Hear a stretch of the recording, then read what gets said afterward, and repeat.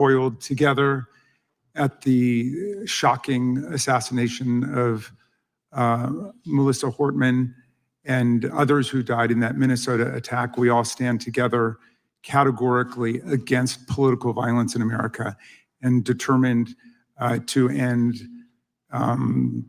these cycles of political violence that have traumatized the country.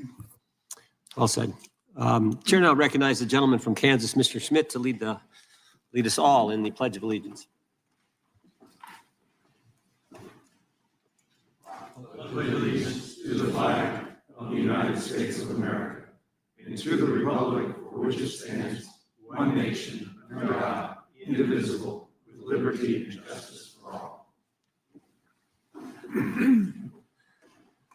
As is customary, we will begin with opening statements. 5 weeks ago, because of the work of Director Patel, we learned that the former chair of the House Intelligence Committee and current United States Senator leaked classified information. We learned this because a whistleblower came forward. Whistleblower with 23 years experience in the intelligence community, a Democrat staffer on the committee, said this: they were pressured to leak classified information, which sort of raises the obvious question. Why would the head of the Intelligence Committee, the chair of that committee, who's supposed to be guarding our secrets, why would he be encouraging the leaking of classified information? Whistleblower told us that answer as well. The leaked information was supposed to be used, the leaked information, false information, was going to be used to indict President Trump. Now, the former chairman wasn't the only person leaking information. Jim Comey was also sharing things he wasn't supposed to share. Again, don't take my word for it.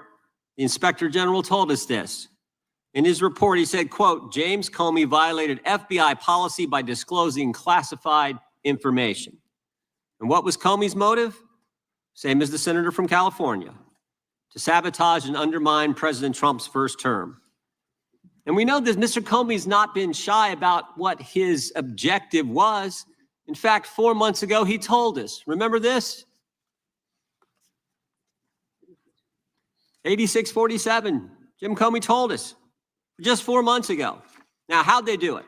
How did the former chair of the Intel community, the former FBI director, and others in our government attempt to undermine President Trump's first term?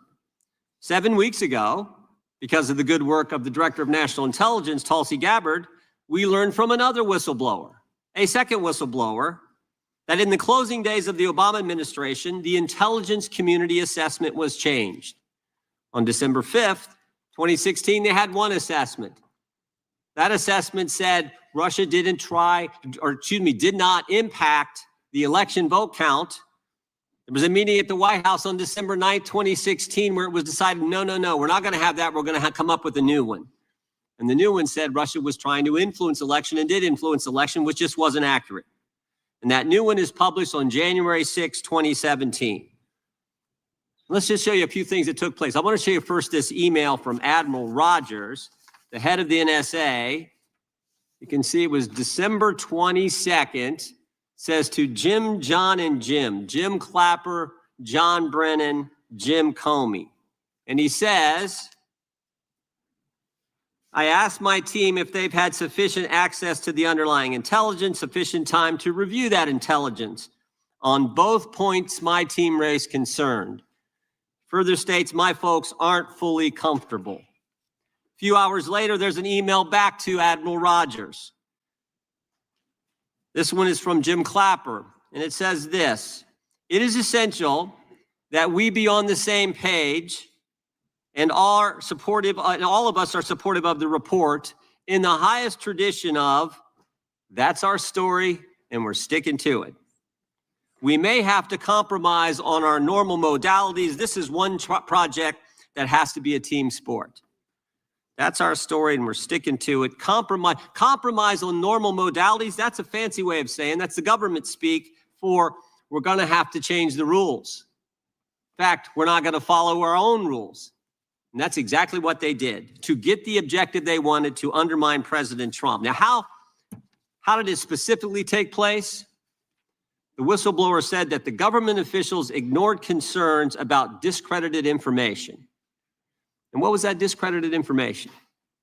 What was the discredited information that They didn't ignore the concerns about what did they use, that discredited information? Of course, it was the dossier.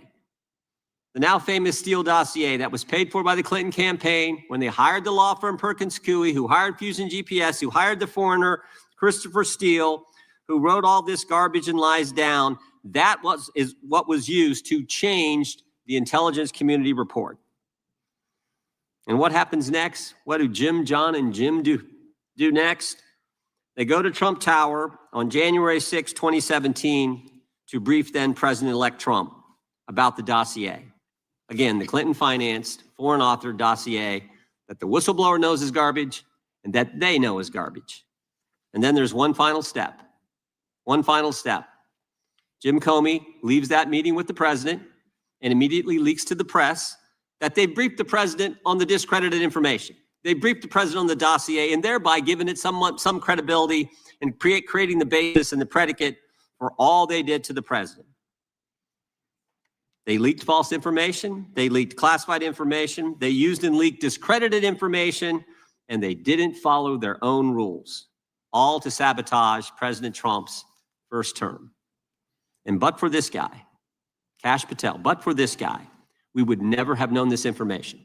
The good people of this great country would not have known what took place 8 years ago when they were trying to undermine the guy elected by we the people.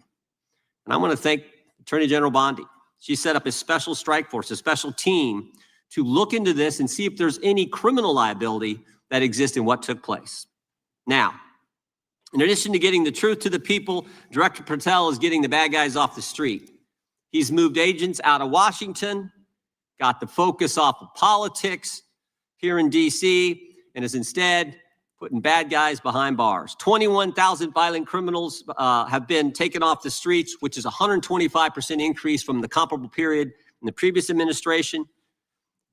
He's rescued 4,000 kids. He's got 1,300 predators who he's arrested. He's also ended the weaponization of the FBI.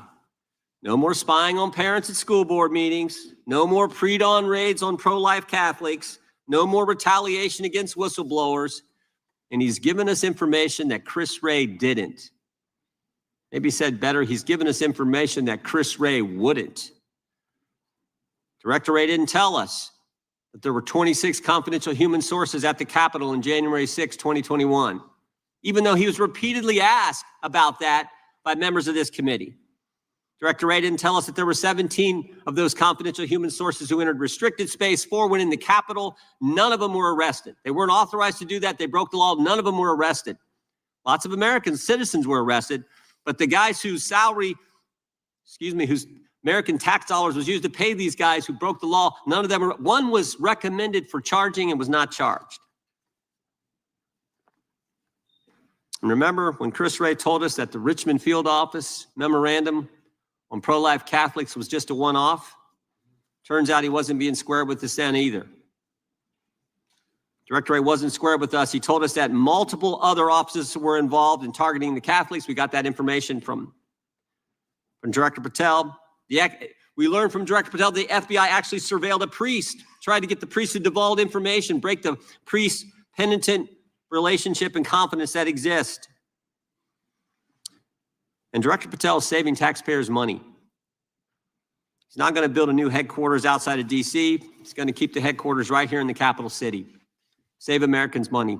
Save the taxpayers money. In 8 months, Director Patel has given us the facts. He's ended the weaponization at the FBI. He's taken bad guys off the streets, and he's saving taxpayers money. But my guess is the Democrats won't focus on all that good news. They'll focus on politics. They'll stick with Comey and Clapper and Brennan and continue to try to undermine President Trump. With that, I yield to the ranking member for an opening statement. Thank you very much, Mr. Chairman, and welcome, Director Patel. You and I have not had the opportunity to meet, and alas, you failed to respond to the 8 oversight letters I've sent you over the last 7 months. So we do have a lot of questions piling up for you, but I want to start with a word of praise. The first FBI director was J. Edgar Hoover, who steadfastly refused to hire women, African Americans, and other minorities as agents. And although he was a closeted homosexual who lived in domestic partnership for decades with Clyde Tolson. He also participated in anti-gay crusades. He aggressively promoted what we would today call white Christian nationalism, and he would undoubtedly be turning over in his grave to see as one of his successors a first-generation Indian American and a proud Hindu. So I congratulate you on being a breakthrough in this sense and being a beneficiary of the civil rights movement that opened up the FBI and the federal workforce to lots of people who never would have been hired in its first decades. Alas, you share J. Edgar Hoover's dangerous obsession with blind loyalty over professionalism and effective public policy. For Hoover, it was blind loyalty to him in keeping his secrets. For you, it's blind loyalty to Donald Trump in keeping his secrets. During your confirmation, it was widely noted on all sides that your primary qualification was your unwavering loyalty to Trump. Unlike other directors, you had no work experience at the FBI, but you had made over 1,000 media and political appearances in support of Trump's campaign. Your Senate confirmation vote was 51-49, the closest in history, with your opponents warning you were not qualified and had no interest in actually developing the qualifications for the job. I hoped that they were wrong. Alas, they were not. While most other new FBI directors drew on their experience as FBI agents, you didn't have that. But you did write a picture book trilogy for children ages 5 and up based on your experience clashing with President Trump's political enemies. In your book, you describe your literary alter ego, Kash the Knight, as a wacky, easily bored wizard carrying out King Donald's vengeance by driving his enemies out of the kingdom. In the books, King Donald is besieged by the evil Hillary Queentown, but saved in the end by Kash. Then Kash goes on to catch mules who are stealing the 2020 election for the great King Donald from Sleepy Joe. And then in the third book, Kash takes down the dragon of the jalapenos, nicknamed the DOJ. Your supporters had hoped that you would graduate from imagining yourself a romantic fairy tale knight to actually running America's premier federal law enforcement agency.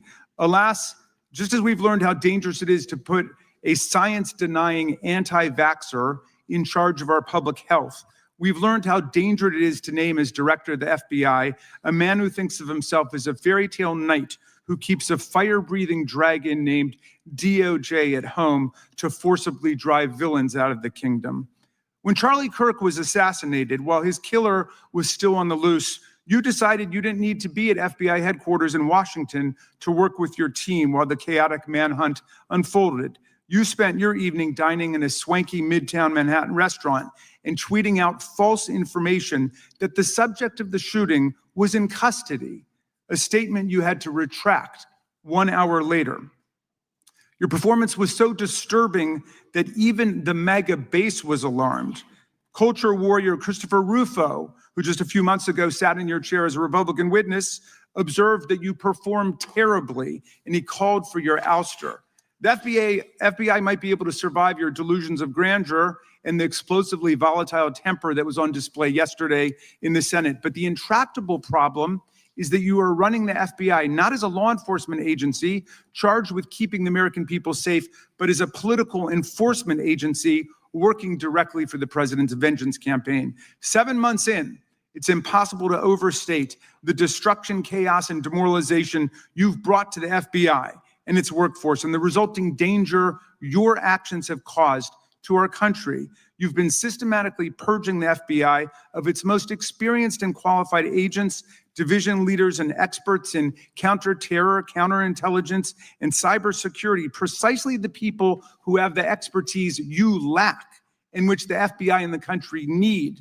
They've been expelled from the ranks of the Bureau simply because they did their duty investigating crimes, including those committed by the mob that attacked the Capitol on January 6, 2021, and beat the hell out of more than 140 police officers, or simply because you suspected them of being insufficiently loyal to Donald Trump. You illegally sacked Brian Driscoll, the former acting director of the Bureau and a decorated counterterrorism expert who worked at the FBI for nearly 20 years. According to Driscoll, you told him your own job, quote, depended on the removal of agents who worked on the cases against the president, regardless of whether the agents chose to work on those cases or not. You added, quote, the FBI tried to put the president in jail and he hasn't forgotten it. You forced out the leader of the Salt Lake City field office, Mehtab Saeed, just weeks before Charlie Kirk's assassination, depriving the FBI of an experienced counterterrorism expert described by her colleagues as absolutely the best and legendary. She would have led the FBI's manhunt had she not been fired. When Trump decided that rounding up immigrants with no criminal records was more important than preventing crimes like human trafficking of women and girls, drug dealing, terrorism, and fraud, you ordered the 25 largest field offices to divert thousands of agents away from chasing down violent criminals, sex traffickers, fraudsters, and scammers to carry out this immigration crackdown. Director Patel, you treated the men and women at FBI with disrespect and paranoia. You've assembled a roving band of freelancing henchmen within your office and charged them with conducting unauthorized investigations, targeting and harassing career FBI employees. Amazingly, you forced senior leadership to repeatedly take polygraph tests to prove their political loyalty and pushed out leaders who refused these demeaning exercises. And now we're seeing one very clear reason why you want to build a political FBI. The Epstein files. You want an FBI blindly loyal to Trump and to you as his enforcer so you can continue your cover-up of a massive international sex trafficking ring with more than 1,000 victims, betraying all of the survivors of the sexual violence. Before you got in this job, you called for full release of the Epstein files, telling podcaster Benny Johnson that the only reason the list was not released by DOJ and FBI was, quote, because of who's on that list. Upon your confirmation, you promised that, quote, there will be no cover-ups, no missing documents, no stone left unturned. And anyone from the prior or current bureau who undermines this will be swiftly pursued.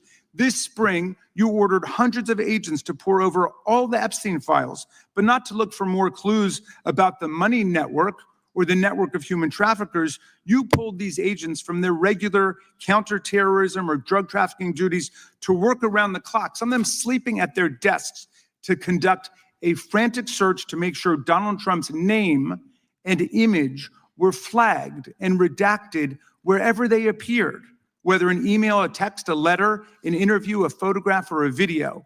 In May, Attorney General Bondi reportedly told Trump that his name had indeed appeared multiple times throughout the Epstein files. And not long thereafter, in July, you and the Attorney General released a memo claiming that, quote, no further disclosure would be appropriate or warranted. In a few short months, how did you go from being a crusader for accountability and transparency for the Epstein files to being a part of the conspiracy and cover-up? The answer is simple. You said it yourself, because of who's on that list.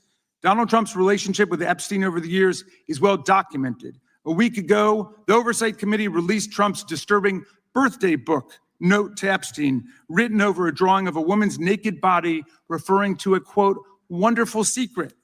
The Oversight Committee obtained the note from the Epstein estate, not from the FBI, raising questions again of whether the FBI has been withholding documents. While you're unleashing the FBI to cater to Trump's desire to shut down the Epstein inquiry, the first 9 months of the Trump presidency have seen a spate of political violence and domestic terror events. We saw deadly attacks on political figures on both the left and the right. The brutal assassination of Minnesota Democratic House Speaker Melissa Hortman and her husband, and the attempted murder of Democratic State Senator John Hoffman and his wife, who miraculously survived a combined 17 gunshots. We saw an arsonist set Pennsylvania Governor Josh Shapiro's residence on fire. And of course, last week, we saw the horrific, cold-blooded assassination of Charlie Kirk in Utah that has shaken the nation. 1 minute after Charlie Kirk was shot in the neck, a 16-year-old shooter in Evergreen, Colorado, radicalized by white supremacist ideology online, opened fire and critically wounded 2 other students at Evergreen High School. We've seen lethal anti-Semitic violence, including the murder of 2 young Israeli embassy staffers just blocks from the Capitol, and then in the attack on a gathering of Jewish people in support of hostages held in Gaza in Boulder in June. We've seen continued mass shootings at schools, like the domestic terror incident at a Catholic school in Minneapolis last month, which killed 2 children and wounded 18 others. And in August, the man fired more than 500 bullets at the Centers for Disease Control and Prevention, killing a police officer who was a Marine veteran and a father. People like Melissa Hortman and Charlie Kirk should be able to participate in politics as elected officials or active citizens without being shot down in cold blood in the United States of America.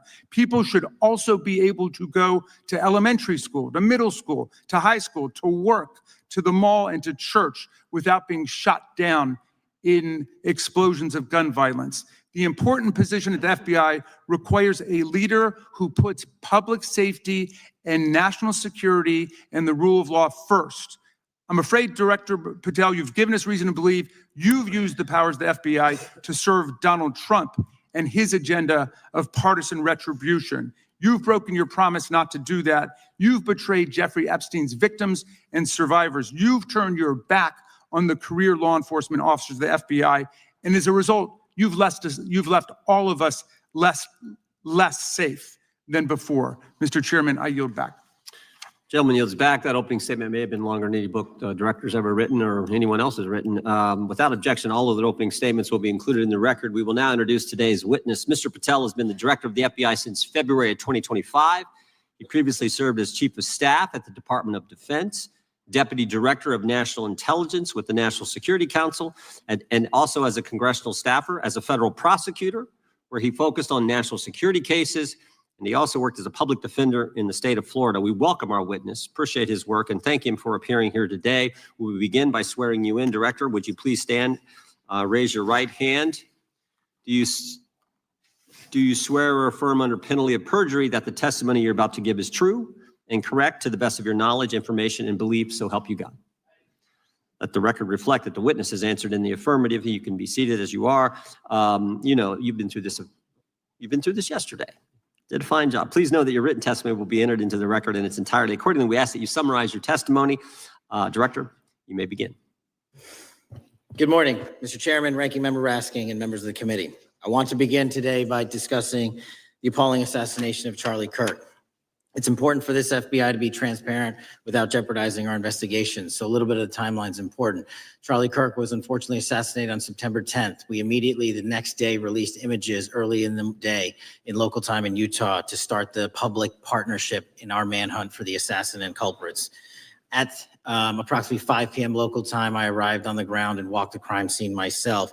And we flew multiple FBI assets in and out to process DNA simultaneously while bringing in evidence response technicians, hostage rescue teams, and other experts to assist state and local law enforcement with their investigation. At 8 p.m. local on September 11th, the FBI collected and populated and promulgated at a press conference a video of the suspect on the grounds. We also released enhanced images. Due to that release that I directed and ordered, the suspect involved was apprehended and in custody at 10 p.m. local time. That's less than 2 hours after we did the video release and the photo release. So within 33 hours, that individual suspect was in custody, and his family, who has since been interrogated, specifically stated to FBI interrogators that because of the video that the FBI released at my direction and because of the photographs that they released, they identified their son, they confronted their son when he swung by their home, and that's what led to his apprehension. We are still, the FBI has that investigation ongoing, and it continues to be ongoing. And I want to thank the state of Utah and the state and local authorities there. And I also want to thank the Attorney General and President Trump for directing resources to allow us to conduct that investigation as we have. Under this administration, the FBI has arrested more than 23,000 violent criminals, 23,000 in 7 months. That's twice as many year to date last year. We've taken over 6,000 firearms off the streets. 6,000 guns are no longer in the hands of criminals in 7 months. We've identified and found and located 4,700 child victims. That is a 35% increase year to date last year. We have arrested 1,500 child predators. That is a 10% increase year to date last year in just 7 months. We've assisted our partners with countless counterterrorism operations around the world. We've captured at the FBI 4 of the most top 10 wanted fugitives in the world in 7 months. To put that in perspective, that's as many as my predecessor nabbed in the entirety of the Biden administration.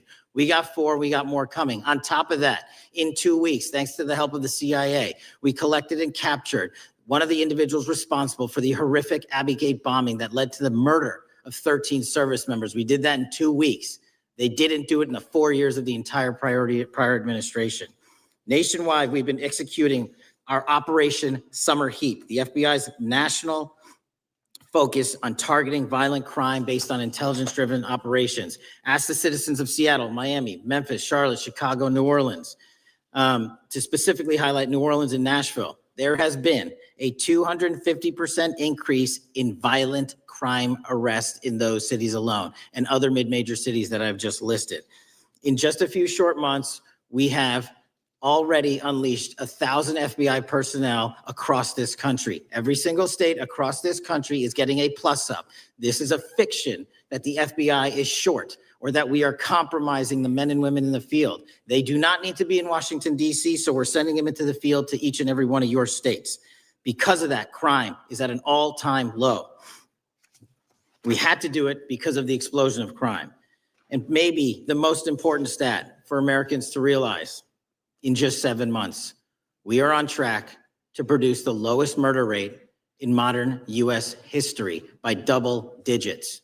Those are results not of mine. Those are results of the men and women of the FBI. If you want to criticize me, bring it on, but do not attack the brave leaders in the field.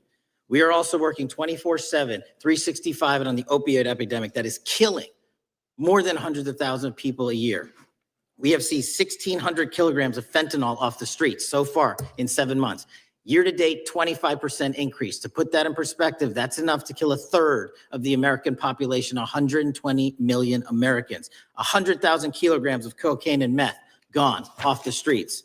Earlier this year, I highlighted in Cincinnati, Ohio, how we're getting creative to chase down those that were willing to do harm to our citizens, not just by striking at the heart of the fentanyl producers, but the fentanyl precursor companies in China. And we indicted for the first time multiple companies and individuals, not just in America, but in mainland China, that are producing the ingredients that produce and make fentanyl that kill our children. And we're going to keep going.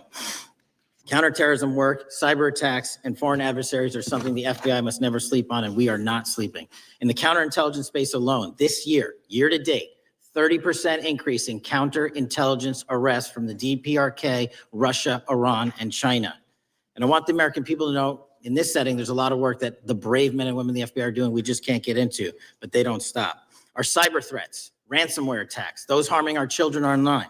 We have nearly a 20% increase in indictments arrests in 7 months alone this year. We're going after those that harm our malware, infrastructure systems, telecom systems, and energy structure. Combating SALT and Vault typhoons are just a little bit of the examples we're doing. Maybe most importantly, under the counterterrorism and domestic terrorism umbrella, are nihilist violent extremists and those that label themselves 764, who wish to go online and convince children to maim and mutilate themselves and commit suicide. And we are producing record numbers of arrests under that umbrella organization. We even stopped an individual in the 764 network who wanted to conspire to kill an adolescent girl. He is now in custody. Transparency remains one of my main priorities at the FBI. And this is what I've done in my 7 months at the helm. We've produced more than 33,000 pages of documents to Congress to a variety of committees, including, I believe, 7,500 to this committee alone, if memory serves me correct. To put the 33,000 in perspective, my predecessor in 7 years produced 13,000 pages in total to the United States Congress. His predecessor in 4 years produced 3,000 pages in total. I repeat, I have produced 33,000 pages in 7 years to this Congress and will continue to do so. I'm dedicated to restoring the trust and the mission and the integrity of the FBI, and we cannot do so without congressional oversight, and I promise you I will continue to do so. On the Epstein case, the original sin on the Epstein case was how it was handled by Mr. Acosta when he first brought the case in 2006, 7, and 8. The original case had a very limited search warrant, had a very limited search window, had a very limited investigative window. I was not there when those search warrants and that investigation was launched. I would not have done it that way. They were limited to only 3 to 4 years of investigations from 97 to approximately 2001 and 2002 to 2005. Mr. Acosta allowed Mr. Epstein to enter into a plea agreement where he served weekend jails for trafficking minor women. He also was allowed to relieve jail to go home on the weekends.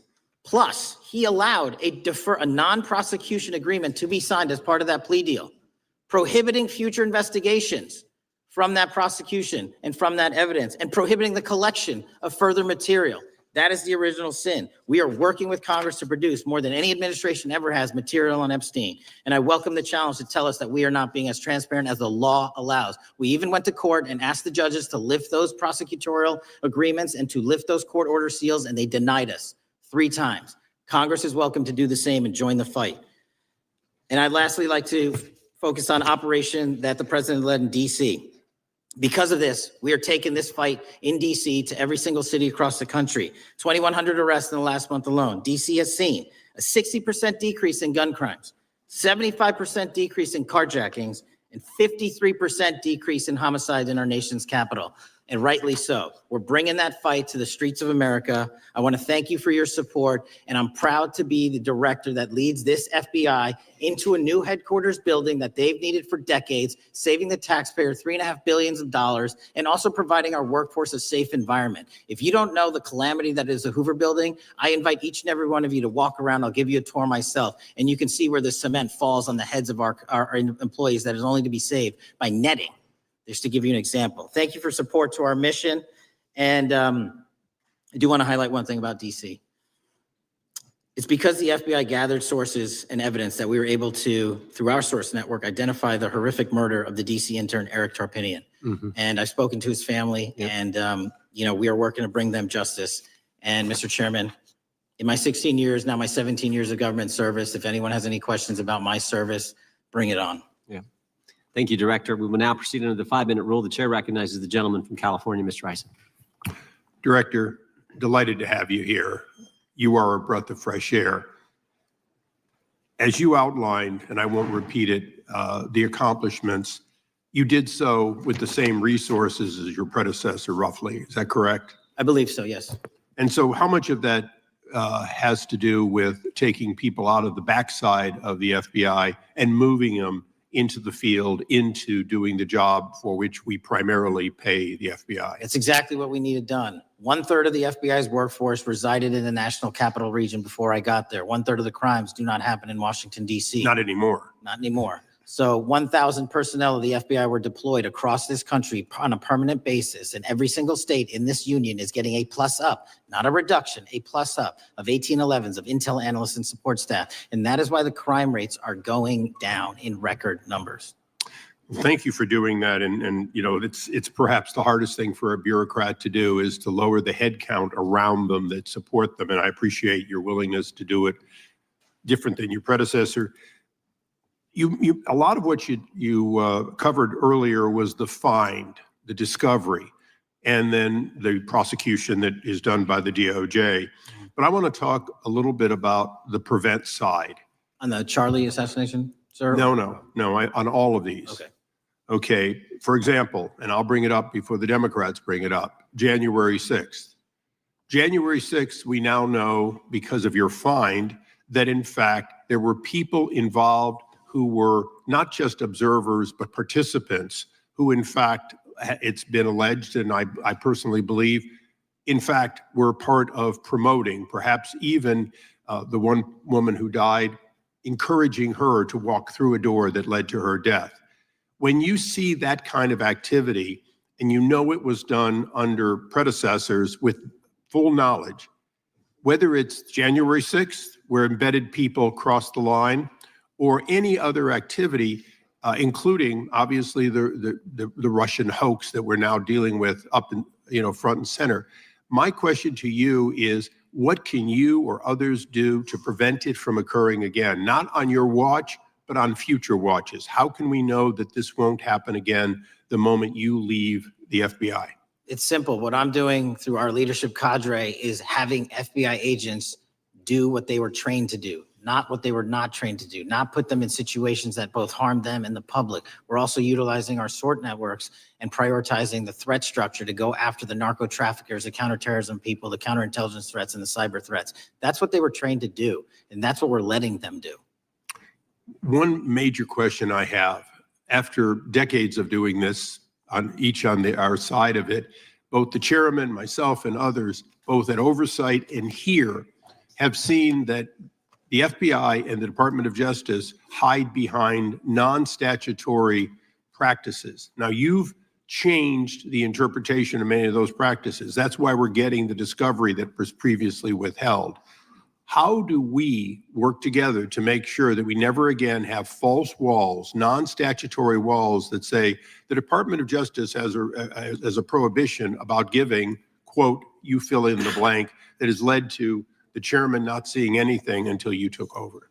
I'm wedded to aggressive constitutional oversight. Having been a House congressional staffer, I know that is an important part of securing our democracy. And the way we make it an everlasting, enduring process is by showing the American people the results of what we are doing and the important work of this committee and putting it out to them so they can see government waste, fraud, and abuse. And then they can demand from our constituents and our electors that they want this process to continue. Last major question here. Some things are so sensitive that we both would agree they cannot be made public. Will you commit to this committee when it is too sensitive to disclose that you would at least make it available for in-camera review by the chairman and ranking members or others designated? I have done that and I will continue to do that. Well, thank you, Mr. Chairman. This is a breath of fresh air. This is the beginning of what we need. But my questions today for the director are ones in which I believe that we do need to codify by agreement or by statute, if necessary, the kind of openness and transparency that we're seeing from this administration, the kind of discovery that's allowing us to do our oversight properly. And I would hope that that be the follow-up to this, obviously along with the Attorney General. And I yield back my 4 seconds. Thank you. The gentleman yields back. The gentleman from New York is recognized. Thank you, Mr. Chairman. Welcome, Director Patel. In the wake of the tragic murder of Charlie Kirk, Donald Trump said, quote, "Violence and murder are the tragic consequences of demonizing those with whom you disagree, day after day, year after year, in the most hateful and despicable way possible," close quote. I would note for the record that Donald Trump has famously demonized practically every person he has ever disagreed with, and therefore, using his own logic, he has put their lives at risk. I should know Donald Trump continuously puts my life in danger. About 2 weeks ago, when I announced my decision not to seek re-election, many people on both sides of the aisle, including the chairman, offered me well wishes and thanked me for my service. Donald Trump, on the other hand, took to Truth Social to call me a, quote, psychopathic nut job, among other things. Yesterday, I received a threatening note filled with anti-Semitic comments and hateful attacks that mimic some of the same language used by the president. I am sure many of us on this committee face similar threats every day. We have seen political assaults on both the left and the right. The attack on Charlie Kirk, the attempted assassination of the president, the murder of the Democratic Speaker of the Minnesota House, the assault on Paul Pelosi, and the attack on the Capitol on January 6th, for example. Director Patel, do you agree that there is political violence from both the left and the right? There is too much political Do violence. you agree, yes or no, that there's violence? There is yes too or- much political violence based on ideologies from either side. Do you, from either side, okay. Are you aware of the study by the Cato Institute, a well-known conservative group, that found that 69% of the violence is from the right? I'm not familiar with that You're study. not familiar, okay. I would commend it to you. Are you aware the administration has threatened to use violence as an excuse to crack down on liberty and freedom of speech? Say that again, I'm sorry? Are you aware the administration has threatened to use violence as an excuse to crack down on liberty and freedom of speech? Nobody at the FBI is doing that. I didn't ask you about the FBI, I said the administration. I speak for the FBI. I would like to enter the record an article from today's New York Times titled, "Trump Invokes Kirk's Killing and Justifying Measures to Silence Opponents." In the wake of Charlie Kirk's killing, President Trump and his allies have laid out a broad plan to target liberal groups, monitor speech, revoke visas, and designate certain groups as domestic terrorists. I ask unanimous consent to insert this into the record. Thank you. Politicizing the murder of Charlie King to go after free speech is not a legacy I believe Charlie King would have wanted. Moving on, I want to address another topic. The FBI has traditionally played a key role in prosecuting public officials for corruption. But I fear that at a time when the president is accepting planes from Qatar for his post-presidential personal use, issuing pardons to major donors, and personally profiting from the office of the presidency, the FBI may be abandoning its commitment to investigating public corruption. Since its creation in the wake of the Watergate scandal, the Public Integrity Section has been one of the crown jewels of the Department of Justice, investigating and prosecuting corruption among the nation's public officials and acting as a key safeguard against politicized prosecutions. This section's work has been supported by an elite squad in the FBI devoted specifically to rooting out corruption. But according to reports, the Public Integrity Section has now been decimated, and the FBI's Public Corruption Squad has been disbanded. I would like to submit for the record a New York Times article entitled FBI Dismantles Elite Public Corruption Squad. I ask unanimous consent. Thank you. These actions are an invitation to corrupt politicians to break the law, since they know that the government is asleep at the switch. Last month, Senator Warren and I, along with dozens of other members of Congress, wrote to you and Attorney General Bondi expressing grave concern over your decision to effectively legalize corruption and politicize prosecutorial decisions. And he asks unanimous consent to enter this letter into the record. Thank you. I don't have time today to walk through all your questions, all of our questions and concerns, but will you commit to answering this letter in short order so that we can understand what factors led to this decision and how it has impacted the ability to hold corrupt officials accountable? I will review your letter with my team and respond as soon as I You will can. respond. Thank you. I yield back the balance of my time. Gentleman yields back. Gentleman from Arizona is recognized for 5 minutes. Thank you, Mr. Chairman, and thank you, Director, for being here. I appreciate the change in the FBI and the tone since you've been there. We heard the ranking member, however, describe the FBI under your leadership as being resorting to political enforcement and you personally as being paranoid. I would just suggest that perhaps that is the projections of the ranking member himself and not you, sir. I want to refer to something that was said yesterday in yesterday's hearing by Senator Grassley. He said, it's well understood that your predecessor left you an FBI infected with politics. At your nomination hearing, he gave you records, made public records about whistleblowers regarding something called Arctic Frost. Arctic Frost was the FBI case opened and approved by anti-Trump FBI agent Thibault. And Arctic Frost became Jack Smith's elector case. The new records show that Arctic Frost was much broader than just an electoral matter. In fact, it was expanded to Republican organizations.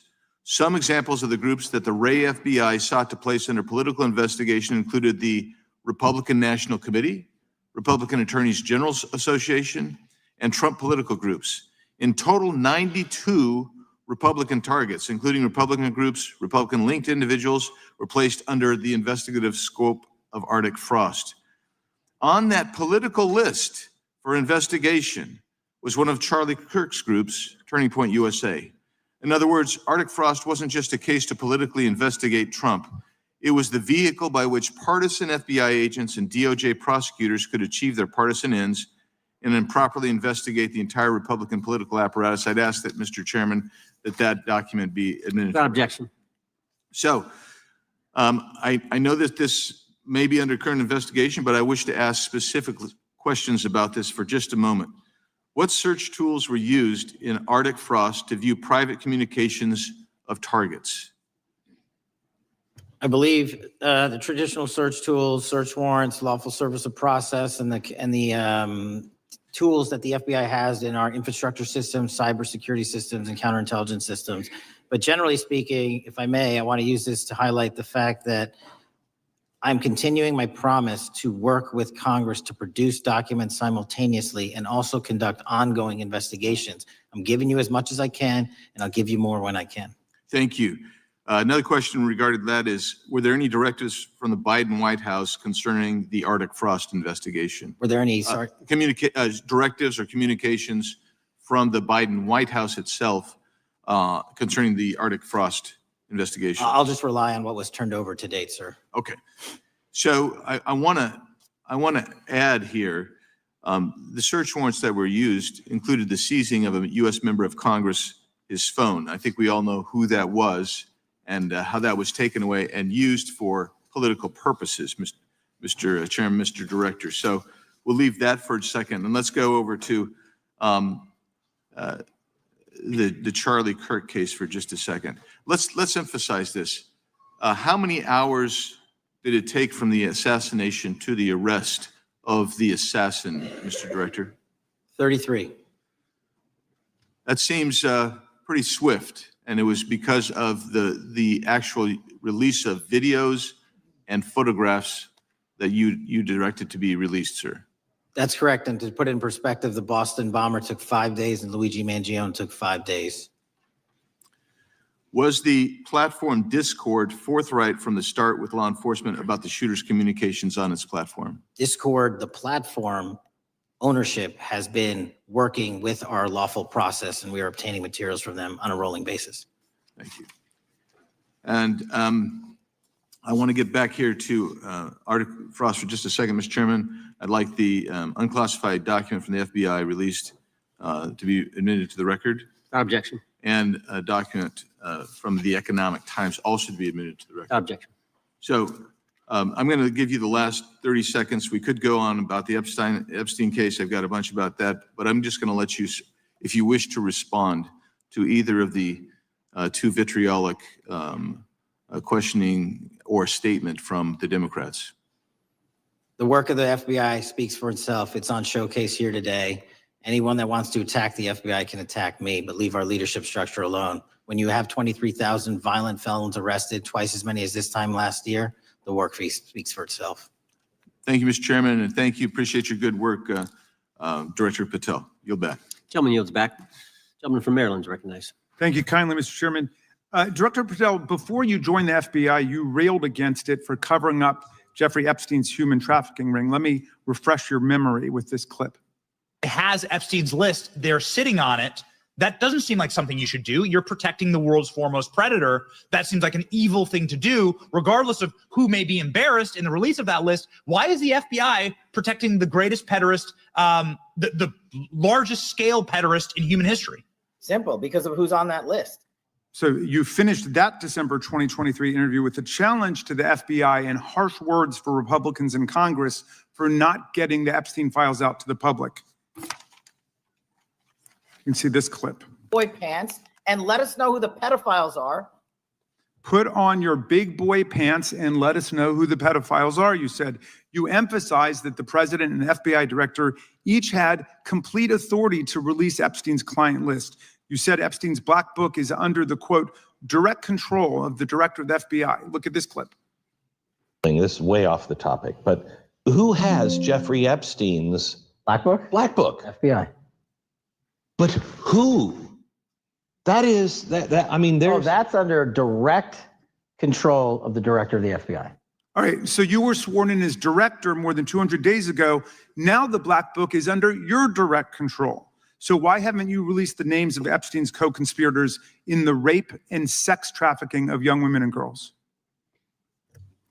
The Rolodex, which is what everybody colloquially refers to as the black book, has been released. Oh, no, you're talking about what the journalist got 5 years ago? No, that's not what we're talking about. We're talking about what you were talking about there, That's the black exactly book what I under was the direct control of the FBI director. We have released more material than anyone else before. The Biden administration, Obama administration had the exact opportunities to release this material, and they never did. And if you are selling the men and women of the FBI, Why we're not have you going after changed your child position? predators. Hang on, you said we're not going after child predators. 1,500 child predators arrested this year, 35% Okay, increase. I'll reclaim my time. 4,700 child victims Mr. Chairman, I'm going to found. reclaim my time if you could instruct the witness. Why have you changed your position? There you were saying it's under the direct control of the FBI director and all of it should be released. Why have you changed your Everything position? that has been lawfully permitted to be released has been released. And as I told you, Really? the investigation was limited. And let me make something crystal clear. I never said Jeffrey Epstein didn't traffic other people, other women, and they're not other victims. This is the investigation we were given from 2006, 7, and 8, and the search warrants from 2006, 7, and 8. That's what we're working with. Well, wait, have you released all of the stuff that the FBI has seized from Epstein's house, the computers, the emails, the file cabinets, the documents? What about the financial records? Have you released all of that? Everything the court has allowed us to Which release. court are you talking about? 3 separate federal courts have come in and said. We're there are talking about the 3 evidence you've got. It's got nothing to do with what those courts Do have. you have any We're talking idea about the how the evidence- law works? Wait. Do you want me to break the law in a federal judge's order? No, I want you to satisfy follow your own curiosity? word, Director Patel. You said up there it was under the direct control of the FBI director. He had the black And book. everything I have direct control over, we have gone to court. You haven't. Complete your You went sentence. to court. Everything you have direct We- control over, you we said.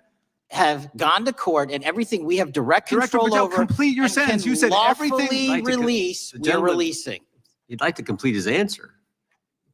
You began the sentence, everything you have direct control over, and then you stopped that sentence. You've released everything that you have direct control over? And I have direct control over and can lawfully release. If you're not familiar with the court orders, that's not my fault. Oh, I'm Go perfectly, look at them. I'm Go perfectly to familiar court. with them. But how did we prosecute Ghislaine Maxwell? She was prosecuted with the investigatory material that was collected from 2001 and 2005 because of the non-prosecution agreements and the court orders on the investigations and search warrants. We were not able to develop new information. And oh, by the way, Jeffrey Epstein was out for 12 years and the Obama and Biden administration did nothing to look at his work, his pedophile network. If you want to blame me, that's fine. But now you're blaming the men and women who conducted No, this stop great that. search. I'm not blaming anybody other than you. You're not keeping your word. You said that you would release all of the materials Has under your anyone direct released control. more information on Epstein than I have? Has Well, anyone? Much Did more. Comey, did Ray? Much Did more. they? Excuse me. Much more has come out in the days since the American people and Congress have been demanding it. But it's coming out in dribs and drabs. Why don't you just release the entire file as you promised to do? I literally just told you, there are multiple federal court orders. I'm not going to break the law to satisfy your curiosity. You didn't join us when we filed court to release the court orders. You could have. You have lawyers. You could have shown up. You didn't do that. That's a tiny fraction of the material we're That talking is about. not. It is How a do you- tiny fraction. How do you know that? Have you seen No. everything? Time It's of the all gentleman- misdirected. How do you know Time that? of the gentleman has expired. The gentleman from California is recognized. Well, thank you. Mr. Director, just to be clear, how many of the Epstein files were released in the 4 years of the Biden administration? 0. And how many have you released? I don't have the number, but it's got to be thousands of pages of stuff. I was going to ask you to begin whether Americans are safer today than they were 9 months ago, but you cited dramatic increases in criminal arrests since you've taken office, a dramatic decrease in crime that's resulted. Who would have thought that taking criminals off the streets would reduce the crime rate? But somehow we have stumbled upon that new truth. But it begs the question, what was the FBI doing during the 4 years of the Biden administration to see that dramatic an increase in work under your tenure? The simple answer is I'm letting good cops be cops. We're working with our state and local law enforcement. We're energizing our partnerships. We're bringing on more task force officers. When you have more cops in the streets, when you're using ground-based intelligence, when you're not weaponizing law enforcement and focusing on DC and focusing on the rest of America, this is what happens. It is not a significant mind shift in terms of how we maneuver the FBI. They've wanted to do this work since they signed up. We're just letting them. And we've seen many prominent Democrats oppose your efforts to restore law and order to the streets of our nation's capital. I mean, all of us here have seen a dramatic change for the better here in Washington, D.C. Why are so many Democrats attacking you for that? Sir, Democrats have been attacking me for a decade, as is the fake news media. They didn't like the fact that I exposed the Russiagate host and the largest weaponization of the FBI, DOJ, and U.S. history. We proved it to be true with congressional oversight. I'm wed to that congressional oversight and will continue to do that work. Christopher Wray repeatedly warned this committee that the Biden open borders policy had produced a significant increase in terrorist threats that he said kept him up at night. A particular concern, he said, was the 2 million gotaways that entered the country during the Biden administration. That's an average of 41,000 every month. What are the monthly gotaway numbers today? Sir, I'll have to get back to you on the exact gotaway numbers, but identifying that there are gotaways is step one. Going and manhunting them is step two. And that's what we're committing our resources to do. Well, that's my next question is what progress has administration made in apprehending and removing terrorist threats that came in during the Biden years? I think you're talking about, if you're not, let me know, known or suspected terrorists. And we've encountered almost zero at the southern border since the southern border has been sealed. But the problem that we are running into is our northern border. It's largely expansive. The enemy has adapted, and we need more focus on the northern border to stop known or suspected terrorists from coming in from places like China, Russia, the Middle East, Africa, Afghanistan. And what can you tell us about the remaining threat posed by potential terrorist cells here in the United States? The terrorist threat that continues to be posed by international terrorists here in the United States is one of my highest priorities. We are working through our intelligence community partners to identify those individuals, and we've taken down numerous individuals in numerous rings across this country to neutralize that terrorist threat, including places like New York City, Los Angeles, and I believe Dallas, Texas, most recently. How extensively did criminal cartels like Sinaloa, Jalisco, New Generation, MS-13, Trinidad, and others infiltrate our country during the Biden administration? By the tens of thousands. Well, and what progress have you been making in combating their presence? I think the DHS is best to speak to that, but I think I can't remember the numbers of tens of thousands or hundreds of thousands of individuals they found that came in illegally, and the tens of thousands that associations to criminal networks have all been deported. And that effort is being opposed every step of the way by Democratic leaders in our cities, some of our states, and right here in the Congress. Isn't that true? Well, we're just working where we can in every single city we can, and I welcome the opportunity to partner with Republicans or Democrats on fighting violent crime like we're doing. Mr. Biggs asked about Arctic frost. What else can you tell us about that and what we need to do to assure that it never happens again? Continue the congressional oversight work that you're doing on Arctic frost. Let me provide you with more documentation on Arctic frost, and also call in witnesses from the paperwork that we have given you. You have that right, and the American public deserves to hear what those people have to say. As for my ongoing investigation, there's not much I can say. What role did the FBI play in suppressing the Hunter Biden laptop story during the 2024 election? Off the top of my memory, sir, I believe the FBI was in possession of verified information from that laptop, and it was improperly publicized that they did not have information and masked it as Russian disinformation. We now know that was categorically false. I don't know why the FBI did that, when they did that, but we've released all the materials related to that. Thank you. Gentleman yields back. The gentleman from New York is recognized. Mr. Goldman. Mr. Patel, does Donald Trump appear anywhere in the Epstein files? I'm sorry, could you say that again? It's not a complicated question. Does Donald Trump appear anywhere in the Epstein files? I didn't say it was a complicated question. I just didn't hear you, so my apologies. We have released where President Trump's name's in the Epstein files and everybody else, and all credible information that we are legally allowed to release has been released. All right, so let's go through that. You're referring to court orders that prohibit you from releasing grand jury testimony under Rule 6E. Is that what you're referring to when you say as the law allows? That's a piece of it. Really? What other evidence do those three court orders you cited prohibit from being released?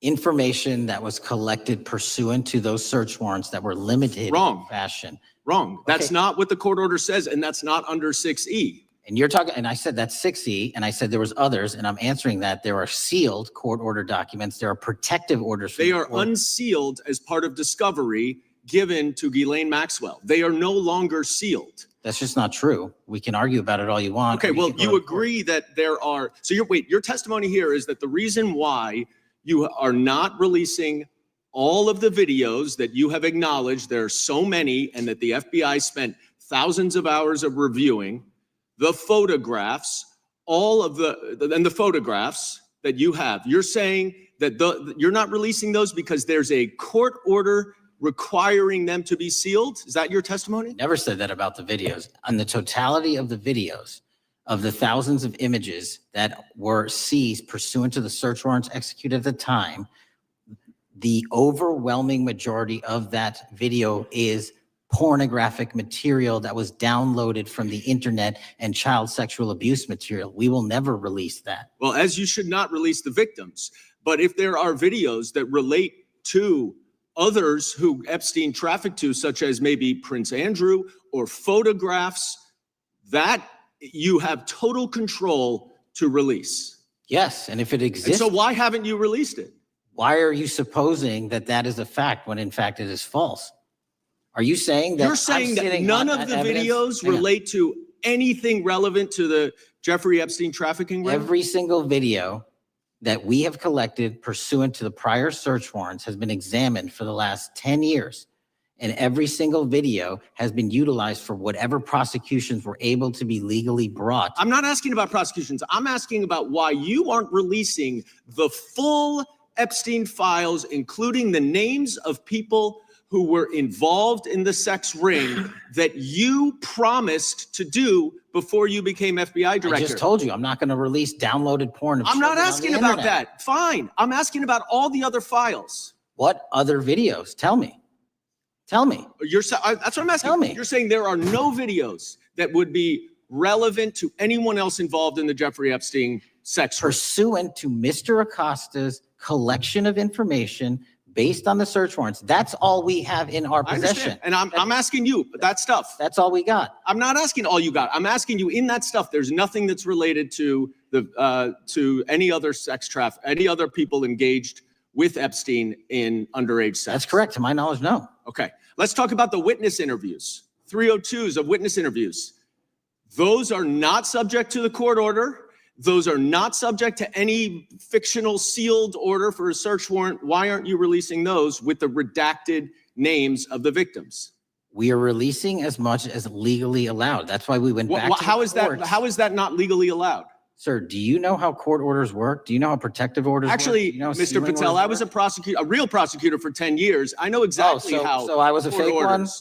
And I want to understand what the court order prevents you from releasing witness statements that the FBI took. You should know that as a real prosecutor, when the court hand downs a protective order and a motion to seal, the material is sealed unless So that your judge testimony waives here it. is that all of those witness statements are under a court order, a protective order.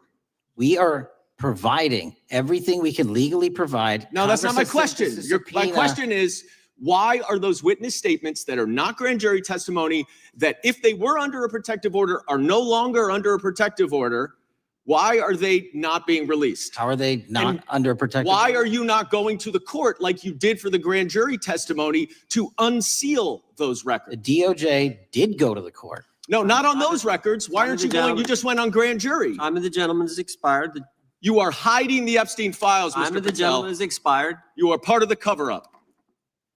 Can I respond? Sure can. Any allegations that I'm a part of a cover-up to protect child sexual trafficking and victims of human trafficking and sexual crimes is patently and categorically false in the work of my So I hope you will talk to them when they Gentlemen, have time has requested expired. to speak with you. Because the Gentlemen, time has victims have expired. Gentleman requested yields and you are back. not responding to them. Director, yes or no? Is the FBI still spying on parents at school board meetings? No, sir. Is the FBI still targeting Catholics?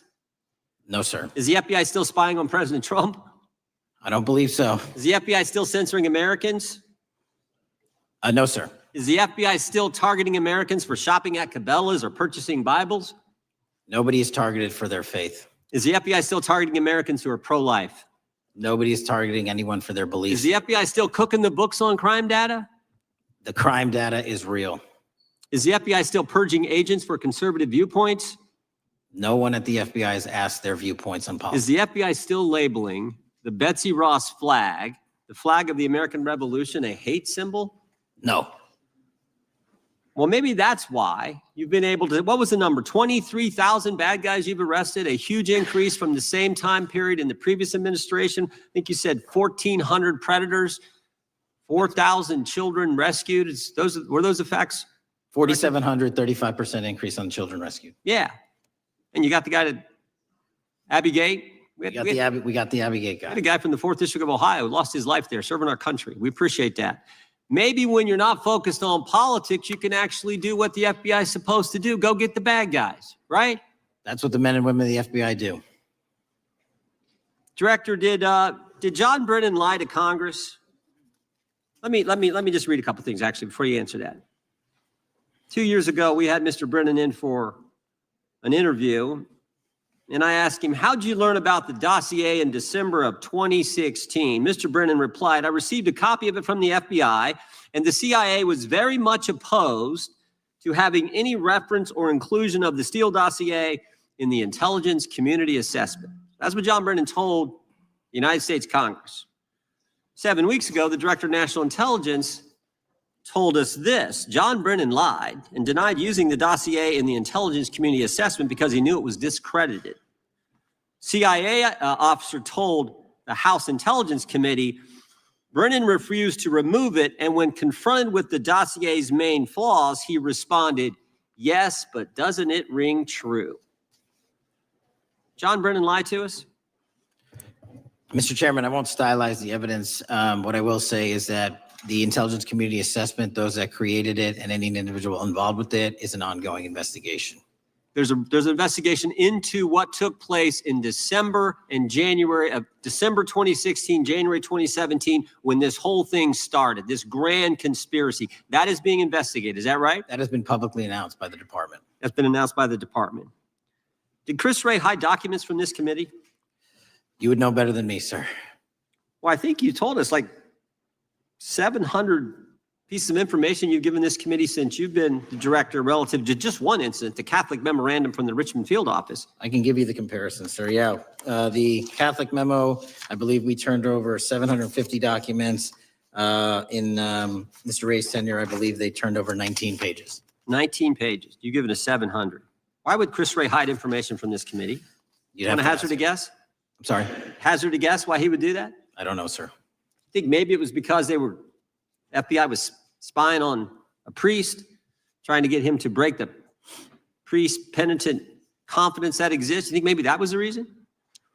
You'd have to ask him, sir. Yeah, we'd love to do that. I want to read a few names here. Arctic Haze, Tropic Vortex, Riding Hood, Foggy Falls, Echoes Fade, Sirens Lure, Genetic Christmas. What are these code names about, Director?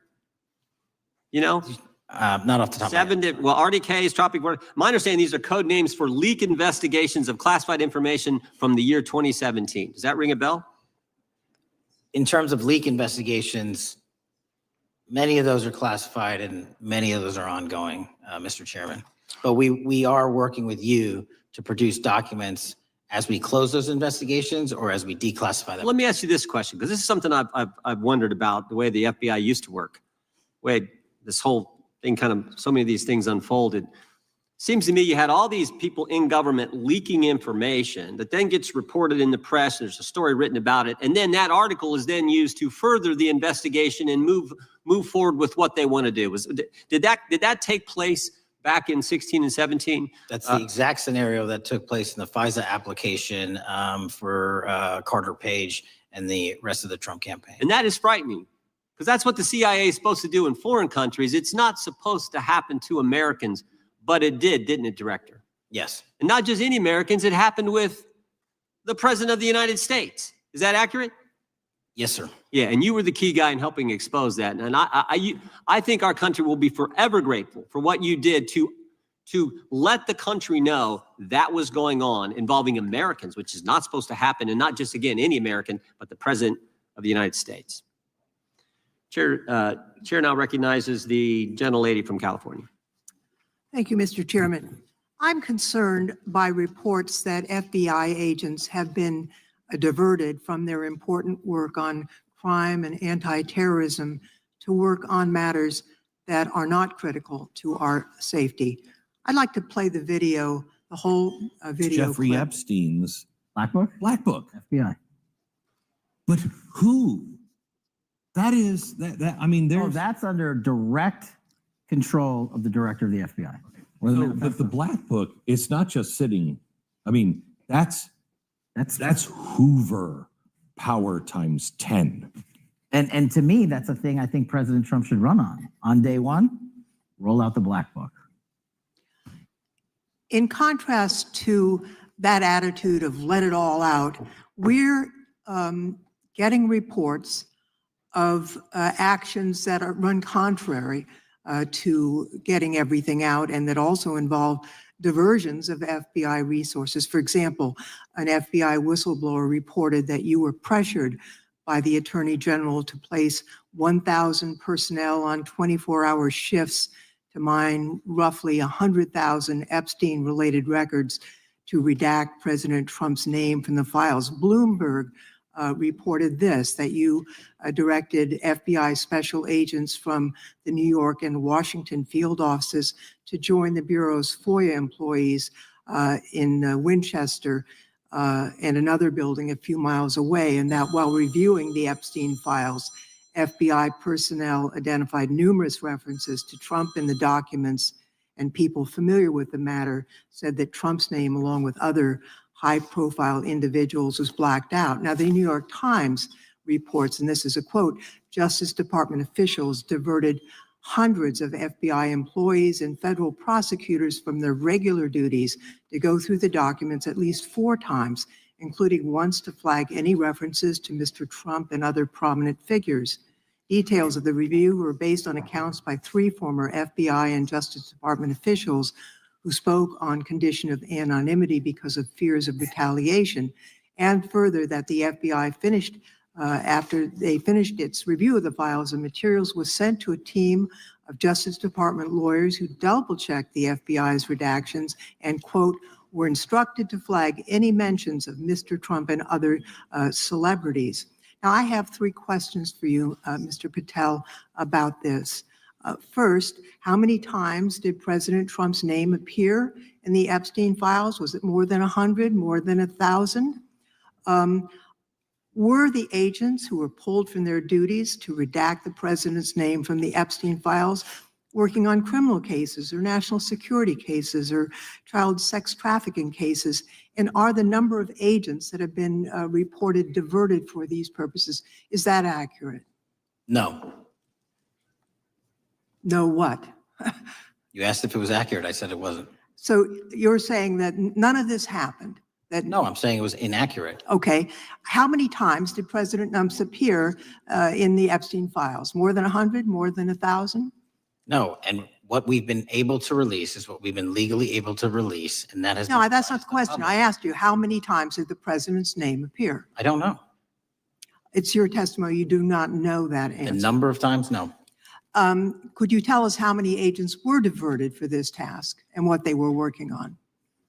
When you say diverted, you make it seem as if agents were pulled off what they do all the time. Agents at the FBI masterfully do double duty and triple duty. And because of the public's interest in this case, we flex resources to make sure that we could answer the public's signal demand. So do you want us to look through the material and provide it to you, or you do not want us to do that? So it's Which your one is it? it's your testimony that no one was diverted from a criminal matter, that this was a top priority to go through this material to look for Mr. Trump's name. Is that your testimony? That's the highest priority for the FBI?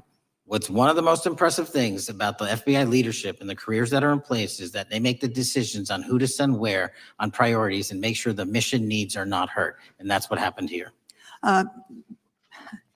It's shocking to me that the FBI would think that erasing Mr. Trump's name from the Epstein files is a high priority when we have crime, we have national security threats, we have terrorism threats, we have murders such as that occurred, unfortunately, with Mr. Kirk. It's shocking to hear that that's your highest priority. And with that, Mr. Chairman, I That's yield literally back. not what I said. Gentleman yields back. Gentleman from Wisconsin is recognized. Director, is President Trump implicated in any wrongdoing related to Jeffrey Epstein? Based on the entirety of the evidence that we have, absolutely not. The president is not implicated. Correct. Thank you. I want to talk a little bit about China's malign influence here in America. And, we've seen spy balloons traverse the United States. We've seen police stations in communities around America.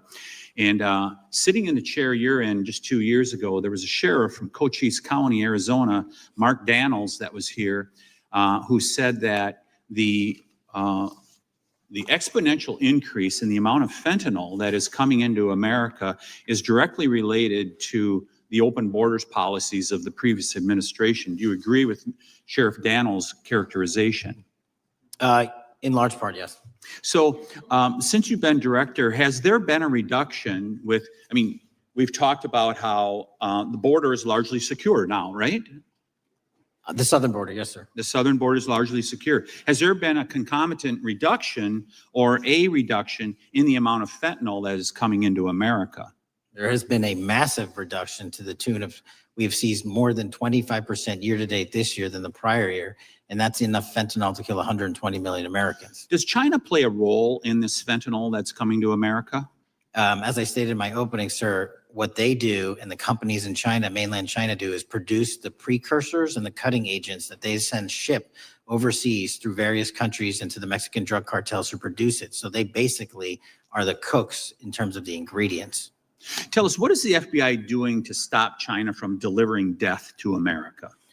So for the first time in a decade, I actually reached out to my counterpart at the Ministry of Public Security. No one at the FBI had done so, to engage. Ministry of Security, where's that? In mainland China. In mainland China, thank you. To engage in a conversation to say, hey, can we have a certain number of these precursor chemicals listed in China so that they become illegal and illegal to trade? We're also working with our counterparts in places like India and Guatemala, because the transshipment routes of the precursors, the Mexican drug cartels have gotten creative, and instead of coming directly to America, are going into these countries. And we've had massive success in India and Guatemala, and in those governments, great partnerships in shutting down the ability to ship the precursors into those countries, which are ultimately destined to America. So those people that are working with security agencies have been working with you, is that accurate? Yes, sir. So I want to turn to a couple cases that are at the University of Michigan, where Chinese nationals on behalf of the Chinese government smuggled in illicit biological materials, stuff that can harm our agricultural industry. What actions are you taking as we see repeated stories of Chinese nationals doing this in the United States? So just that, sir, in this calendar year alone, as I was mentioning, our counterintelligence operations and cases brought against the Chinese are up by, I think, something like 40%. And specifically, the cases in Michigan show two threat streams, not just against our agricultural industry, which is a threat to national security, but they were also bringing in chemical agents and mushrooms. I'm not the exact expert that would have ultimately hurt our population. We arrested and charged all of those individuals, and we are aggressively going after them in every single state because they weren't doing it in Michigan alone. Should research universities across the United States be doing a thorough job of vetting Chinese nationals that are coming to their universities? They should. Turning to spying in America, you know, we heard the stories about Senator Dianne Feinstein's driver, who was a Chinese spy. We're familiar with Linda Sun, who worked in Governor Hochul's office, Christine Fang in California. What are you doing to find these people who are Chinese spies that are trying to burrow themselves into the politics of America? Because we know it's happening, right? Yes, it is. And what our counterintelligence unit is doing is aggressively seeking the intelligence into where these individuals are working. Then we are utilizing our operational authorities to go in and investigate them either through our human source networks and collecting information through lawful process, online search warrants and data, so that we can bring proper arrest charges and publicize to the world what they're doing here. And just because we've caught a few doesn't mean we've caught everybody. We've got a lot more to go. I get one more quick question in. The FBI arrested a judge in Wisconsin, Hannah Dugan, for interfering with a federal law enforcement operation. Could you tell us a little bit about that? And is a judge above the law here in the United States of America? Well, no one is, and that case is ongoing. But as you stated, and these allegations that there was an interference in a federal lawfully executed federal law enforcement priority that was interfered with. I yield back, Mr. Gentleman yields back. The gentleman from Tennessee is recognized. Thank you, Mr. Chair. Director Patel, I believe you had primary importance in starting Operation Viper in Memphis. Is that correct? Yes, sir. And Operation Viper brought in the FBI, the DEA, the ATF to help the Memphis police in policing the city. That'll be phase two, sir. Phase one was FBI and local law enforcement in Memphis for the last few months. Okay. You did a good job, and the police director and the mayor have told me that has been helpful, the FBI working with the police. And the FBI are trained in law enforcement. They know Miranda rights, they know how to do policing, and they do a good job working with the police. Do you think that the National Guard is necessary to do the work that the FBI is doing now? Thank you. I do think it's necessary to finish it. What we've done is 500 arrests in Memphis and 110 federal indictments. But what we need to do is we've only secured a piece of where the criminal conduct is occurring in Memphis, and we can't work inside perimeters that are not established and safe, and we don't have the manpower to give us the space to fully go into the areas where the criminal activity remains. Well, are you suggesting that the National Guard is going to go into the more heavily crime areas? They're going to establish, like they did in Washington, D.C., perimeters where local law enforcement and the FBI, DEA, ATF, and U.S. Marshals can go into. We can't be going into all these areas knowing that they're extremely volatile and jeopardizing the safety of our agents. Did the National Guard do anything in Washington to help the FBI stay safe from these dangerous elements? They established perimeters. Established perimeter, and the criminals knew about it, so It was a visible force, sir, so they kind of saw it. Well, what you did, I commend you for what you did, and I think the FBI coming in, we have a crime problem in Memphis. The FBI has helped, DEA will help, and the ATF will help. I don't think the National Guard is going to help, and what I've seen, they're not trained in law enforcement, are they? No, sir. And so that could be a problem. Who will direct the National Guard in Memphis? Will it be, will they have control over your agents? No, sir, they won't. Who will have control over your agents? You? Well, the SAC and then ultimately the chain of command up to Washington, D.C. will control the FBI, but there's a task force that was put together that is going to be led by an interagency. The heads of U.S. Marshals, DEA, and FBI will be working together with DHS collectively on this. Have you visited Memphis before? Yes, sir, I have. So you know how good a city it is. I love Memphis. A lot of us do. And Memphis is a great city, great history, civil rights museum. Might say something about slavery, but that was the history. Needs to be taught.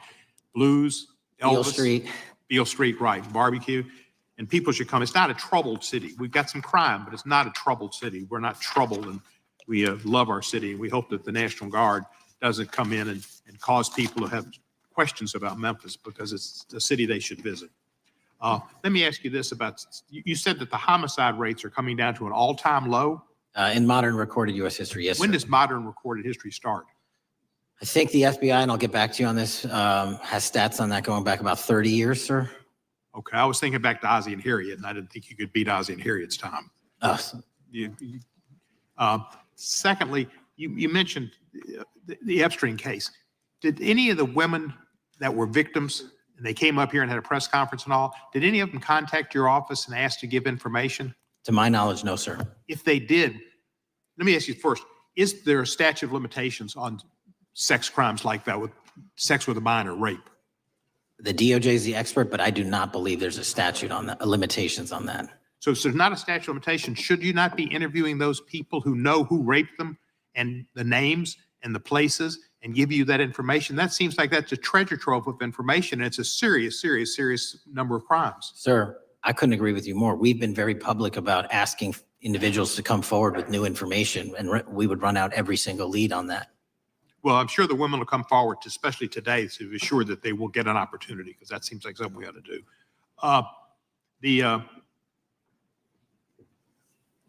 Mr. Driscoll, what was his reputation? I can't comment on Mr. Driscoll's matter. It's an ongoing litigation. Yeah, but his reputation you can tell us about. I can't tell you about his reputation. His work has been laid out in that lawsuit. How many of the FBI agents who worked on the January 6th case have been fired? I don't have that number, sir. Do you have a ballpark figure? No, but I can tell you that individuals based on case assignments in the FBI that I have led have not been terminated for case assignments. Thank you, sir. And come back to Memphis, and you work with Kevin Kane in our Tourism Bureau. He's great. Thank you. And thank you for your work in Memphis. Gentleman, yes, back. Mr. Chairman, I have a unanimous consent request. Gentleman's recognized. So I've got 4 documents I'd like to introduce into the record. The first one is Jeffrey Epstein's 6 story played out for years in plain sight. And Acosta is quoted in here saying, "I was told Epstein belonged to intelligence and to leave it alone." The second document is entitled, "What Epstein's Bodyguard Warned About His CIA Connections." The third document is from Fox Digital It's titled Epstein's Private Calendar Reveals Planned Meetings with Obama Admin Official, CIA Chief. And the last document is Wall Street Journal article that highlights Ehud Barak's 36 meetings with Jeffrey Epstein. He was the former Prime Minister of Israel and head of military intelligence for Israel. It may have held that title when he met Epstein, and then, yes. Without objection, the gentleman will hold for a second. The gentleman from Maryland is recognized. Thank you, Mr. Chairman. Just one UC request. This is Judge Engelmeyer's decision from August in U.S. versus Epstein, stating the government's 100,000 pages of Epstein files dwarfs the 70-odd pages of Epstein grand jury materials. Without objection, the gentleman from Kentucky is recognized for 5 minutes. Thank you, Mr. Chairman. Director Patel, I watched some of your Senate hearing yesterday when Senator Kennedy asked you, you've seen most of the files, who, if anyone, did Epstein traffic these women to besides himself? You replied, according to the transcript, there is no credible information that he trafficked them to anyone else. You also said somewhere in the hearing and here today that the problem is that the case files are constrained by limited search warrants from 2006 to 2007, and that the non-prosecution agreement hamstrung future investigations. Those constraints only apply to Southern District of Florida. They do not apply to Southern District of New York, the location of the 2019 sex trafficking indictment, which produced many things, including a series of FD 302 documents.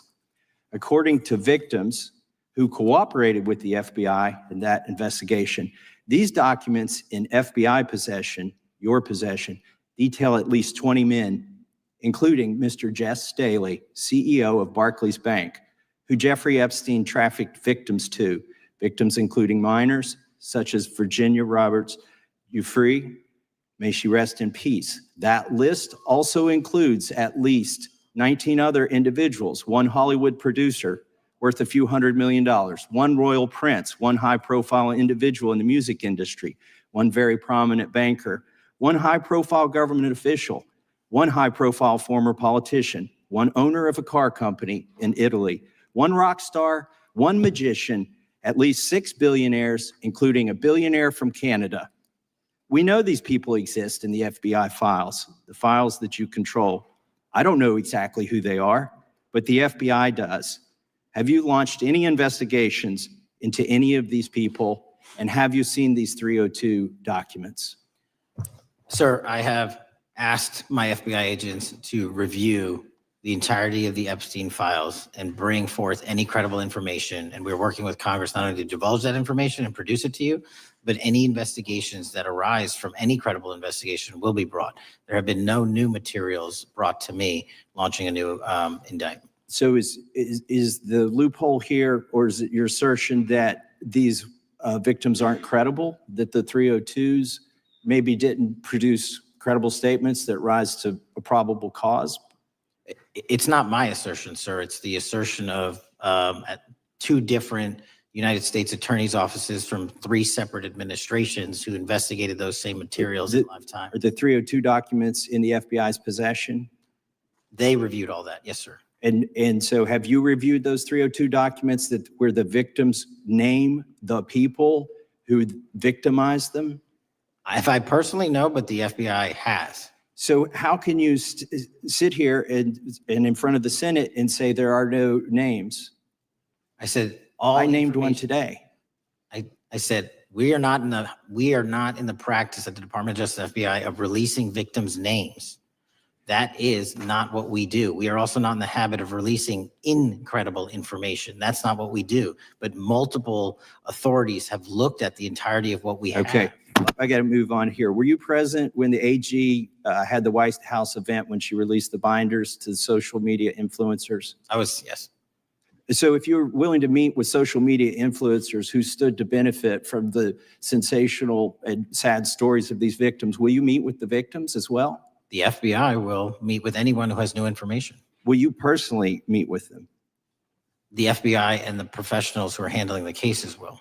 Were you instructed that it was important to release the documents to the Oversight Committee on the day of my introduction of the discharge petition to release these files? I don't know what day that was, so no. Well, they were released that day, and there were victims' names who weren't redacted because they were in such a rush, and the victims are not happy about that. Have you investigated any of the CIA connections? Have you seen the CIA file on Jeffrey Epstein? And if you wanted to see it, would they show it to you? Well, I can speak for the FBI, and that's presuming there's a CIA case file. And I've reviewed everything that the interagency, not I, the FBI, that was provided to us. Would you be willing to look at the CIA file on Jeffrey Epstein? If there is such a file, and if it has not already been turned over to the FBI will look at any new investigative leads. Have you made any progress on the pipe bomb investigation January 6th? And have you made any progress on the motive of the Las Vegas shooter? As to the first, it's an ongoing investigation, and we have made progress. As to the second, sir, I'll have to get back to you. All right, thank you. I yield back. Mr. Chairman, I have a unanimous. Gentleman consent yields back. request. Unanimous consent request from the gentleman from New York. I ask unanimous consent to introduce an unsigned memorandum from July 7th, 2025 that says we did not uncover evidence that could predicate an investigation against uncharged third parties with the insignia of the Department of Justice and the FBI. Without objection. Mr. Chairman, I have a unanimous consent request. It's a article entitled DOJ Deletes Study Showing Domestic Terrorists Are Most Often Right-Wing. Without objection. Thank you. The gentleman from Georgia is recognized for 5 minutes. Thank you, Mr. Chairman. Director Patel, thank you for being here today. I want to first talk about the significant role that the FBI plays in combating the national security threats posed by our nation's greatest threat, our nation's greatest security threat, China and the Chinese Communist Party. It's a fact that China is America's most significant national security threat. Isn't that correct? I would say so, sir. And you would agree with me that China wants to dominate the United States of America? I think that's largely their plan. And they want to dominate the world, both militarily and economically. Isn't that correct? I think so. And sir, you've been FBI director for the last, 8 months? 7 months, yes. 7 months. And during that time, have you held any stock in any companies founded in China? I don't believe so. Well, you do own stock in a company known as Elite Depot, don't you? Which one, sorry? Elite Depot. You own stock. I think that's, I'll have to get back to you. I think it's a law firm and it's a company out of Singapore. Okay, well, no, the company out of Singapore, which is owned by Elite Depot, is the Shein Company, which was founded in China, correct? That company operates out of Taiwan. Well, they changed their headquarters from China back in 2022 to Singapore for tax purposes, but it's owned by a Chinese billionaire. I think his name is Charlie Zhu, and you own stock in the company that owns Shein. Which I disclosed during my confirmation process. You certainly did. And now, do you still hold that stock in that Chinese company? Pursuant to the Department of Justice, who reviewed my material that was submitted during my confirmation process, I was able to hold certain stocks, and they made the decision. You still hold the stocks that you have? You still hold on to these Chinese stocks, these stocks in this Chinese company? I disagree that it's a Chinese company, but I was in the DOJ, when you're appointed, makes a call on what you can and can't possess. Well, now, let me ask you this. Chinese companies steal trademarks. They produce counterfeit products and sell them over the internet on platforms such as Shein. They steal intellectual property. They steal data from American companies. And to me, it seems inconsistent with your role as FBI director that you would own stock in a company that is based in a country that is the nation's premier national security threat. It's like you are putting your own financial security over the security of the nation. I disagree with that characterization. Well, I think the American people look at it like it's a classic situation of the fox guarding the hen house. If the FBI is charged with investigating espionage, economic espionage by companies controlled by the Chinese Communist Party, and you are the director of the FBI, you've got a conflict of interest. Sir, I would just show if there's any intimation that I'm against. Why are you holding on to this stock? It wasn't a decision I made. And it's valued at up to $5 million as of when you last reported, correct? $5 million in stock? No, I don't follow it. You don't follow it, but you're still making money off of it. I don't have any money off of anything. Well, What I have done, Trump's trade policies directly impact the value of that Chinese stock. Won't you agree with that? which trade policy? I'm not a trade expert. Okay, all right. But I want to tell you Play this. Crazy on me today. Let me ask you this question. Why are you hiding pedophiles? Why are you shielding pedophiles? Why are you protecting pedophiles? That is maybe the most offensive thing you could say to me, given the numbers. Well, you have not released Given the the Epstein numbers files. of pedophiles. You were aware of the we have Epstein arrested- client list that was published in the 18,000. Time the gentleman has emails released. expired. The gentleman yields back. Can he answer the Can I question? just respond? Of course, the gentleman can answer the question. Since I took over the FBI, there has been a 33% increase. Sir, all of that Encounter- started under Christopher Your Wray. time is done, No, but it didn't. the witness gets to All of answer that the started question, under and the then we'll go to our previous, next. 33 FBI director, sir, and you're coming in here trying to take credit for something that a previous director Gentlemen, instituted and largely brought to conclusion. I take I no think it's pretty credit. clear that offensive. the It's director offensive. has numbers are so incorrect much also. better than the previous director. It's Director Patel, if you deceptive. want to I take- answer the question. I take no credit. The men and women of the FBI have seen a 33% increase in the number of counterintelligence Yeah. arrests out of the And PR. so all of a sudden, when And you the- coming in 7 months ago, And, Gentleman's time has Heaven on earth. expired. and on the sir, the pedophile American public's not gonna accusation, go for that. we have arrested 1,500 child predators in the last 7 months. Under investigations more initiated than by anybody the prior Appreciate the directorship. director's good work, and we really appreciate that the time the gentleman has expired. We now go to the gentleman from Texas. I thank the chairman. I thank the FBI director for coming before the committee. I assume the FBI director, Mr. Patel, I believe you probably agree with me that there is a significant organized effort on the left side of the political spectrum to advance criminal organizations being able to put more criminals out on the streets. And that what we've seen this in daily action. Are you familiar with the report that came out this last Monday from the Law Enforcement Legal Defense Fund? I'm not familiar with that, sorry. So this report came out this past Monday, and it said that significant amount of the money flowing out of George Soros and other leftist organizations and funders has been funding DAs and prosecutors, and quote, many of these DAs had never managed an office, prosecuted a criminal case, developed organizational policies.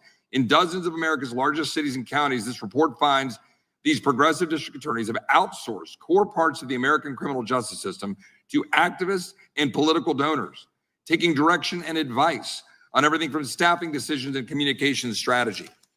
Organizations, it's a complex web of donors going in through these organizations to put radical DAs and prosecutors out there, putting criminals on the streets. Does the FBI director agree that this exists and is a problem?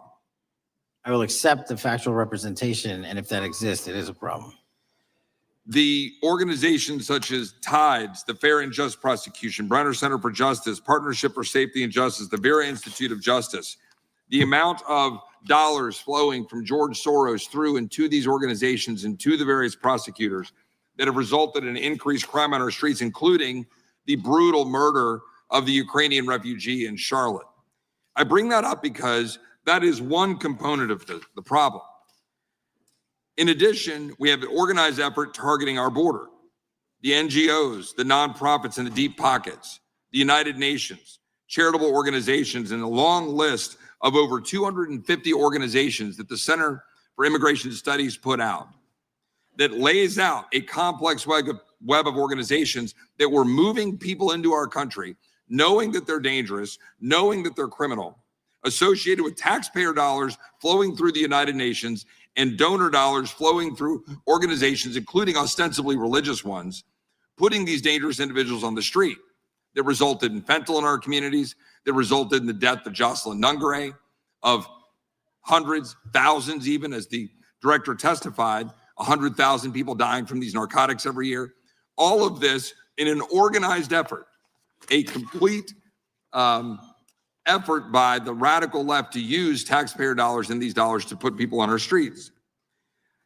In addition, the extent to which we've seen now with the Southern Poverty Law Center and their hate map targeting, for example, the Family Research Council, where we had a shooting right here in DC over a decade ago, putting Charlie Kirk, putting a target on TPUSA, Antifa, other radical organizations that are very specifically organized in targeting conservatives and ordinary Americans. Well, how about the organized effort to infiltrate our schools and advance a transgender agenda and advance a radical agenda, perhaps one that we will see exposed further in the individual that actually shot Charlie Kirk. So here's my question. Will you as the director, and are you as the director, pursuing all legal channels to follow the truth wherever it may lead on this organized effort, one? And two, do you agree that Congress should take all action necessary to expose this web of dollars that are flowing to undermine our way of life? I got another minute in my time that I'd like to hear from you on this topic broadly. I'll keep it short. Investigatively speaking, we are doing the following. We are following the money. We are following the money in every organization and every person that is violating the federal code. And it doesn't matter what your background or ideology is. We are following the money. We are using legal process to follow that money, issuing subpoenas to follow that money, using grand juries to follow that money. And when we have results to recommend for prosecution to the Department of Justice, we will do that. And we will continue to publicize documents through Congress, yes, when we make these findings. Mr. Chairman, I'd like unanimous consent to insert the record outsourcing justice by the Law Enforcement Legal Defense Fund that I alluded to before. I would ask unanimous consent to add a 2024 list provided by the Center for Immigration Studies on these United Nations and other affiliated groups that are responsible, over 250 of them, for moving individuals into our country in a coordinated effort. I would like a unanimous consent to insert a letter that I sent that currently has 33 members of the United States House of Representatives have signed on it, calling for a special select committee to pursue the organized effort from the radical left to target our way of life and undermine our security by putting criminals on the street and having our borders being wide open and putting us in danger. Without objection. With that, I would yield back. Without objection. Gentleman yields back. Mr. Chairman, I have a couple of unanimous Gentleman's requests. One is a letter from Senator Tom Cotton, dated last year, urging the U.S. to, quote, ensure that data from U.S. companies is not harvested by the Chinese Communist Party through the purchase of Xi'an software and technology. Without objection. And also a statement by Marco Rubio, then Senator Marco Rubio, which warned our UK allies about, quote, Xi'an's deep ties to the People's Republic of China. Without objection. Also, crime is the record crime is down in 2025. Trump doesn't deserve credit, which demonstrates that the crime rates have been decreasing since 2023, which was published by the Vera Institute. Also, a unanimous consent request to enter into the record a NPR report from July of 2024. GOP vows to make America safe again. Statistics contradict their growing crime claims. Without objection. Also, a report out of the American Presidency Project dated January 17, 2025, record low crime during the Biden-Harris administration. Without objection. Also, Joe Biden is correct that violent crime is near a 50-year low, which was a PolitiFact publication of May 2024. And last but not least, a FBI releases 2024 reported crimes in the nation statistics. These are FBI statistics published on August 5th, 2025, which details decreases in murder, rape, aggravated assault, and robbery in 2024. Without objection. Gentleman from Kentucky is recognized for unanimous consent. Mr. Chairman, I ask unanimous consent to submit two sets of documents. The first is a series of emails from the victims of Jeffrey Epstein. They are making FOIA requests to get their own FBI files and not having any success. So I want to bring attention to that by submitting that to the record. The second document that I want to submit to the record, for the record, I know we don't usually read these. This one's not readable. It's completely redacted for the most part, the first 50 pages. This is actually the search warrant that was served on James O'Keefe for a diary that he had already given to the government 2 months before. And as it turns out, there were no indictments here, yet he still doesn't know why he was raided. And I think he deserves to know. So, Without objection.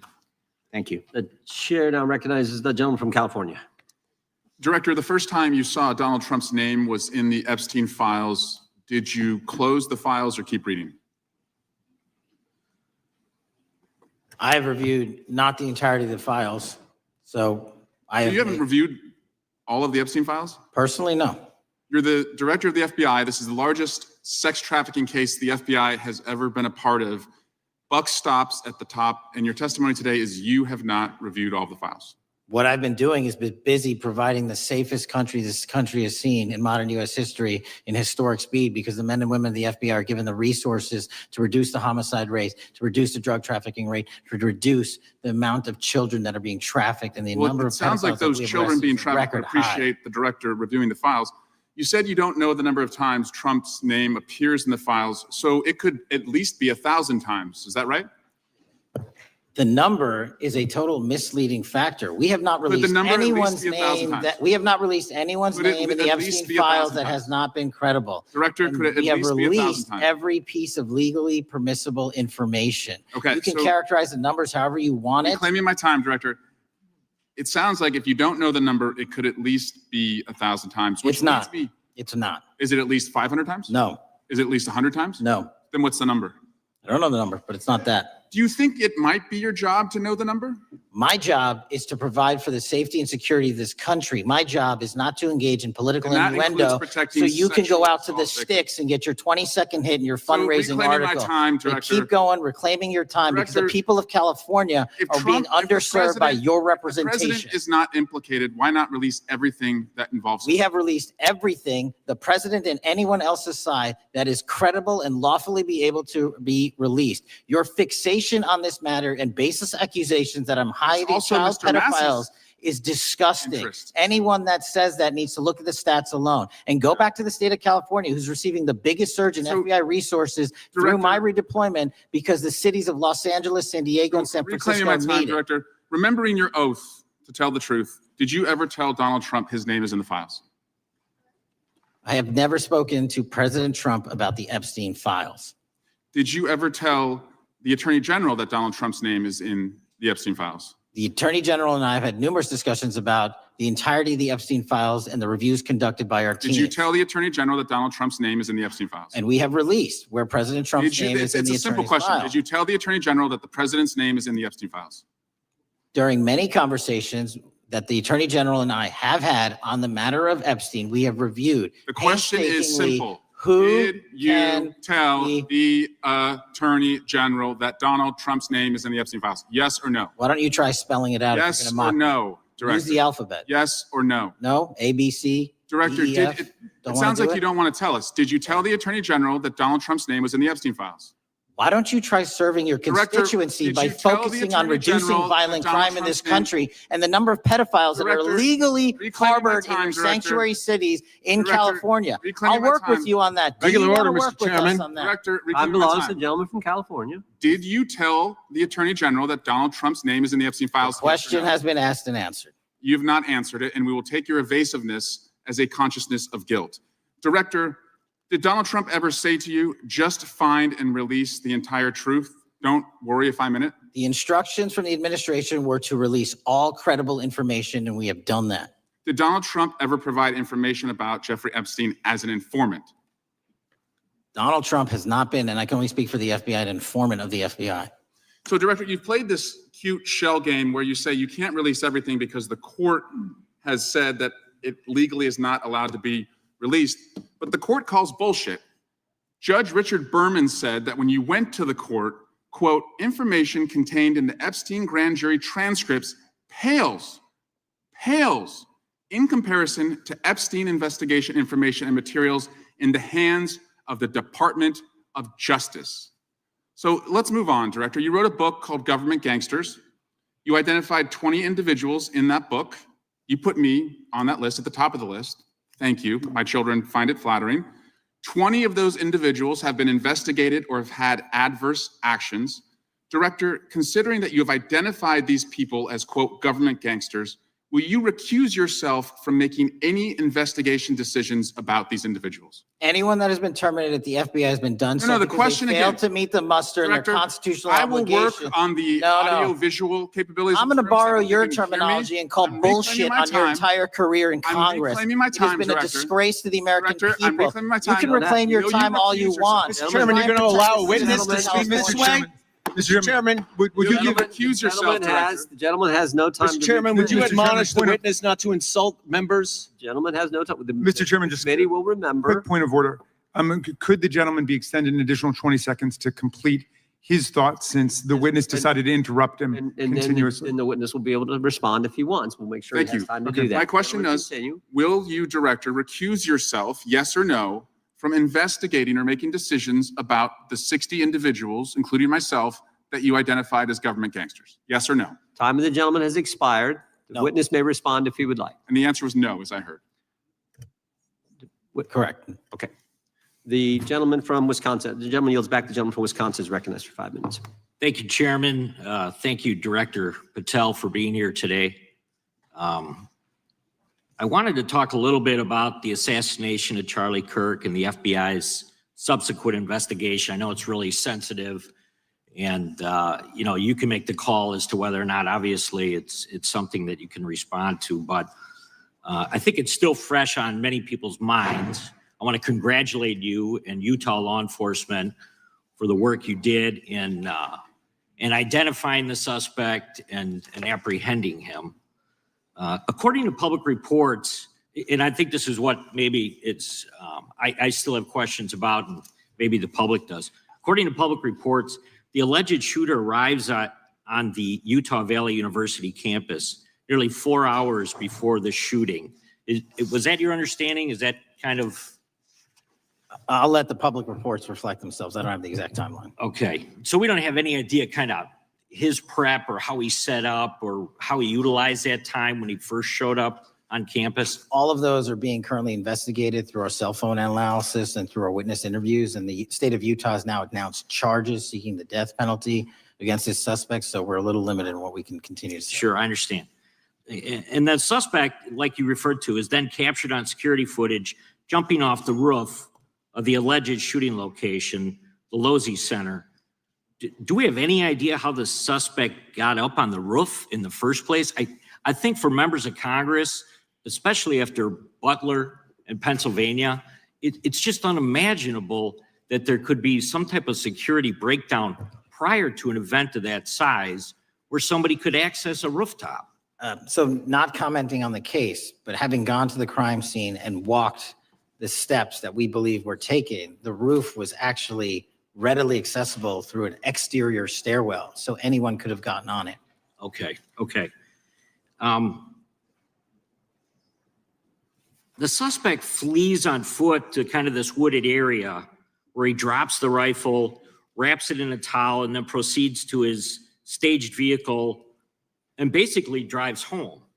So do we have any idea what the towel was about? Was it used later to identify a place where the firearm was left, or? What we can tell you is the towel, there was a screwdriver found on the rooftop, which DNA was collected off of, and the towel was found wrapped around the firearm in question in a wooded area next to the campus. All have been processed for DNA. And then, according to the suspect's roommate, there were allegedly messages on instant messaging platforms, specifically Discord, suggesting the towel may have been used to identify that weapon's location. So the public reports have suggested that the shooter acted alone. Do we still believe that that's true? Do we have any idea as to whether or not those Discord messages led us to believe that the shooter may have had help in any way or assistance? I can only speak to the FBI's investigation, and our investigation is ongoing, and we are interviewing any of those individuals involved in that chat and other individuals in the area. Very good. And so my suggestion, if there are accomplices, I'm sure this is something that the FBI is going to continue to investigate fully and thoroughly into the future. Yes, sir. The reason I ask that is because I don't know that that was necessarily the case with Butler, Pennsylvania. So thank you so much for your persistence kind of in this matter. There's still a lot of public questions that need to be asked. Let me shift to another topic very quickly. On July 31st, 2025, the DOJ and the CIA declassified the annex to Special Counsel John Durham's 2023 report on Operation Crossfire Hurricane. The 29-page Durham Annex contains previously classified information about, among other things, the investigative referral of the Clinton campaign plan. Why would somebody place documents in a burn bag related to this case?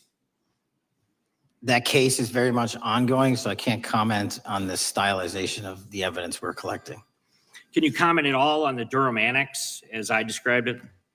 The Durham Annex, which has been publicly released thanks to the FBI's commitment to transparency, is one of the documents that's being utilized. And in general terms, speaking for burn bags, sir, a burn bag is what you use to put classified documents into generally, because that is literally how you destroy them. So it appears that efforts were made by the Clinton campaign to reach out to the FBI agents or the Clinton sympathizers in the intelligence community in order to lead more credibility to the Clinton campaign plan. Do you think that's an accurate characterization? Again, I'm not going to characterize that material because it's part of an ongoing investigation. Thanks for being here today. I yield back. Gentleman yields back. Gentleman from California is recognized. Thank you, Director Patel, for being here today. The FBI searched Jeffrey Epstein's Manhattan residence, correct? I believe that happened in 2018. I think there was 2 locations, sir. It's 2019. And in that residence, the FBI found a safe, correct? I don't have the catalog of evidence in front of me. In that residence, the FBI found a safe, correct? I'll accept your representation. Okay. And in that safe, the FBI found topless and lewd photographs of girls, correct? Again, sir, I'll accept your representation. I don't know. Thank you. It was all over the media at the time. There's a New York Times article that says Jeffrey Epstein is indicted on sex charges as discovery of nude photos is disclosed, dated July 8th, 2019. And the Times reports a trove of lewd photographs of girls was discovered in a safe inside financier Jeffrey Epstein's Manhattan mansion. Author Michael Wolff has conducted numerous interviews of Jeffrey Epstein. I'm going to play for you a video clip of what Michael Wolff said Epstein told him was in the safe and what he showed the author was in this safe. So let's please play that clip now. Elected. And I was sitting talking to Epstein and he said, wait a minute, I got to show you something. And then he went into his safe and he came out with photographs. They were Polaroids, I think. And he kind of spread them out like playing cards. And it was Trump. I mean, I think there were a dozen of them. And it was Trump with girls of an uncertain age at Epstein's Palm Beach house where all of the things that he would ultimately be accused of took place. And I remember very vividly 3 of them. There are 2 in which Trump is, the girls, topless girls are sitting on Trump's lap. And then a 3rd in which he has a stain on the front of his pants. And the girls are kind of pointing at it, sort of bent over, laughing. So Director Patel, I'm going to ask you a very broad and general question. As you know, Donald Trump and Jeffrey Epstein were friends. There are, of course, photos showing Donald Trump together with Epstein, correct? I don't have the entirety of the photographs, but I think they've been photographed in public together. All right. Are there any photos showing Donald Trump with girls of an uncertain age? No.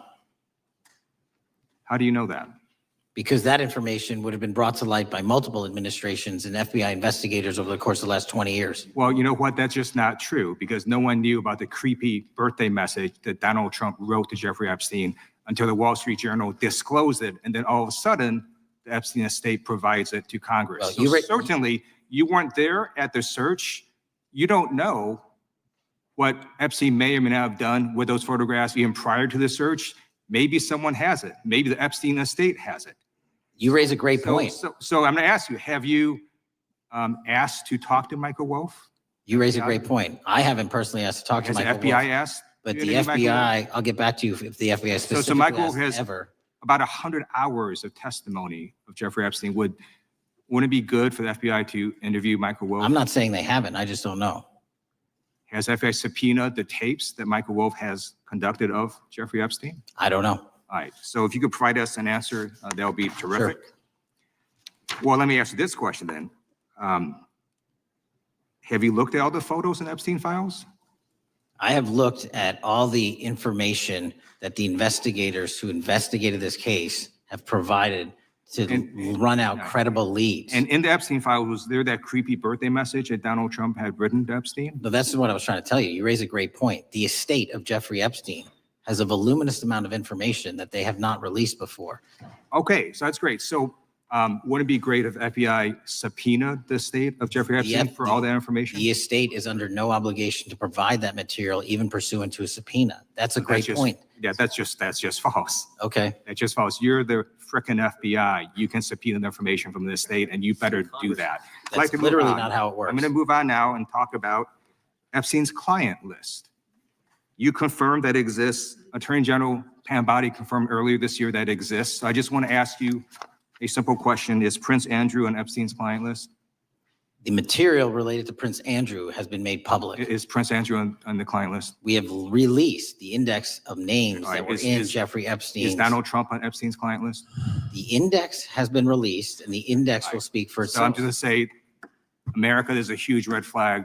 The FBI director could not answer whether Donald Trump was on Epstein's Gentleman's time client has list. expired. I Chair yield now back. recognizes the gentleman from Virginia. Thank you, Mr. Chairman. I want to thank the director for being here and for his work over the last several months, removing the taint of partisanship that has infected the intelligence community over the past several years under the last administration, under the last several directors, standing up for law enforcement, standing up for the brave men and women who work in your agency. But to set the record straight, we have to correct the record. And the record, early days of the first Trump administration saw a dramatic spike in news stories that contained sensitive and sometimes classified details about the FBI's bogus Russia probe, about a leak a day. It's unacceptable that senior FBI officials coordinated to leak classified information to try and harm President Trump. Documents produced to the committee in August of this year revealed that the FBI interviewed a former intelligence committee staffer who gave details on a systematic process through which leaks of classified information were affected by then Chairman, now Senator Adam Schiff. Were these findings escalated within the Bureau's chain of command, and if so, to what level? Sorry, were the findings escalated? Were these findings that were given to us escalated within the Bureau's chain of command, and if so, what level? Did you receive this information? That entire matter is currently under investigation by the people at the FBI that handle leaks of classified information. All right, it's good to know that there is an ongoing investigation. Can you tell me whether these leaks to the media compromised any ongoing FBI investigations during the Trump-Russia probe? I can tell you, generally speaking, the leaks of classified information are detrimental to any work the FBI is doing. Now, former Director James Comey testified before the Senate Judiciary Committee that he had never been an anonymous source, nor authorized anyone to be an anonymous source in news reports about matters relating to the Trump investigation or the Clinton investigation. Was Comey's testimony true? In reference to Director Comey, I'm very limited in what I can say because of what the current status of those matters are with the FBI and the Department of Justice. When I am able to make those public, I will. Can you tell me if there's an ongoing investigation there? Again, without identifying any individuals related to the information you're generally speaking about, there is an ongoing matter that has been under review by the Department and the FBI for some time. Because we know that the documents that we received last month revealed that former Director Comey used Columbia University law professor as a conduit to leak stories to the media that contained classified information. Let me move on to the way that the FISA process was weaponized by past directors. Prior to your confirmation, you raised concerns about government misuse of FISA, including Section 702, stating that FISA was in need of major reform. Specifically, you highlighted that the FISC report that the FBI had conducted 278,000 improper searches of the FISA database. Do you remain concerned about governmental abuse of FISA in Section 702? I'm always concerned, but what we've done since I became FBI director is implement new audit systems. We are nearing 100% review of the 702 query system that you are specifically referring to. And we've also eliminated anyone that has ever touched that database that has in any way made a mistake, whether intentional or not. And we have also identified a system in which those going forward who misuse the 702 system, they don't get 2 strikes. They get 1 and you're done. Okay, I'm glad you mentioned you're continuing to audit because, as you know, in May, the New York Times reported you closed the FBI's Office of Internal Auditing. Can you explain why you decided to close this office? Yeah, because under the new restructuring of the FBI, to save resources, there were 2 different places doing the exact same thing. We have a specific division dedicated to audits. I didn't need another audit system doing the audits again. And so we folded some of those folks with their expertise into our specific division and then took the rest of those folks and are moving them out across the country. Under previous FBI leadership, FBI agents were found to have lied to the FISC. There have been hundreds of thousands of violations of querying standards. In light of past violations, what action is the FBI taking to ensure that similar abuses do not occur in the future? Exactly what I've outlined. You cannot have access to the 702 query system if you improperly queried that system at all at any time in your career. Okay, at a Senate hearing 2 years ago, your predecessor, Director Wray, testified FBI had previously purchased U.S. phone geolocation data for a specific national security pilot project and further stated that the project had not been active for some time and that the FBI relies on court-authorized process to obtain location data from companies. Does the FBI purchase location data or any other data of Americans from data brokers? I don't believe so, but I'll get back to you. Thank you. That'd be important. I appreciate that. I yield back. Gentleman yields back. Gentleman from Washington is recognized. Thank you, Mr. Chairman. Mr. Patel, before you joined the FBI, you had very strong opinions about what the FBI was hiding regarding Jeffrey Epstein. In a September 2023 interview with Glenn Beck, you said the Black Book is under the, quote, direct control of the director of the FBI. In December 2023, you said, let us know who the pedophiles are. Even for a short time after becoming FBI director, in February of 2025, you tweeted, quote, there will be no cover-ups, no missing documents, no stone left unturned. In June, you told Joe Rogan, quote, we've reviewed all the information. We're going to give you every single thing we have and can. But then suddenly in July, everything changed. You and Attorney General Pam Bondi released one video and said that there was nothing more to see. Your July memo says you uncovered more than 300 gigabytes of data and physical evidence, but that you had decided no further disclosure would be appropriate or warranted. That is a quote. I think what happened, Mr. Patel, is that suddenly you discovered that Donald Trump's name was all over these files, and you started a giant cover-up. So you are under oath, Mr. Patel. You just testified to Mr. Swallwell that you did not speak to the president about the Epstein files. To your knowledge, did Attorney General Pam Bondi speak to the president about what was in the Epstein files? I can't speak for Attorney General Pam Bondi. So to your knowledge, you don't have any information. The question was, do you have any knowledge? Do you have any knowledge? I can't speak. You are for the refusing to Attorney answer the General, question. So Pam let me Bondi. tell you that the Wall Street Journal reported that in May, Bondi told Trump that he was in the Epstein files, and at the same meeting said that the DOJ did not plan to release the files. Yesterday, you testified to Senator Kennedy that there was, quote, no credible information that Epstein trafficked girls to anyone else, and that you have, quote, continuously and publicly asked the public to come forward with more information, and we'll look into it. Today, in response to Mr. Massey's question, you appear to say that the survivors were not credible.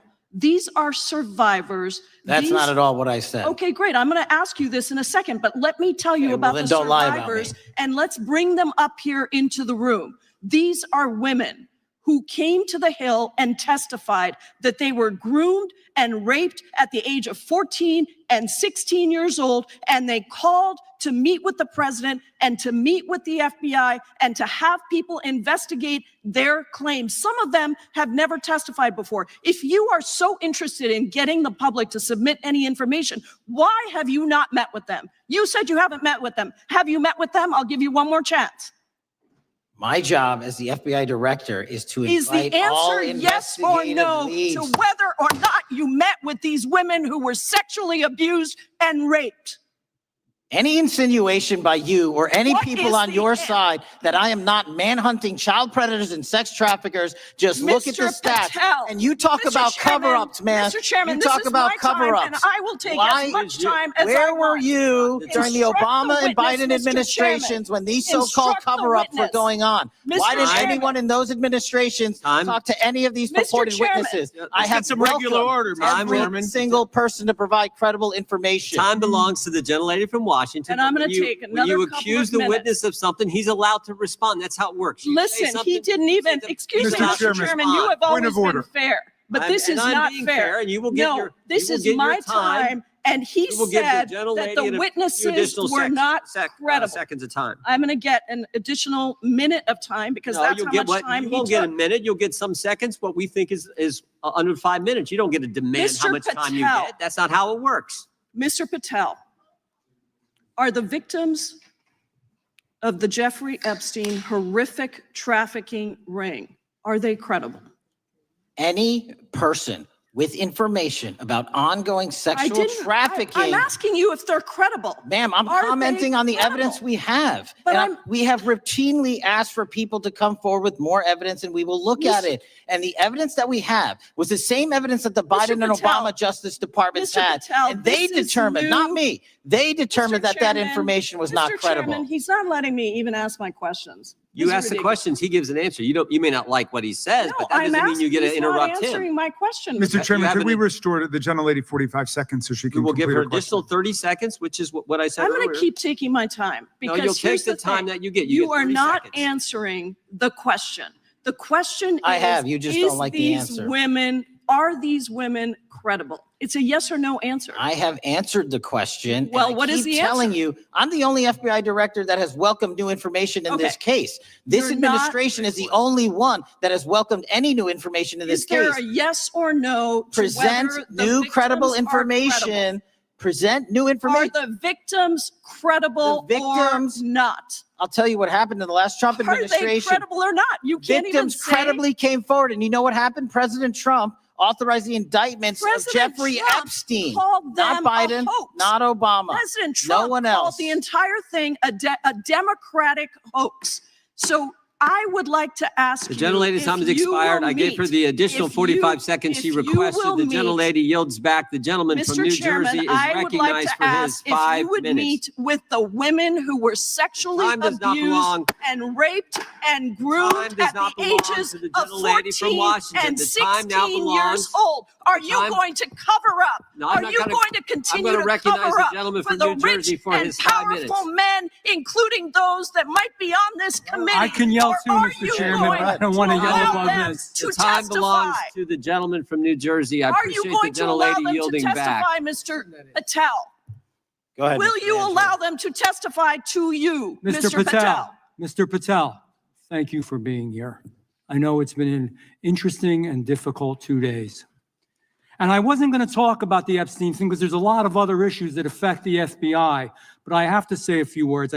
I've sat here, I've listened to this, I've watched it, and my Democratic colleagues are so concerned now, Mr. Patel, all of a sudden. Where were they last year? Where were they the year before? Where were they the year before that? Where was the last president in any of this? Well, I know, the only thing I see is a single letter from the ranking member that was sent in 2019 that he didn't like the plea deal, and some people signed on to that.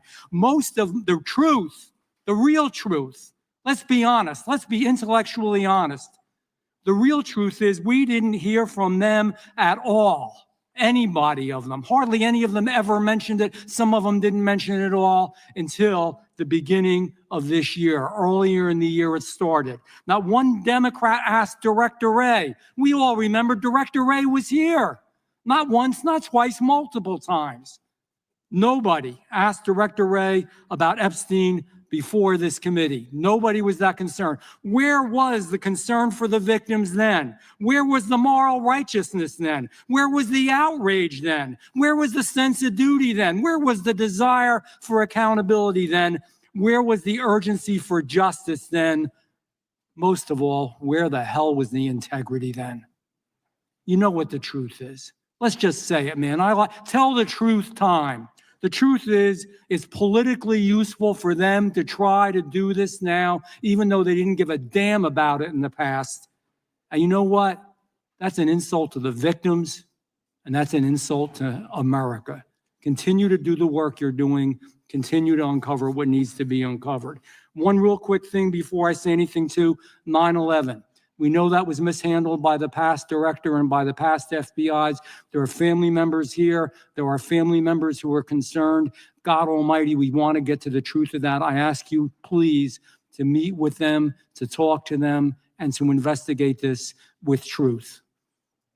In the Biden administration, we went through a very dark and difficult period of time. The FBI trust was broken with the people. Catholics were, this is the stuff we've been talking about, were labeled radical threats for praying in their churches with their rosaries. Parents at school boards were called terrorists for standing up for their children. Hindu holy men in New Jersey.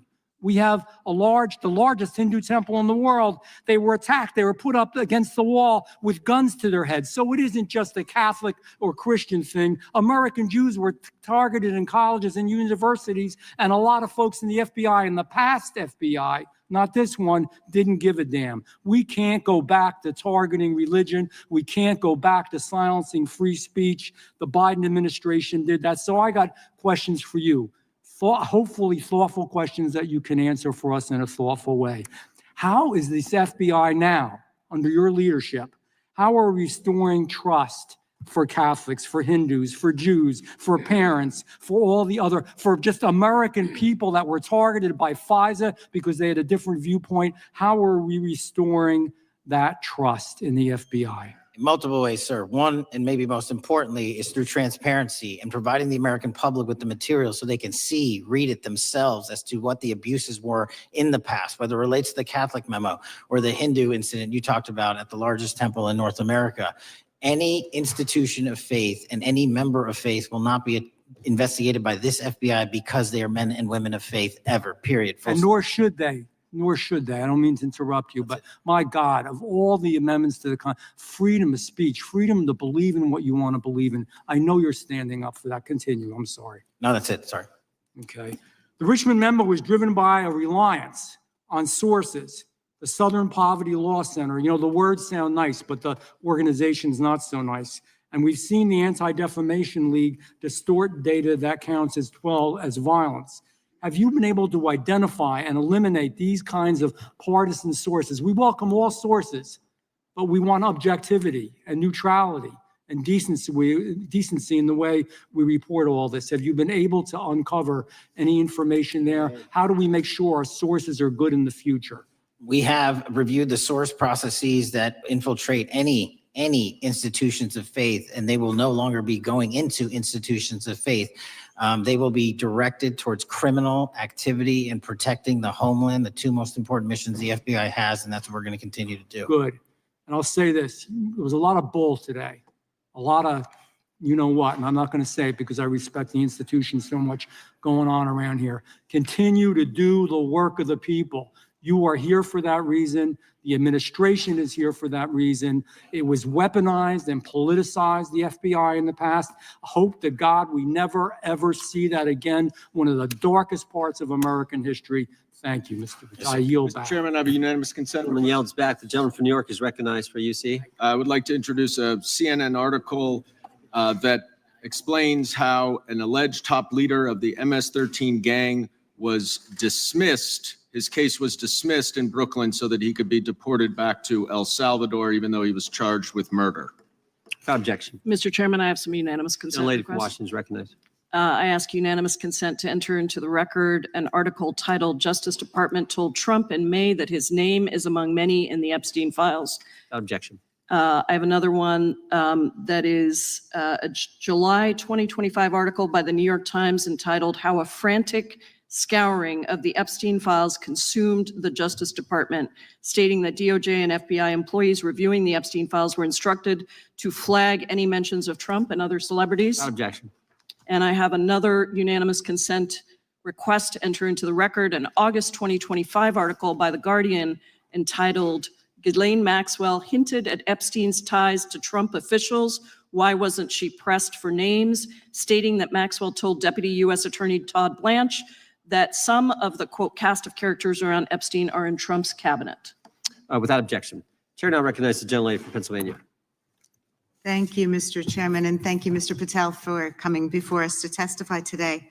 I am concerned by your repeated claims that you're not able to disclose anything further about the Epstein investigation and files, and that there's no evidence of a broader conspiracy or other people who should be charged, because the American people aren't buying that you've been transparent or that there's nothing further to be seen. In your exchange with my colleague, Mr. Roy, you reiterated something that I heard you say yesterday in your Senate testimony, and that is, under your direction, the FBI will always follow the money. Is that right? The money, did you say? Yes. Yes, you said you'll follow the money. That's great.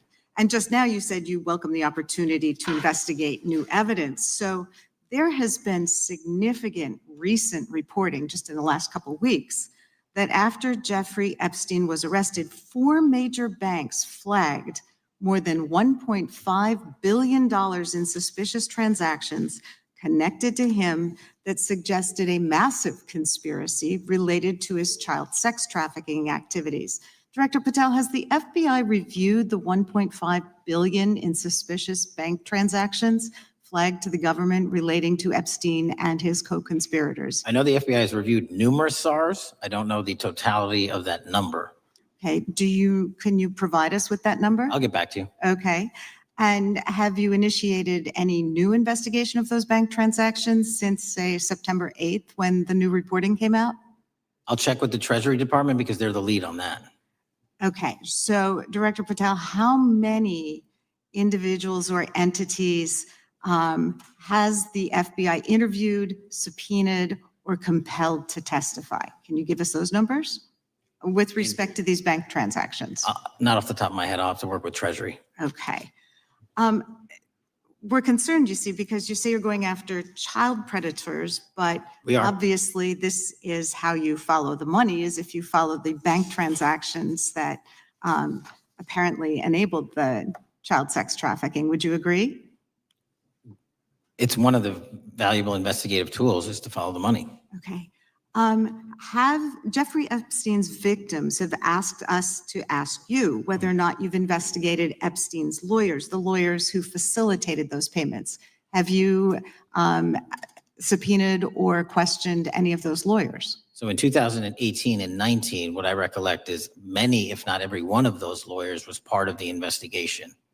But you weren't there at that time, I wasn't right? there. Okay. So can you get us the names and the numbers of who was investigated then with respect to those lawyers? As long as I'm allowed to release it, absolutely. Okay. Well, if we provide you with subpoenas, I assume you can release it. Is that right? We have a current subpoena and we're working with Congress to provide it. Okay. You've said that the Acosta investigation had an original sin. What do you mean by that? Basically, if you're looking at an actual pedophile ring, what you should not do is limit the time frame in which you're legally able to collect information. So search warrants that Mr. Acosta utilized in 2006 and 7 leading to the 2008 plea agreement had a very specific narrow window of years, I think 3 or 4 years. And so information pursuant to legal process wasn't collected for 10 years or 15 years or 20 years. It also, subpoenas were not sent out to hundreds of witnesses at the time, hundreds of victims at the time. None of that was done. None of these people were put in grand juries. And so the totality of information from the jump, instead of being this big, was like this. And that, in my opinion, is not how you run an investigation if you're trying to break a sex trafficking ring. So you're now in charge of the FBI. Why haven't you done that investigation? Great question. And here's the answer. Simply because I am not able to go back 20 years and collect information that the courts had decided was already subject to search warrants. They have said this was in the investigation. There's a non-prosecution agreement out of that plea. And when the case was reopened, and this is where it comes into play, when the case was reopened in 2018 and 2019, the search warrants, again, were limited to the conduct of Jeffrey Epstein. Now, whether that's right or wrong, that's a different discussion. But I'm telling you, that's the information Well, we I think that reviewed. is a different discussion. And I think the discussion we'd like to have today is why you aren't following the money with respect to the broader conspiracy that it has been reported in the New York Times and elsewhere. And that if you really want to attack the issue, if you wanted to attack the issue, if you wanted to get to the bottom of it, if you wanted to disclose what really was involved in the Epstein files, the Epstein cover-up, that you would be taking very different actions that you are today. I do want to seek unanimous consent to enter into the record the New York Times September 8th, 2025 article, How J.P. Morgan Enabled the Crimes of Jeffrey Epstein. Objection.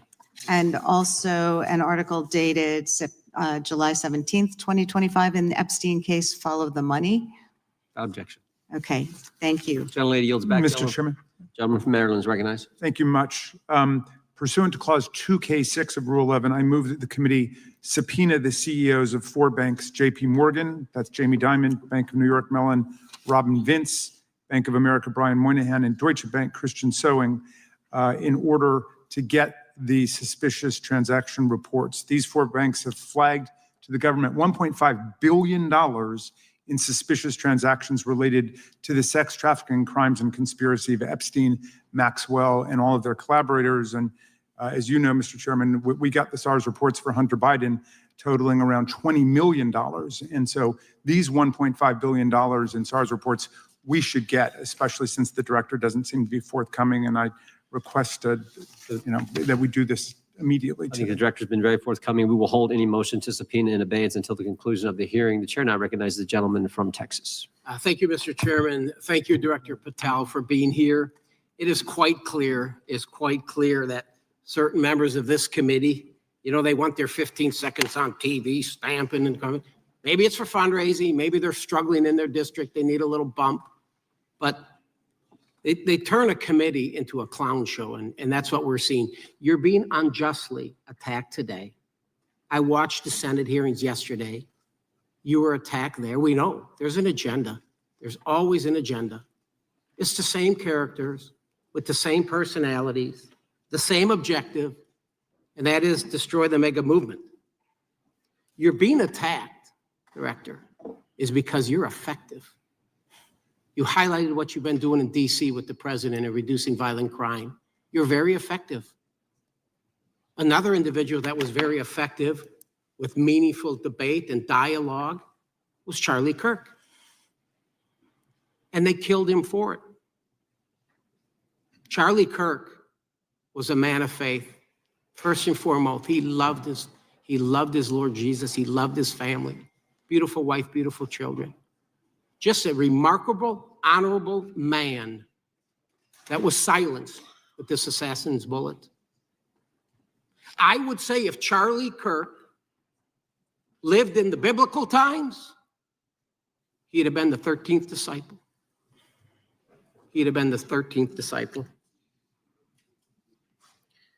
We have a new committee, if you're not aware, a new select committee regarding January 6th. I'm honored to be on that committee.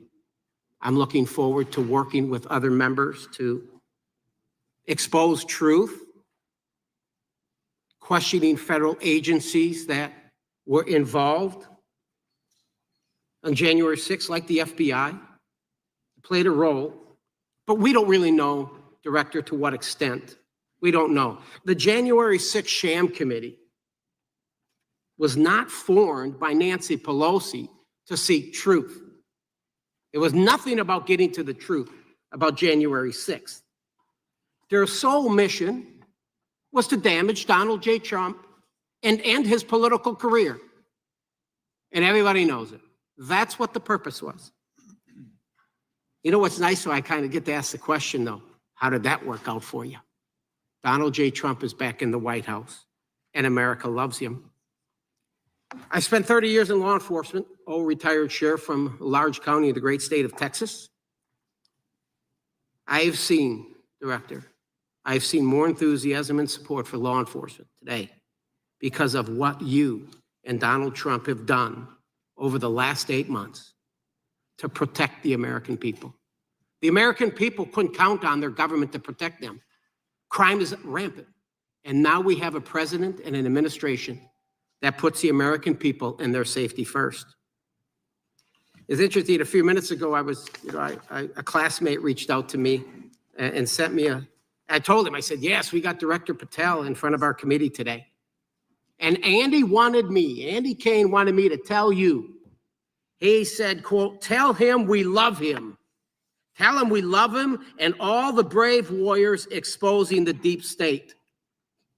Kash, you're a great American, sir. You're a great American. Your work as the director of the FBI is commendable. It's commendable. And I want to thank you, sir. Thank you for your service. Keep up the good fight, brother. Don't let him tear you down. Keep up that good fight. You have it in you. With that, sir, I yield back. Gentlemen, yield to me.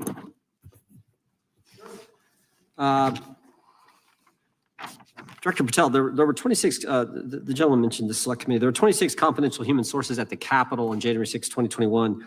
4 entered the Capitol and thereby broke the law. Do you know if those individuals were being paid by the Ray FBI? So we've provided 600 pages of documents to this committee alone regarding January 6th. That's 600 pages more than any of my predecessors. Yep. Generally speaking, confidential human sources are always paid by the FBI. That's how it works. I can't speak to the specifics on each one and how much they make. And we appreciate it. We've reviewed some of that material and you've given us a lot of material that we didn't get from Director Ray. That specific question I think is important to the American people.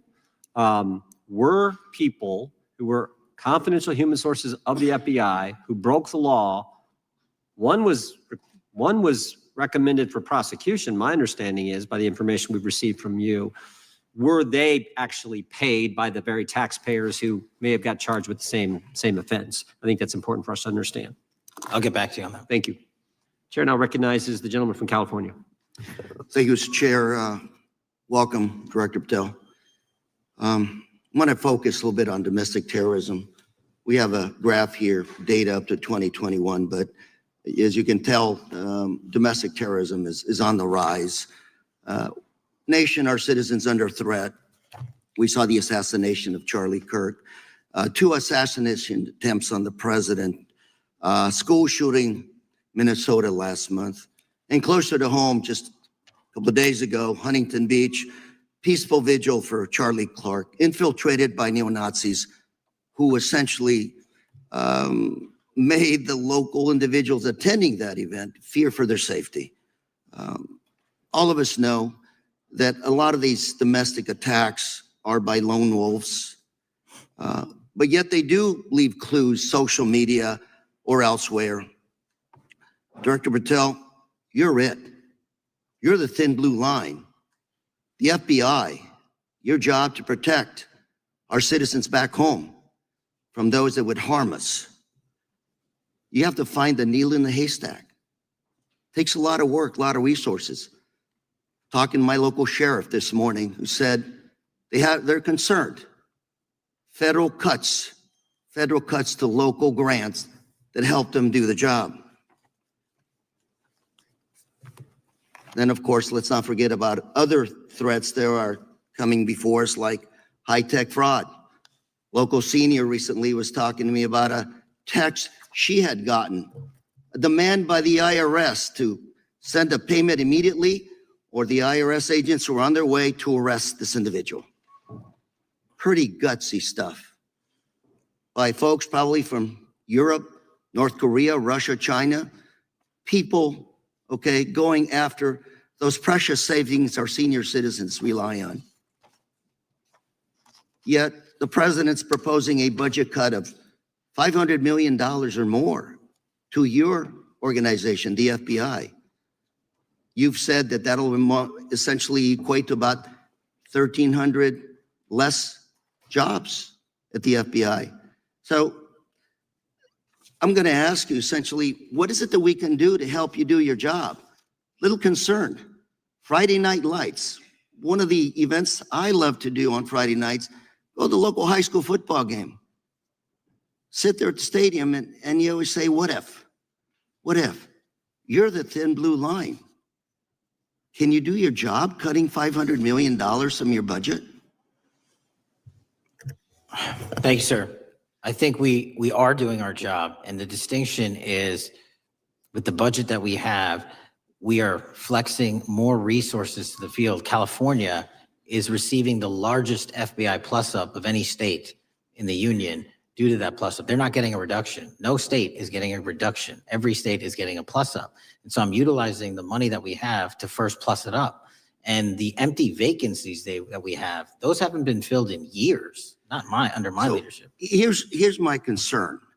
You're going to do well. You're doing more with less, is what you're saying. Yet we're about to vote on a budget that has $88 million more to protect members of Congress, the executive branch, and the Supreme Court. There's a contradiction here. Back on Main Street, we're saying you can do more with less, you can protect them with less money. Yet here in Washington, we're saying we need more money to protect members of Congress. It's a little contradiction here. Or maybe, sir, you ought to talk to leadership about coming in with your management style to protect the Supreme Court, Congress, and the administration. Otherwise, it's essentially a hypocritical situation. We need more protection, yet folks on Main Street can do with less. My concern is folks on Main Street. We also were, I think we received over $300 million in the big beautiful bill, and we're also receiving pots of money from our interagency. So this sort of $500 million cut isn't entirely accurate. You're still getting cut $200 million plus. You're still moving your agents to do ICE work. So you are leaving a lot of bases uncovered. And I'm not going to be argumentative with you, Director Patel. I'm just saying, if that thin blue line does not hold, people on Main Street will pay the price. I agree with you, sir. And I just look forward to working with you, because I am very concerned that these kinds of budget cuts are short-sighted, especially when my local sheriff calls me and says, we need more support, and we're looking at budget cuts. I'll work with you, sir. Thank you, Mr. Chair. I yield time. Mr. Chairman, I have another unanimous consent request. Gentleman yields back. The gentleman from New York is recognized for unanimous consent. I seek to introduce a December 2024 OIG report from the Department of Justice, which confirms the conclusion of the Bill Barr Justice Department that the so-called whistleblower, a disgruntled former employee of the Intelligence Committee, was not a credible witness, and there were no further actions taken. Without objection. Mr. Chair, I'd like to submit some items for the record. You bet. Gentleman from California. First one, Trump's deportation diverts FBI agents off child predator cases. Second one, FBI director backtracks on administration's proposed budget cuts. And number three, Trump administration says 70% of ICE detainees do not have criminal convictions. Without objection. Gentleman from Texas is recognized. Thank you. Director, earlier this year, the committee learned of new documents tied to the Crossfire Hurricane investigation and the Russia collusion hoax against President Trump. Your efforts in declassifying key documents tied to this investigation allowed the committee to acquire thousands of pages that it did not have previously. Did any of your predecessors make any effort to declassify these documents? Not to the extent we have. Did any of your predecessors share or leak any details that were classified at the time? There are ongoing leak investigations across the board at the Bureau related to this. I believe one of those is Mr. Comey, and I thank you for continuing that investigation. Among the declassified documents are the Durham Report Annex, the Crossfire Binder, and the Nellie Orr Criminal Referral. Could you summarize for those watching that what we know about the Russia collusion hoax so far?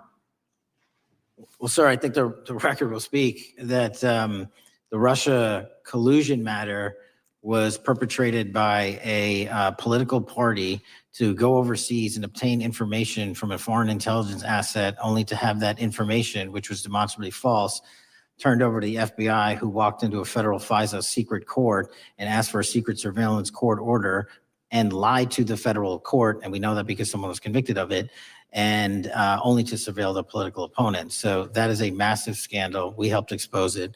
And in terms of the pages of productions, I provided 1,400 pages of production related to Crossfire Hurricane, and my predecessors have provided 0.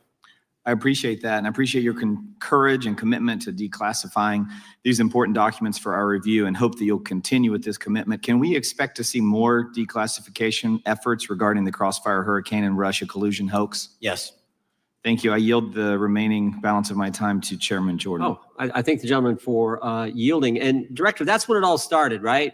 The whole Russia, that's when it all began. And then it was Mueller, then it was impeachment, then it was Jack Smith and Fonnie Willis and Alvin Bragg and you name it. But it all started then. And that's why I think the gentleman from Texas wants to make sure we get all the information there. And I want to go back to when it was changed. We talked about this earlier. I just want to read to you what the CIA officer said to the House Permanent Select Committee on Intelligence, quote, Brennan refused to remove the dossier. When confronted with the dossier's main flaws, he responded, yes, but doesn't it ring true? So that's what he initially said. And then when he was talking to this committee, he said the CIA was very much opposed to having any reference or inclusion of the Steele dossier in the intelligence community assessment. So on one hand, you got a witness who was there who said he refused to remove it even though he knew it was garbage. And then he's on the other hand telling the committee, no, we didn't want anything to do with it. It shouldn't have been a part of the intelligence community assessment, which we know it was. You know it was. You found that. Those are two entirely different stories. I think Mr. Brennan has some explaining to do, frankly, what happened there. And I think you said earlier that this whole thing, and I think you said to Mr. Gooden, this whole thing is being looked at as part of this grand conspiracy to undermine the president, whether it's Comey, Brennan, Clapper, former head of the Intelligence Committee, now senator from whoever it is. That's all being looked at. Is that accurate? Yes, sir. Well, we appreciate that. And part of what's also being looked at, and I think the gentleman from Wisconsin brought this up earlier, what is a burn bag for, by the way? Generally speaking, the intelligence community obviously utilizes and possesses classified documents, but drafts of those classified documents and even ultimate finished products of those classified documents have to be recorded and or discarded. And if they are discarded, the only way we do that, the hard copies, is we literally put them in burn bags that are identified specifically for that purpose. And there is a very exact courier system in which those burn bags are obtained and the material inside is destroyed. So it's to get rid of the material, right? Yes, sir. And it looks like the annex that Mr. Durham in his investigation had was put into a burn bag by your predecessor, I assume, to be destroyed. Is that accurate? Without getting into the stylization of the evidence, anything that's put in a burn bag is for purposes of destruction. Do you find that interesting that the Durham annex was placed in a burn bag, that you would discover that when you took over as the head of the FBI? We found a lot of information in a lot of burn bags. Well, we appreciate you finding that. We'd like to know a little bit more about that, and we look forward to that information coming forward. And I appreciate the gentleman yielding. With that, we now recognize the gentleman from Colorado. Thank you. Thank you, Mr. Chairman, for holding this hearing. Thank you, Director Patel, for being here today. I have a couple of questions regarding a terrible shooting that occurred in Colorado, state, as you may know, that I represent. You've testified previously about, I think, what you would describe as your efforts to provide more information regarding the investigation with respect to the horrific assassination of Mr. Kirk. And so in that same vein, I'm hoping you can provide this committee and my constituents in Colorado with some clarity. Absolutely. I think, as my colleagues know, in Evergreen, Colorado, Jefferson County, a county that I proudly represent, at Evergreen High School, a shooter ultimately injured 2 students. We're praying for their swift recovery. There's an article here from Colorado Public Radio. The title is, quote, FBI was already investigating an account that may have been linked to the Evergreen shooter. You're familiar with the circumstances generally, Director, regarding this terrible tragedy. Yes. So my understanding from the public reporting is that an organization reported to the FBI in July of this year regarding, just reading here from the article, that the FBI opened an assessment into a social media account user whose identity was unknown and who was discussing the planning of a mass shooting with threats nonspecific in nature. This is the FBI's statement to the press. And that the FBI continued to work this assessment investigation to identify the name and location of the user up until September 10th, 2025, which was the day of the tragedy. Can you provide us some clarity on what were the impediments to finding, the account user, and maybe describe in greater detail the FBI's work in that regard? Generally speaking, yes, because I know even though the shooter's deceased, the investigation we're not done. Sure. And so the impediments to finding these individuals, and you highlight a great point. We had 2 huge tragedies in the span of days in this country. The school shooting in Evergreen, Colorado being one of them. And proactively going out onto these social media platforms, which are so large, is our biggest impediment. And we need to rely on the service providers. There's actual legislation, I can't remember the name of it, that's up for renewal, which will, and I think at the end of the month, which gives service providers the ability to report that information in from their end without liability. We need that to continue, because while the FBI has so many people and the police are great at doing it, there's just too many platforms to cover down on. Well, I appreciate that, Director Patel, and I think we're certainly, I'm interested in continuing this conversation, because I think the reporting suggests that there's a pattern, and that ultimately, we want to make sure that law enforcement is able to prevent this kind of tragedy from happening in the future. I have a question. It's not meant as a gotcha question, so it just frame it there. But it is in regards to some reporting around a periodic transaction report that you had filed earlier, this year. So this is in July, pursuant to the ethical obligations as a senior executive official. You remember filing that in July? Yes. Yeah. So in that report, as best as I can surmise, you disclosed that you divested, $100,000 or more in a variety of different stocks, which I presume was pursuant to the ethics agreement that you negotiated with the Department of Justice. In that same report, there's a disclosure regarding purchases of two different transactions. So between $15,000 to $50,000 in a national coffee house chain, and between $50,000 to $100,000 in a semiconductor company on May 9th and May 12th. Are those transactions that you're doing personally, or are these through a stockbroker, or are these transactions that you're handling yourself? So how they happen is I submit proposals under DOJ guidance to say, hey, I would like to trade this or that.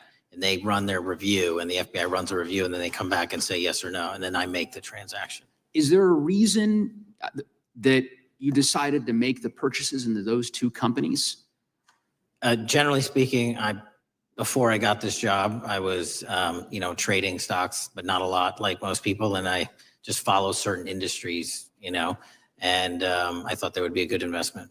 So the reason why I ask, right, because you had divested in other companies, and I presume that wasn't because there were actual conflicts. It's just that you wanted to avoid an appearance of impropriety. It was both. Both, but not all of the companies were conflicts. Whatever they make divested from. I don't make the call, they make the call. Sure. Yeah. I guess my point would be, the reason why I ask is, why I said it's not a gotcha question. I have for years led an effort here in Congress to try to ban members of Congress, senior executive officials, from trading stocks. And it's bipartisan in nature. We're working really hard to get that done, Republicans and Democrats.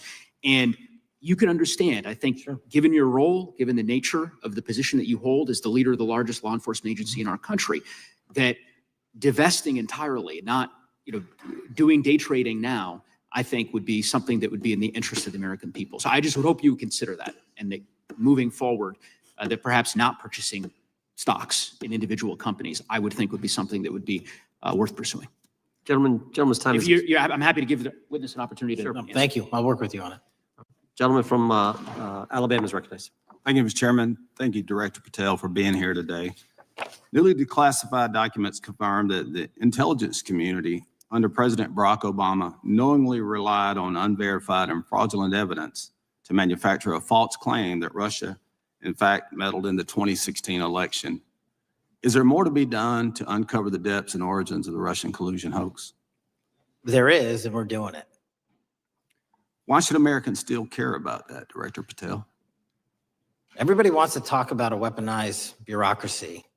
And when we put out the facts about a weaponized bureaucracy, not because I said so, but because we found the FISA documents, because we found the 302s and the 1023s, then it becomes a political football. My job is to continue to put out that information and let the American public read it for themselves when I'm lawfully able to do so.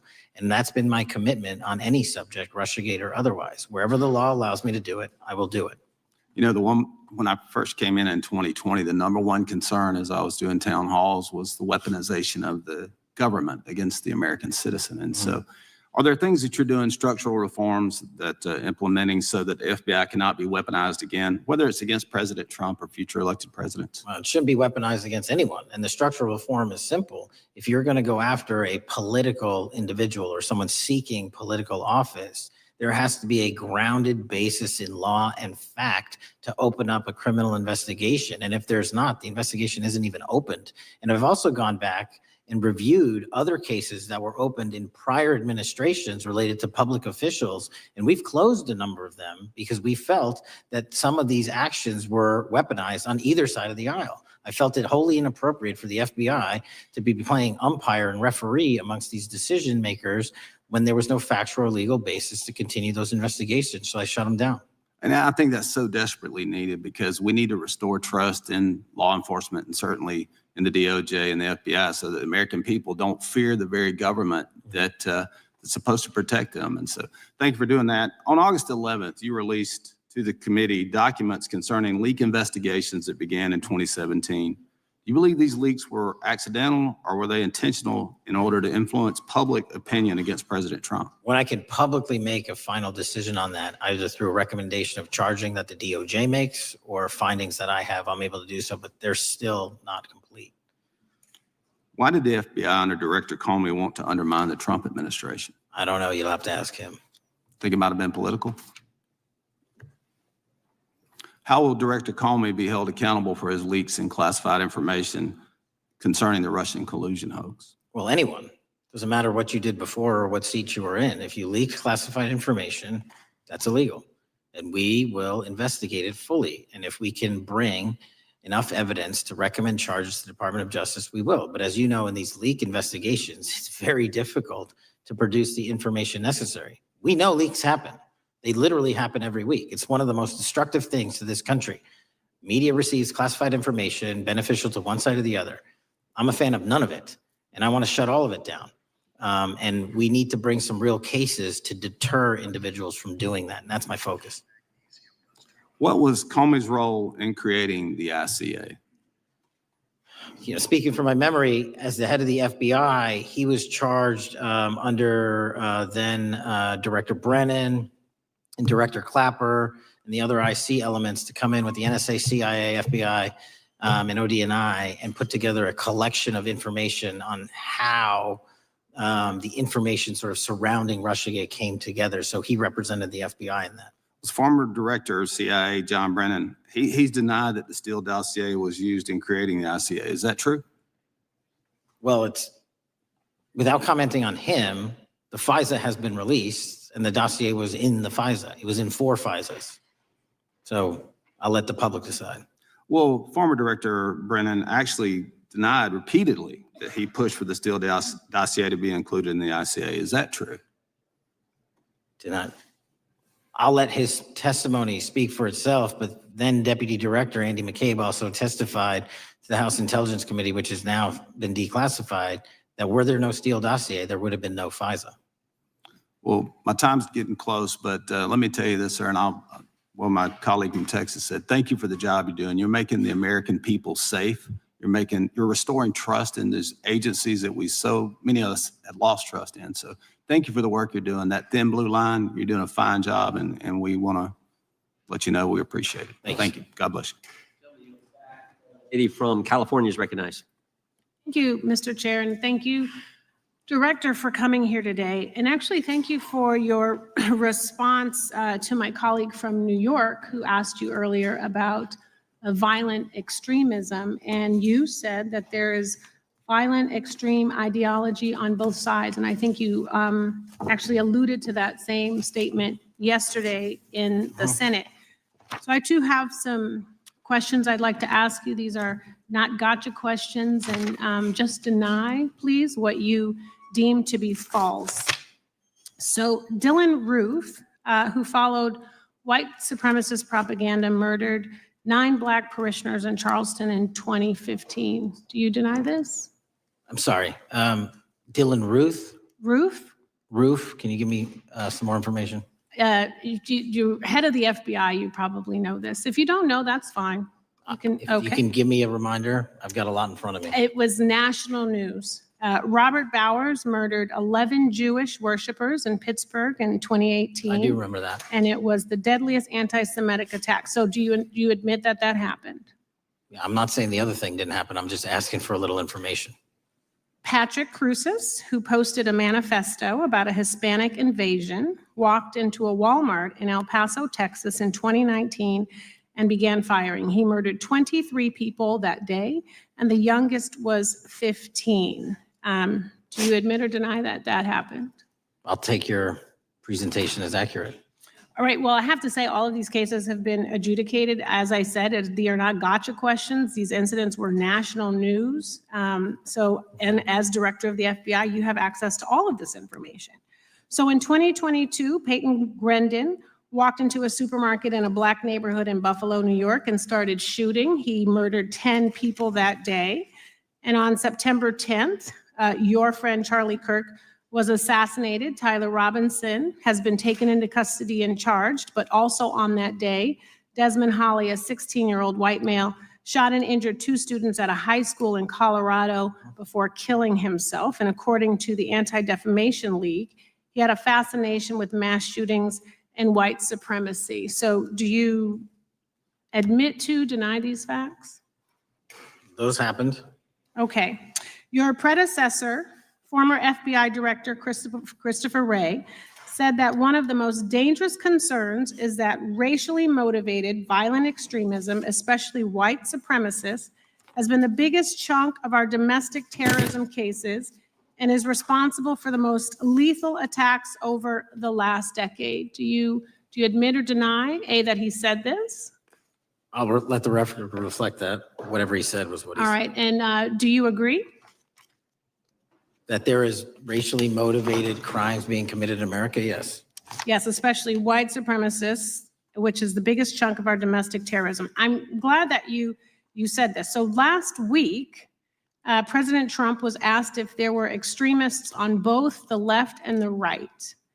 He was actually asked this by Fox and Friends, and his exact words were, "I'll tell you something that's going to get me in trouble, but I couldn't care less.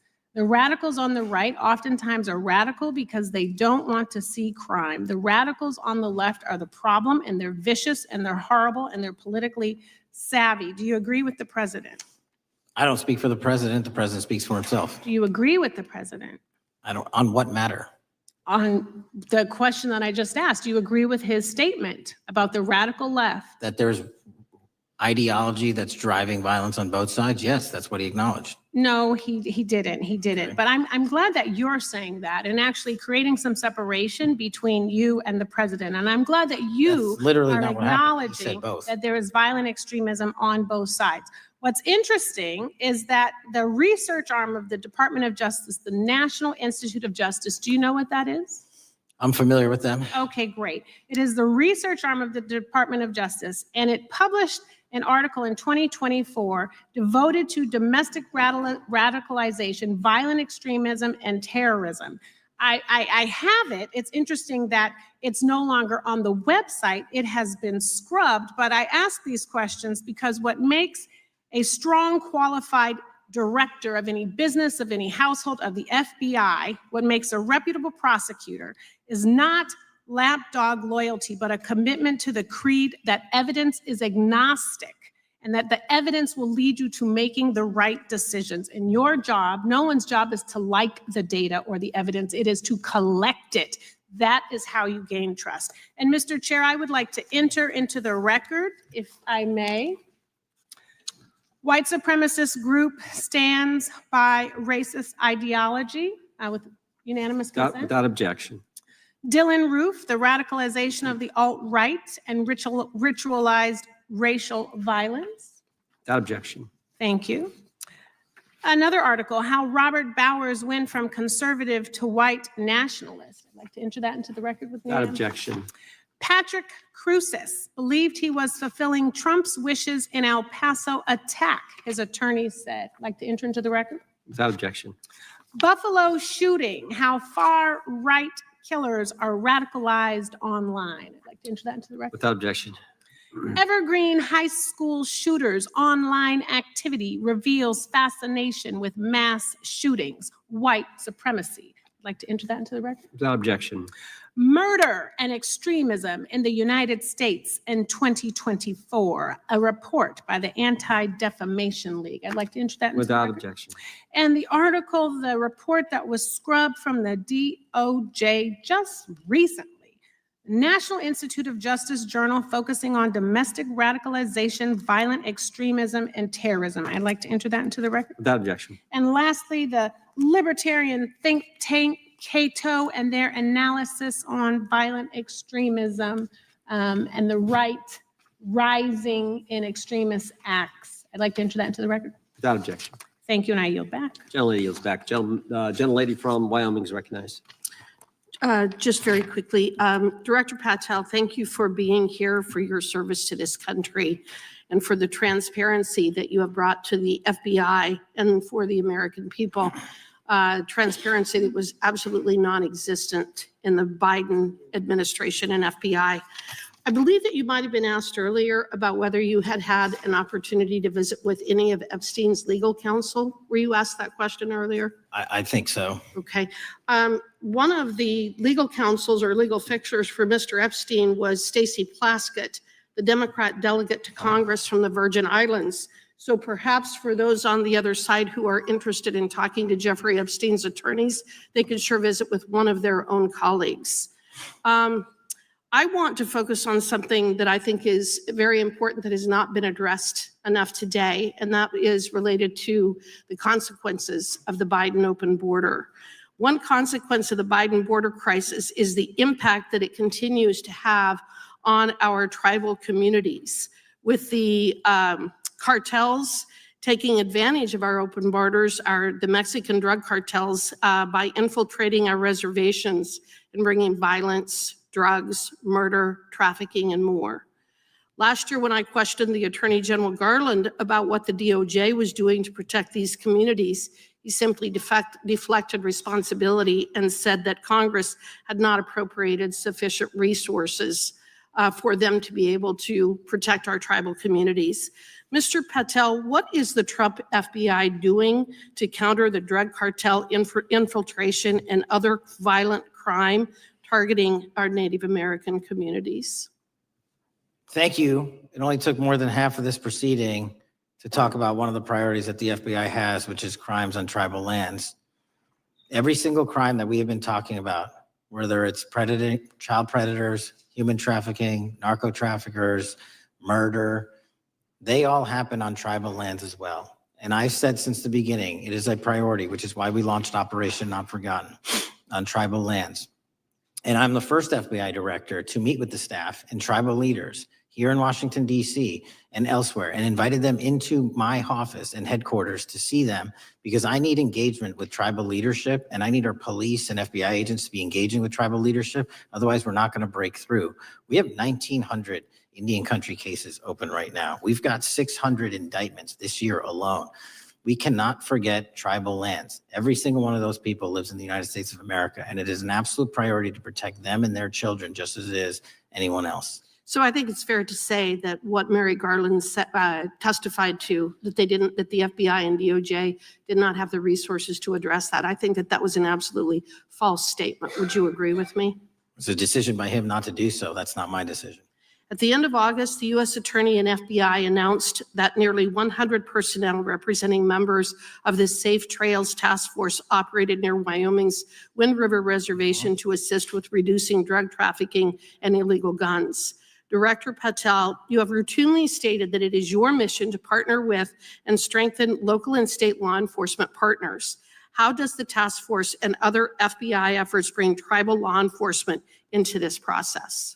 The major problem with tribal lands is the sheer tyranny of geography and the amount of coverage that they have on land versus the personnel they have to do it. So what we've done is constantly surge resources to tribal lands across this country on a 30, 60, 90-day rotating basis, reporting back to us saying who needs more. And what we found is that most of these lands can be assisted by our counter-UAS program, our drone capabilities, and we're going to do it because what's happening is the Mexican drug cartels are literally flying overhead, dropping their cargo, their narcotics onto this land where no one's looking, and then it's being disseminated to children, to youth, to adults on that land and killing them. And we got to stop it before it gets dropped off. Well, and your testimony proves that the Biden administration did not lack the resources to address drug and violent crime in tribal communities or around the United States. It instead expended and wasted these resources investigating parents, Catholics. We now find out Turning Point USA, the RNC, and Republican organizations, rather than protecting our Native Americans by closing the border. Is that fair? I think so. Wonderful, thank you. And I do appreciate the work that you've done in this regard. I was previously the chairman of the subcommittee on Indian and Insular Affairs with the Natural Resources Committee, and safety and security on our reservations and for our tribal members has been one of our priorities, one of my priorities, and I very much appreciate the work that the FBI has done. Let me know if there's anything else I can do to help you. And with that, I yield back. I will, ma'am. Gentlelady yields back. The gentlelady from Georgia is recognized. Thank you, Chairman, and thank you for coming in today, Mr. Patel. In the past few months, the country has experienced a string of horrific, high-profile attacks that have been motivated by racial hatred or political ideology. Shooter attacked the CDC headquarters, firing hundreds of rounds and killing a police officer. An arsonist set fire to the Pennsylvania governor, Josh Shapiro's residence, with the governor and his family actually inside. Minnesota House Speaker Melissa Hortman and her husband were assassinated earlier this year. Clark and Charlie Kirk was murdered last week. Bomb threats have been made against HBCUs and the DNC, and just the list goes on and on. I only have just a few minutes today, so I don't want to take a lot of time to go into all the countless and devastating violent crimes and incidents that have happened at our schools or on our streets and in our communities that have just been happening all year long. Mr. Patel, just yes or no, is this type of political violence ever acceptable in your eyes? No. I'm glad that we agree that these heinous acts designed to instill fear and division in our nation are never, ever acceptable. Yet each of these incidents has recently taken place under your watch. The FBI's website states that protecting the United States from terrorist acts is the FBI's #1 priority, including from domestic terrorists. Is this still your #1 priority? Domestic terrorism? Preventing domestic terrorism. Our #1 priorities are protecting the homeland and international terrorism and crushing violent crime, and domestic terrorism sort of interlays between both of those. Okay, so well, then I'm glad that you're giving us the right answer, but unfortunately, your actions kind of tell a different story.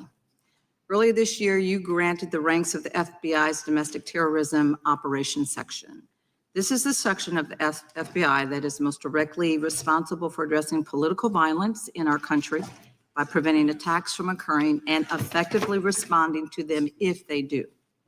The agents in this section are the ones who stopped an individual stockpiling weapons, who planned to attack schools and churches in Florida and seized bombs made by an ISIS sympathizer in New Orleans.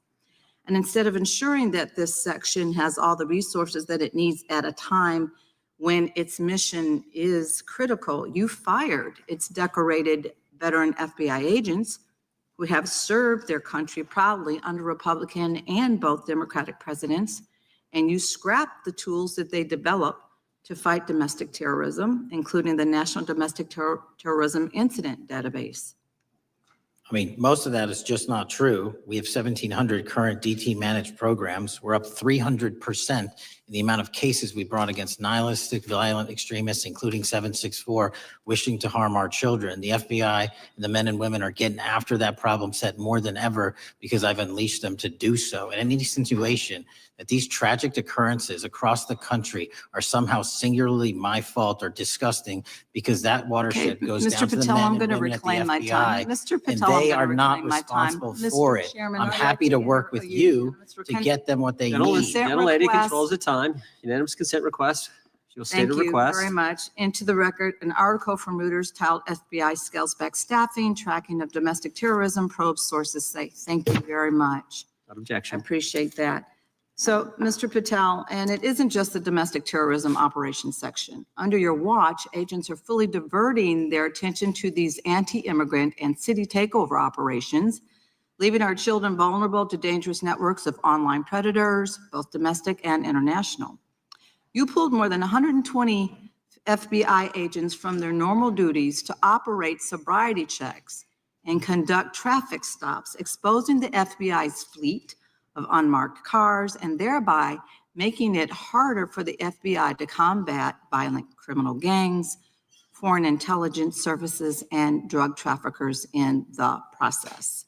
That's simply not true. If we were not able to do two things at one time, how would we be Patel, I seizing reclaim record my amounts of time. I reclaim my fentanyl? time. 23,000 Chairman, I'd like to violent enter felons have been into the arrested. Time belongs to the More More gentlelady. than twice as many as Consent last Time request. belongs to year. the gentlelady from Georgia. Thank you very much. And this request basically is, it is an article from Reuters, which quotes law enforcement officers familiar with agents who once covered child exploitation cases, but now focus on immigration child exclusive. Thousands of agents diverted to Trump immigration track down. Mr. Patel, in the short time I have left, your tenure as director of FBI has been somewhat problematic. Americans are left safe, left definitely less safe under your watch. You have gutted the FBI's ability to keep safe from domestic terrorism. You have sent FBI agents to conduct traffic stops and round up hardworking immigrants who pose no danger to public safety. People even President Trump referred to as good longtime workers. Your job is to protect and serve the American public. Time to the You have gentlelady. spent your time protecting heinous individuals and using the FBI to serve as a political circus. You at times have appeared unequipped. Time to This the country gentlelady has deserves better, and I expired. yield. Gentlelady yields May I back. respond? Sure can. Simply put, what is it? Are we failing? If we're failing, how are we arresting 23,000 violent felons? Twice as many as this time last year. Are we failing? Because if we're failing, how are we seizing 1,500 kilograms of meth, 25% increase from last year? Are we failing? Because we captured 4 top 10 FBI most wanted from around the world in 7 months. That's more than the entirety of the last administration. Are we failing? Because we put 1,500 child predators in prison. Are we failing? Because we dismantled 300 human trafficking networks. Which is it? You don't like me, that's fine. But don't you dare disparage the men and women of the FBI that are producing record results in historic fashion to protect this country. They are kicking ass for America, and they're going to continue to do so. We appreciate your leadership. The gentlelady from Florida is recognized. When I was home recently, I met with the agents leading the Tampa office of the FBI, and I saw what they're focused on in my community: stopping drug traffickers, rescuing children from exploitation, fighting cybercrime, protecting us from acts of terrorism, foreign and domestic. And I know from my time as a federal prosecutor and a judge that this work by the Bureau doesn't make headlines, but it is happening every single day. At the top, accountability is necessary, transparency is critical, but today we've seen an effort not just to diminish, but to distort the work of Director Patel and the agents he leads. If we really care about transparency and about truth, then what we owe to the American people is this reality: that thousands of dedicated professionals at the FBI wake up every single day thinking not about themselves, but about this country. and keeping every single one of us and our children safe from harm. And Director Patel, I would like to hear from you the facts about what the FBI is doing in your efforts to fight crime. Director Patel, isn't it correct that since January 20th, 2025, the FBI has made over 25,000 immigration-related arrests, including 350 members of Tren de Aragua and 195 members of MS-13? Those numbers are accurate. The Tren de Aragua numbers are up over 350% from the year before. And during that same period, hasn't the FBI seized over 66,000 kilos of cocaine, 6,000 kilos of meth, and 1,500 kilos of fentanyl? Not to be nitpicky, but it's 89,000 kilos of cocaine and 7,300 kilograms of meth. And isn't it also true that the FBI Tampa Division's Panama Express Strike Force specifically seized nearly 67,000 kilos of cocaine valued at more than $1.6 billion from illicit maritime vessels? One of our best operations out of the Port of Tampa, and I was down there in South Florida when Panex did their work. Director Patel, since October 7th, 2023 Hamas attack, the FBI has been a co-leader of the Joint Task Force October 7th.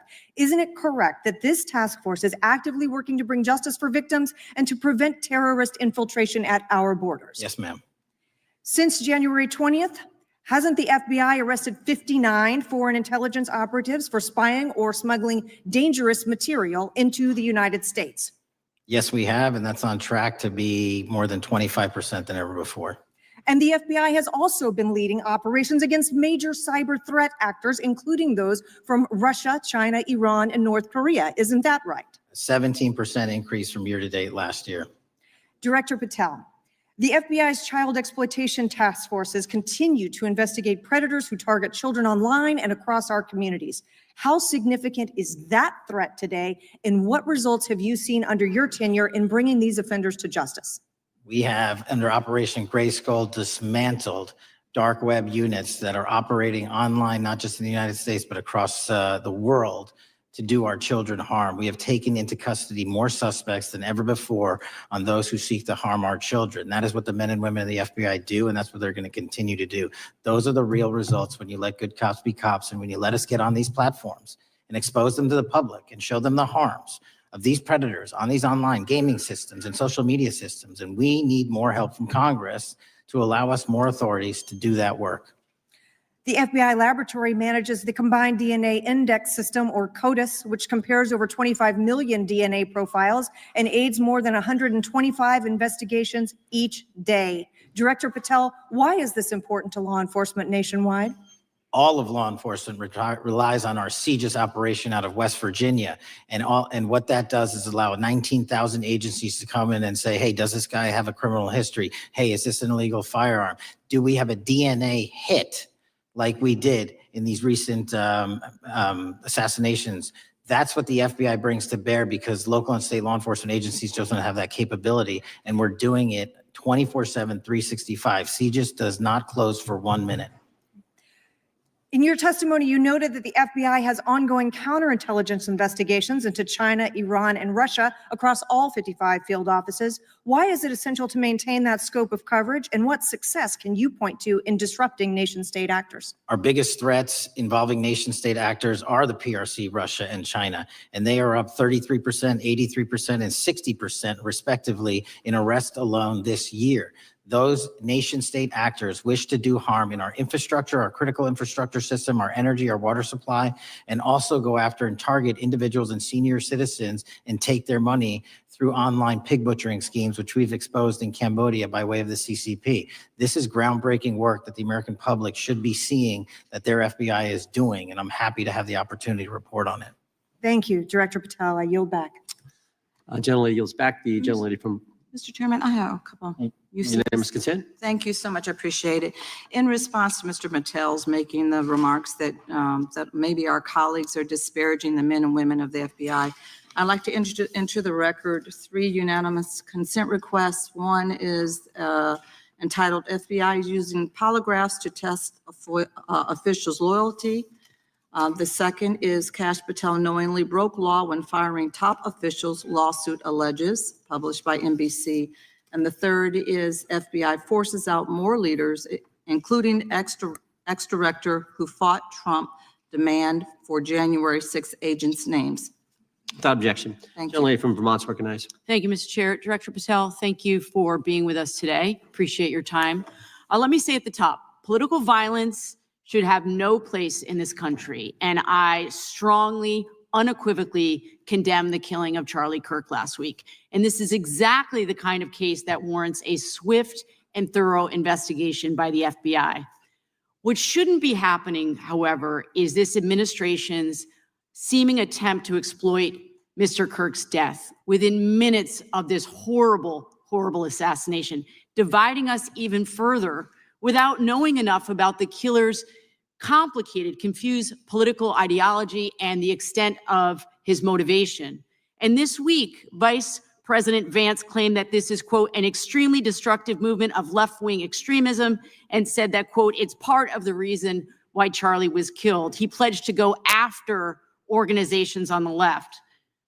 But Director Patel, it was just 3 months ago that Melissa Hortman, the Minnesota House Speaker, and her husband, Mark, were shot to death in their home in the middle of the night by a self-identified right-wing extremist and Trump supporter. When that assassination happened, the FBI released a written statement denouncing the killings and pledging to hold the killer accountable. And I thank the Bureau for that. It was clear, concise, to the point.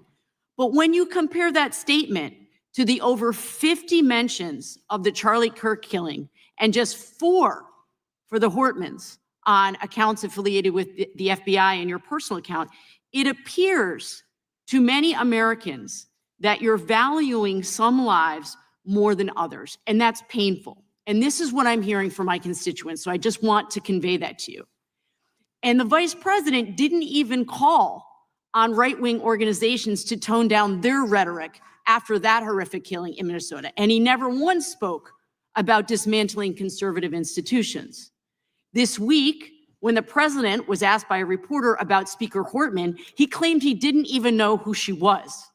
One of the most high-profile assassinations of an elected official in recent memory, and the president claims to know nothing about it, hasn't even heard of it. It was absolutely devastating for her colleagues and for her family.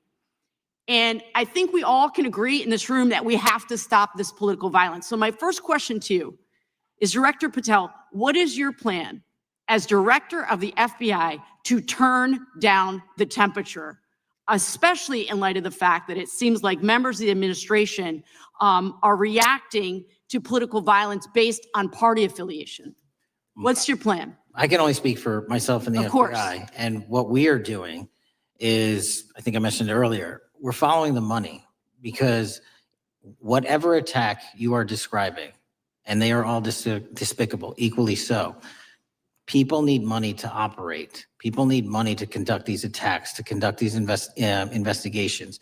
And so what we are doing is finding the people that supported this infrastructure system, because even when you say there's a lone, quote unquote, lone wolf actor, he's not truly a lone wolf actor. Something happened along the way. I agree. And so can I just because we have such little time, are you making a commitment right now to follow where the evidence goes in investigating whether it's violence on the left or the right? Because over the last 10 years, when you look at the ideology, I want to follow up on what my colleague from California said. When you look at the data, you look at the Anti-Defamation League data, 96% of ideological motivated killings were committed by the right wing. When you look at the Institute of Justice report that she cited, it's 5 times the number that 5 times the number of far left extremist incidents are perpetrated by far right. And it's been reported, and she mentioned this, that as of September 12th, 2025, just 2 days after Charlie Kirk's killing, that the DOJ removed that report from the DOJ website. That's why Americans are concerned that there seems to be a separate system of justice, that if you are a Republican and you are attacked, you will get the full weight and authority of the FBI in this administration. But if you are somebody serving in the Minnesota State Legislature and you are assassinated in your home, that the response is different. And I think to ignore the threats from the right or try to do a both and when there are multiple instances when it's overwhelmingly coming from the right, this is a disservice, because Americans want to know that whoever they are, whatever their political affiliation, that the response is going to be the same. And it is going to be done with the same diligence. And I'm wondering if you will commit to me right now that you will be a voice right now standing up to those voices in the administration that are adding to the violent rhetoric right now. That's what I'm asking you. Will you commit to this? Time of the gentlelady has expired. The gentleman can respond. My voice will be through the investigations that the FBI conducts, and we will conduct them all lawfully and equally. Can we expect in the future that your expired. tweets in related to one killing Time of will the gentlelady has expired. be the same Gentleman level from- of concern? The gentleman from Texas is recognized. Thank you, sir.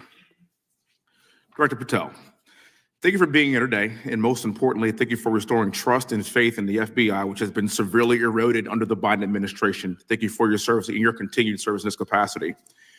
On April 7th, 2025, Charlie posted on X, assassination culture is spreading from the left. 48% of liberals say it would be at least somewhat justified to murder Elon Musk.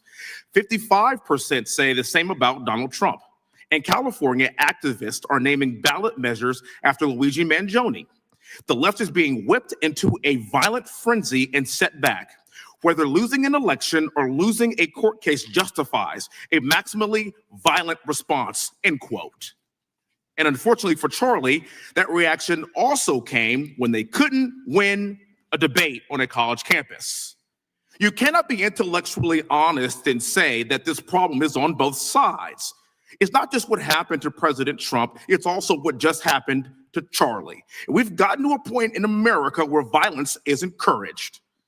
We have a former president of the United States that opens up his campaign in 2019, that's Joe Biden, by saying that his opponent is a, quote, existential threat to this country. Houston, we have a problem.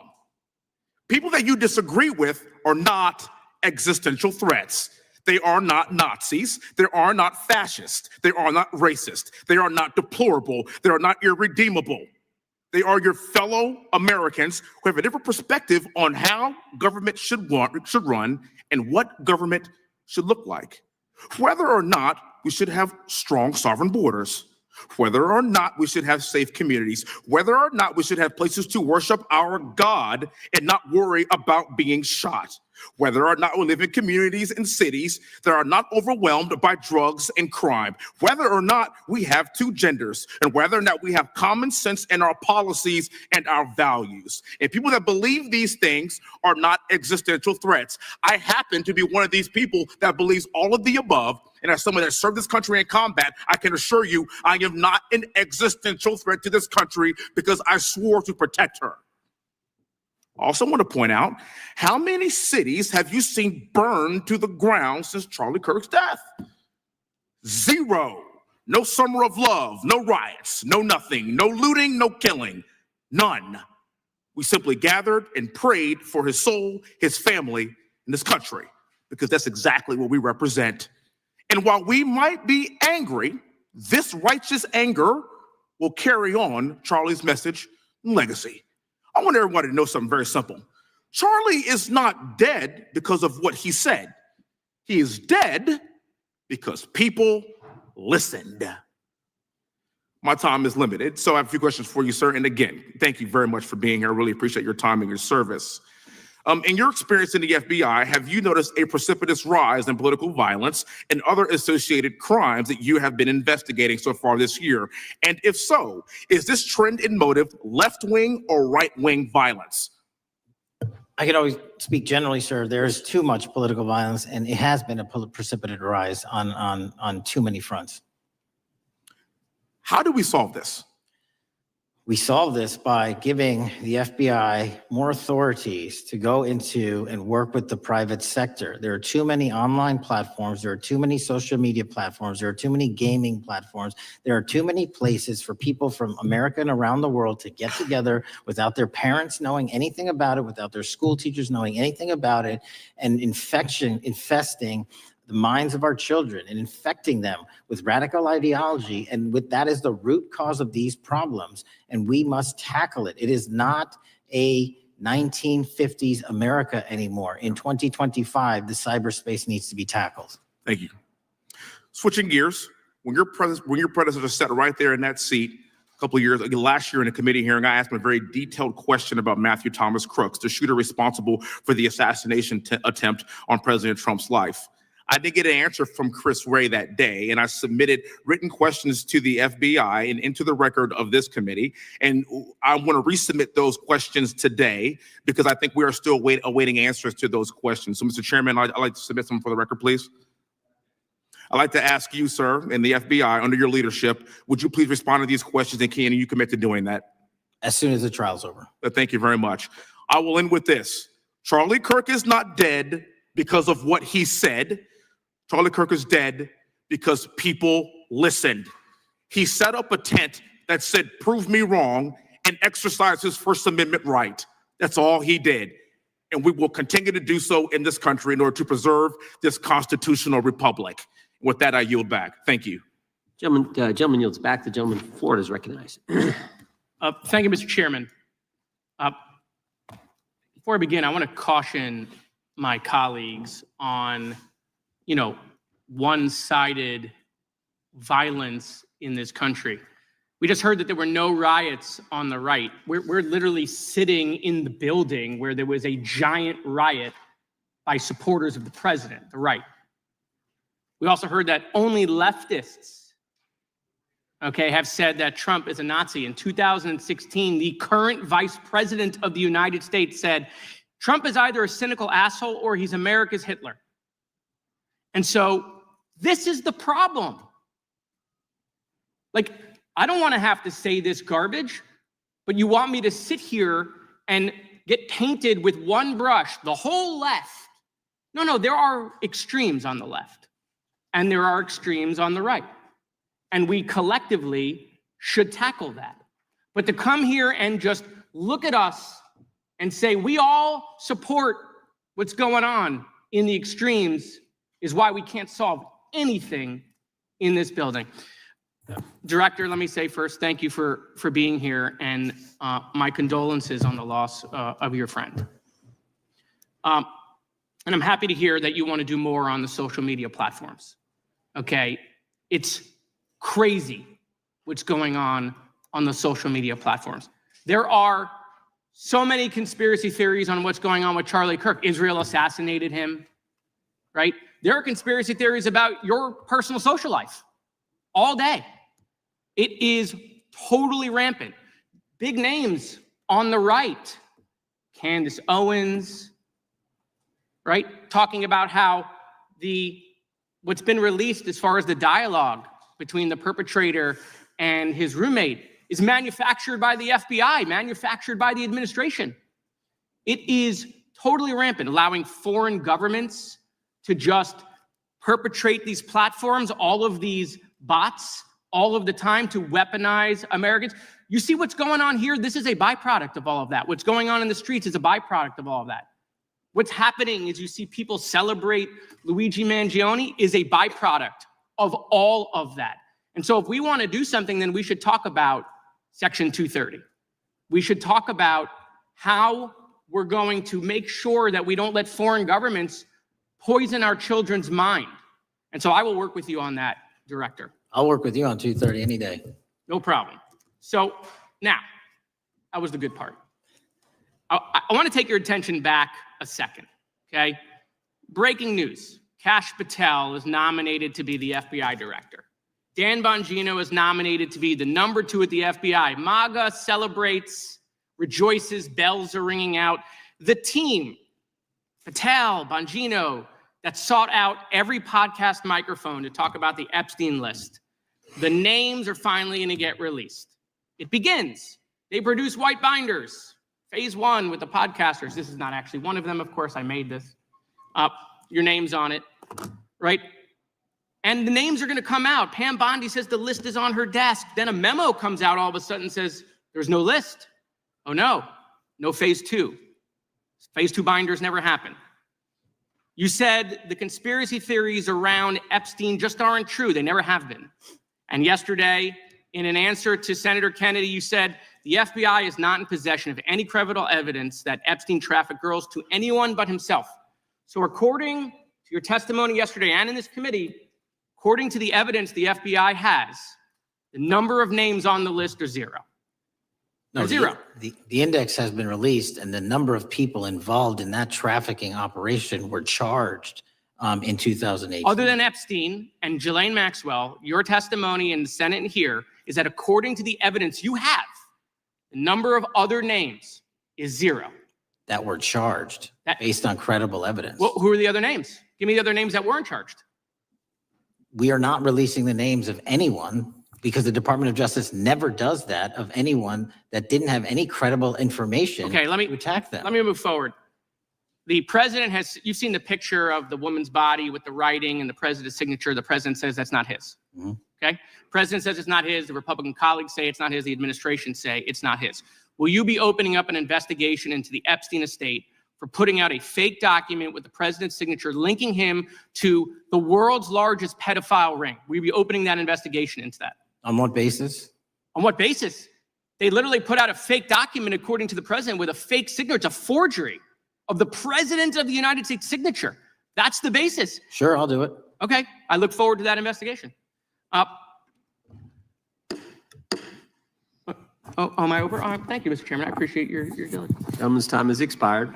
Chair now recognizes the gentleman from California.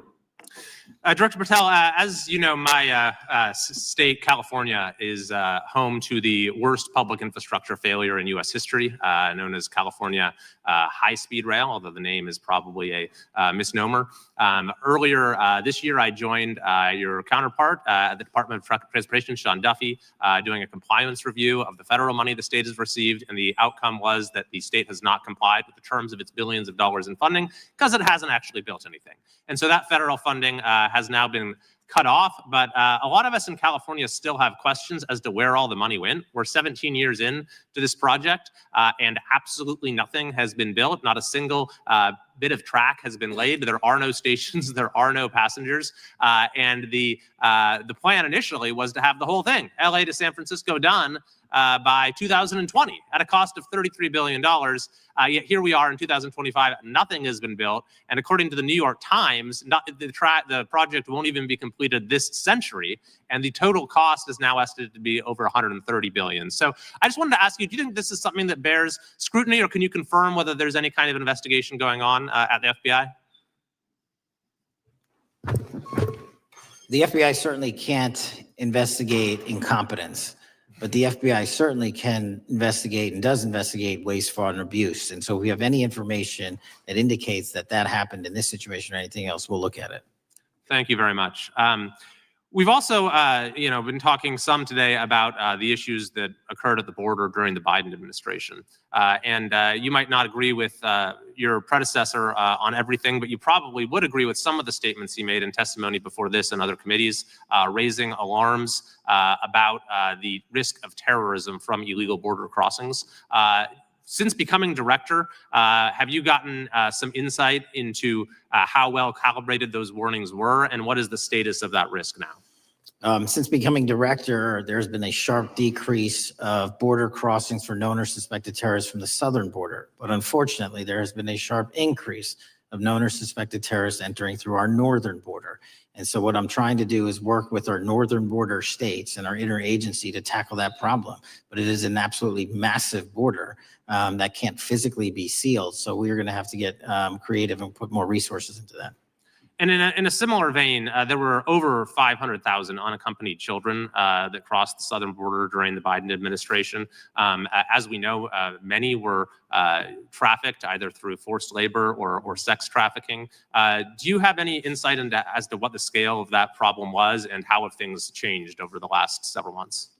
Other than what you outlined in terms of how it was described, I don't have any additional details. In terms of how many people are being trafficked into this country, especially unaccompanied missing children, that number has drastically reduced because the coyotes that smuggle these children for their criminal activity are the same ones that smuggle in narcotics, or the same one that traffic older age women.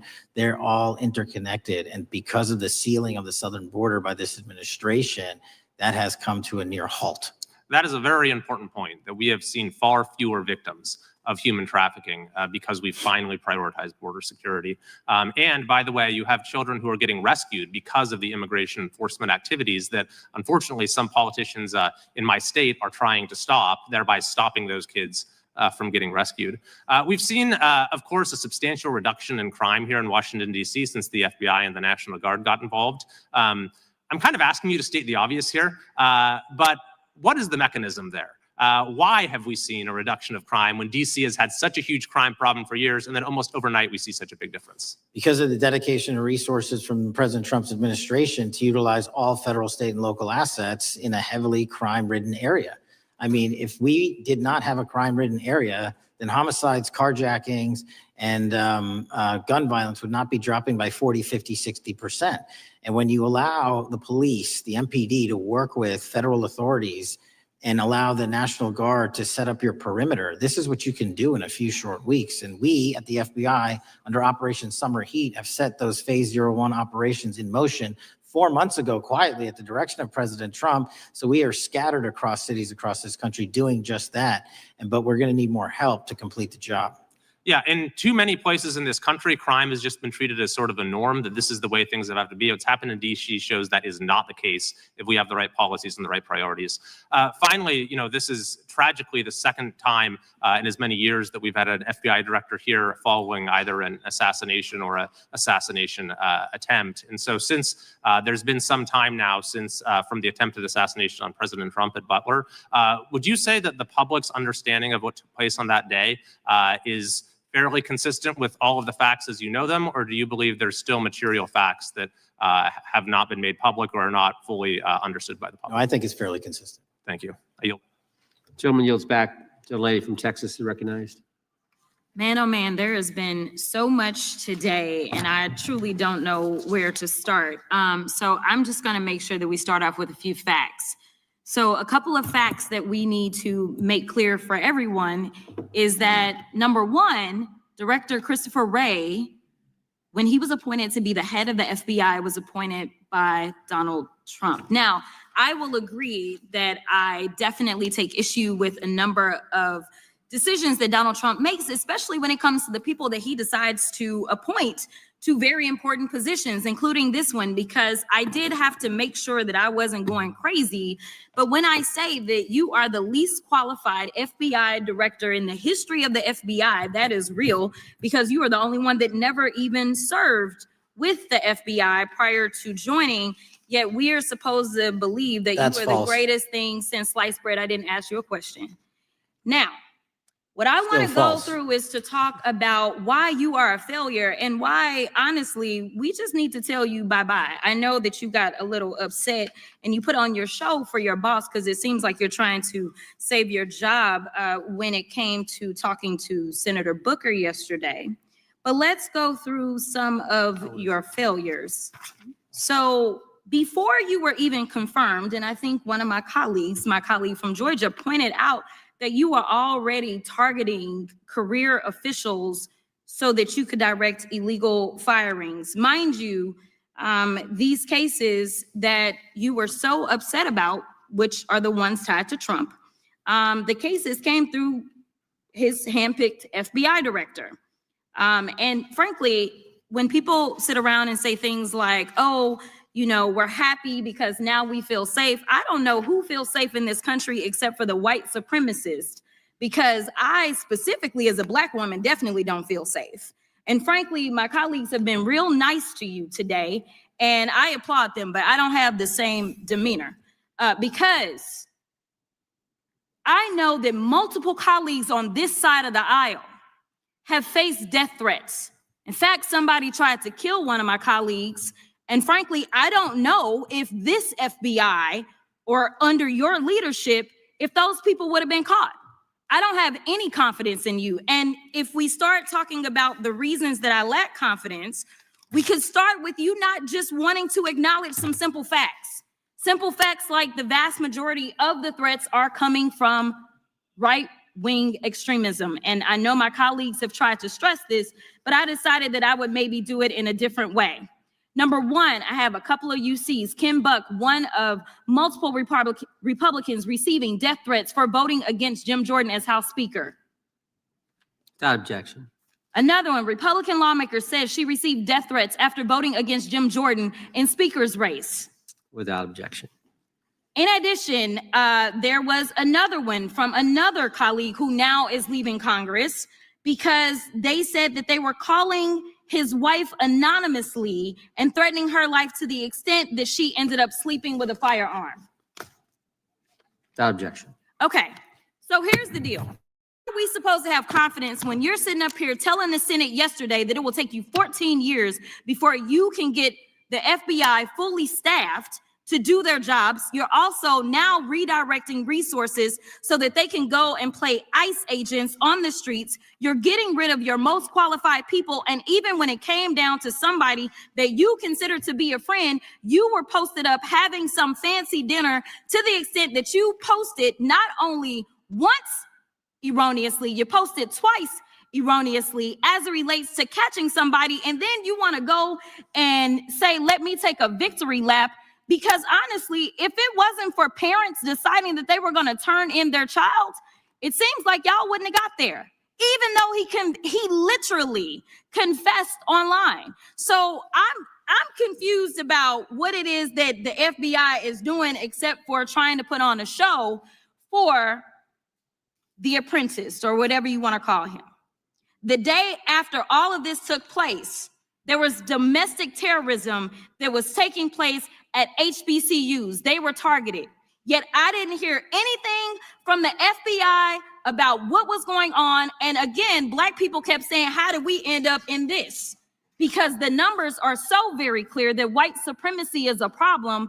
And honestly, I've not heard anything out of you today that makes me believe that you're going to do anything about the white supremacy problem, the one that is leading to children being killed, children being shot, as well as members of their community as they're worshiping in their churches. The time of the gentlelady has expired. If the gentleman would like to respond to any of that. Well, I mean, I'll respond. Kash Patel, as I said when I introduced him, public defender, former prosecutor, top staffer on the House Intelligence Committee, Deputy Director of National Intelligence with the National Security Council, Chief of Staff at the Department of Defense, and FBI Director. I think that's pretty good resume for the guy who's now running the top law enforcement agency in our country. And we've seen all the stats that he's given to the committee on how much better they're doing at getting the bad guys than the previous guy was doing. With that, I recognize the gentleman from South Carolina. Thank you, Mr. Chairman. Director Patel, I think you're witnessing some auditions, clickbait auditions for the Academy Award for my Democratic colleagues. We'll see how they fare as they're on MSNBC later on today. Do you care, before I launch into my line of questioning, to respond to Ms. Crockett from Texas on that very elaborate and theatric display? Here's what I've learned in my government service. I don't give a damn what they say about me as long as I'm succeeding in the mission. We're succeeding in the mission because the men and women of the FBI have never been empowered to do more work and to hit the streets harder than by President Trump's authorities and resources he's given us. And so all I care about is that we are capturing more child predators than ever before, taking more drugs off the streets than ever before, that we are capturing murderers at a significantly historic rate, and we're delivering this country the lowest murder rate in recorded history. That are facts that you cannot dispute. But you can come at me all you want. I don't care. Thank you, Director, for that. And we appreciate your service. We appreciate the results speak for themselves, I think, pretty plainly, and your commitment not only to results, but to transparency. So we do appreciate that. Director, who was John Durham? He was a former federal prosecutor, United States attorney, and ultimately appointed special counsel in the first Trump administration. Correct. And what there was a document that he released in his findings called the Durham Report. What was the Durham Report briefly, and what were the findings very briefly? It was every special counsel that's appointed produces a report to the Attorney General. Special counsel's Durham Report largely focused on Crossfire Hurricane and included extensive summary findings in classified and unclassified manner. And we released the classified version, finally declassifying it for the American public in this committee. Correct. And you released that in July of this year. I think so. Yes, sir. Isn't it true that in the classified Durham Annex, as it's referred to, that in 2016, the Obama administration obtained intelligence information from a source contained in two separate memoranda, one in January of 2016 and one in March. The two memoranda described confidential conversations between DNC Chair Debbie Wasserman Schultz and two individuals from the Soros Open Society Foundation. Isn't that true? As written in the report, I'll let it speak for itself. In the Durham Annex in January of 2016, the memorandum noted in part that President Barack Obama intended to scuttle the FBI's investigation into Hillary Clinton's private email server and mishandling of highly classified information during her time as Secretary of State. Isn't that found in the report? I believe so. Isn't it also found in the report that in March of 2016, the memorandum also included references to the same Obama effort to shut down the Clinton investigation, but additionally outlined a plan to falsely connect Trump to Russia? Isn't that in the Durham Annex? I think it's in more than the Durham report, but yes. The memo also stated in part that, quote, the Democrat Party's opposition is focused on discrediting Trump, among other things. The Clinton staff, with the support from special services, is preparing scandalous revelations of business connections between Trump and the Russian mafia. Isn't that also found in the now unclassified Durham Annex? I believe so, sir. According to the Durham Annex, based on analysis and translation of the intelligence, FBI analysts believed that special services could either mean the FBI or CIA, or the Trump dossier author Christopher Steele. Isn't that in the Durham Annex? I believe so, sir. When the Obama administration received intelligence in March of 2018, Fusion GPS was preparing open source opposition research regarding purported ties between Trump and Russians. The research was paid by the Clintons campaign and the DNC. Isn't that open source and also in the Durham Annex? I believe both. Okay. And so also in the Durham Annex, which I found interesting, was the potential campaign plan was shared with high-ranking career officials at DOJ. Isn't that in the Durham Annex? I believe so, sir. The Durham Annex describes that in July of 2016, emails allegedly between Leonard Bernardo, a senior vice president of George Soros's Open Society Foundation, included data providing specificity on the Clinton plan in an attempt to smear Donald Trump by falsely linking him to Russia. Isn't that in the Durham report? I believe so. And so briefly, this additional evidence that you've unclassified and released to the American public, what does that purport to show or augment about the Durham report that you can share with the American people? Put simply, that the FBI was weaponized. Against a political campaign. Yes, sir. Thank you for that, Mr. Chairman. I yield back. Gentleman yields back. The I have UCs. gentlelady from Texas recognized for unanimous consent. Yes. First one is Russia's ghostwriter hacker group takes aim at German election. This is from Politico. Objection.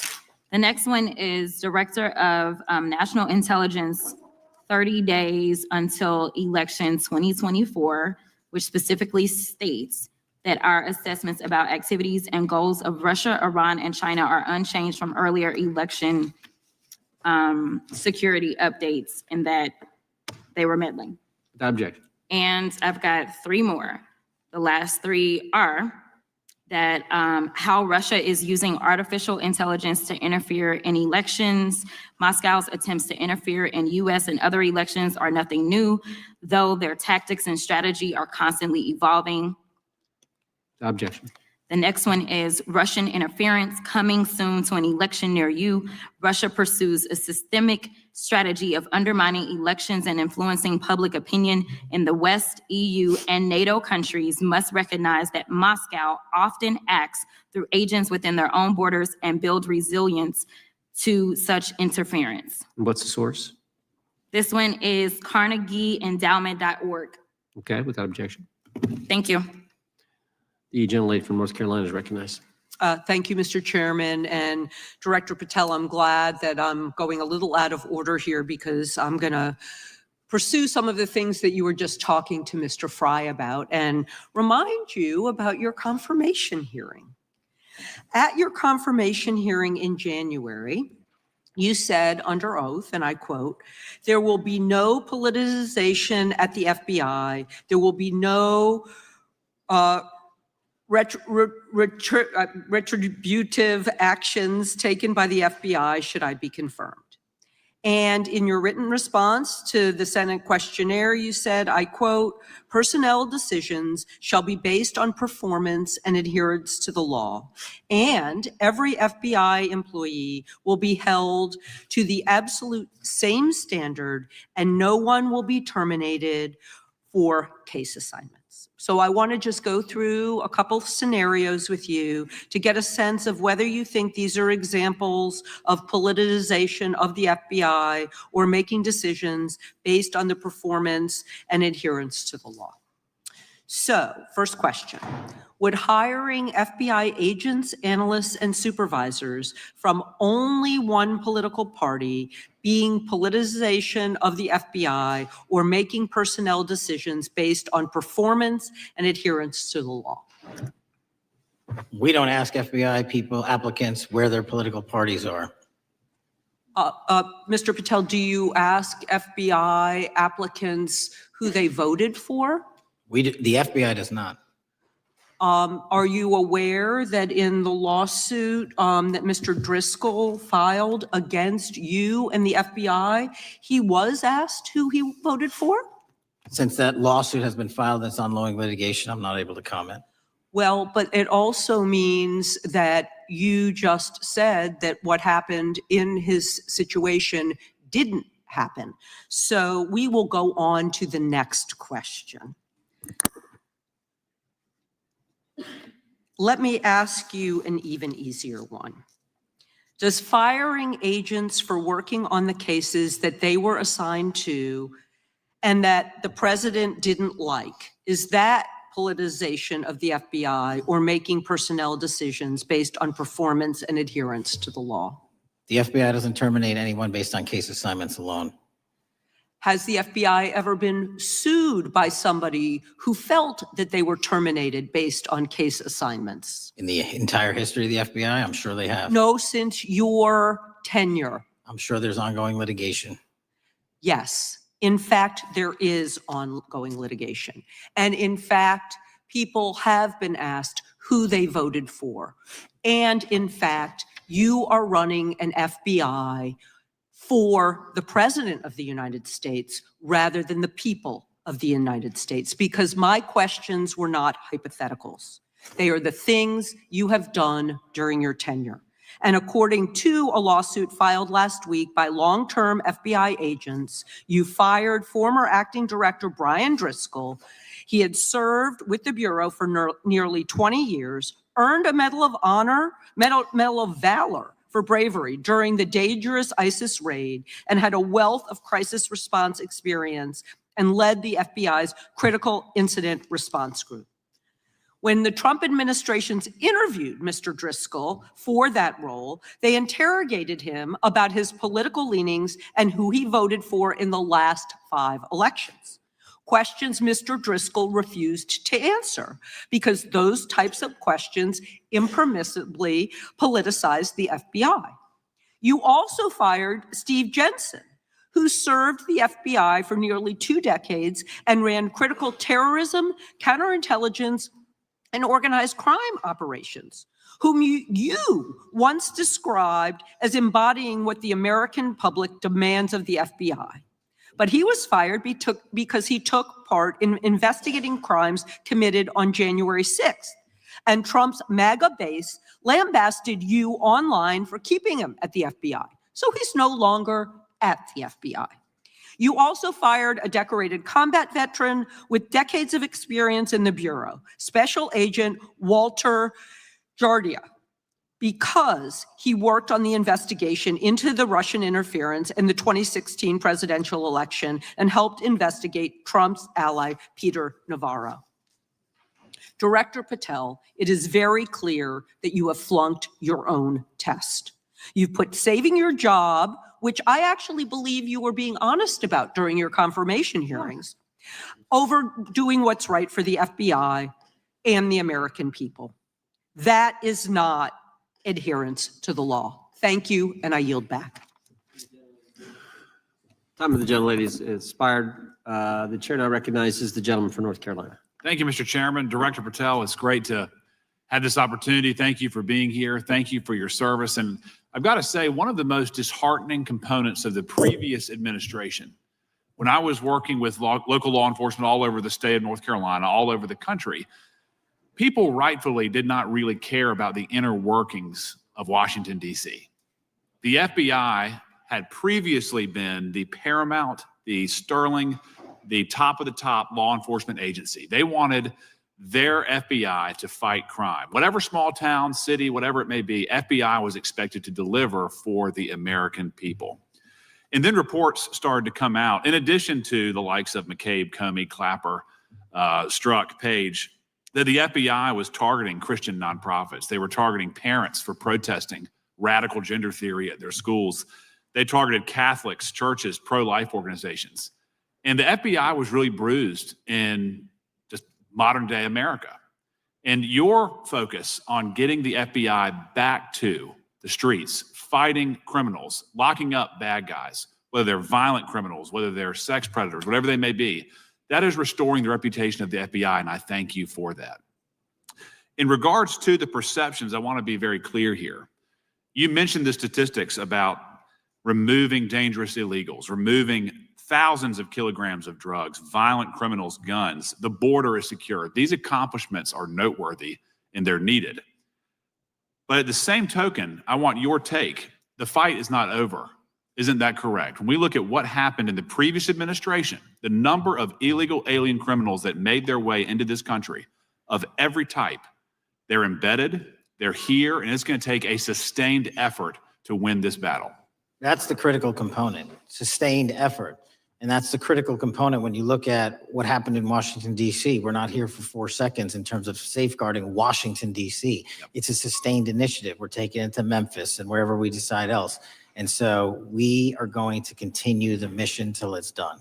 In regards to offloading some of the agents from Washington, D.C. to the states, to the people, can you just explain how tactically that is a force multiplier in the law enforcement community around the country? It's pretty simple.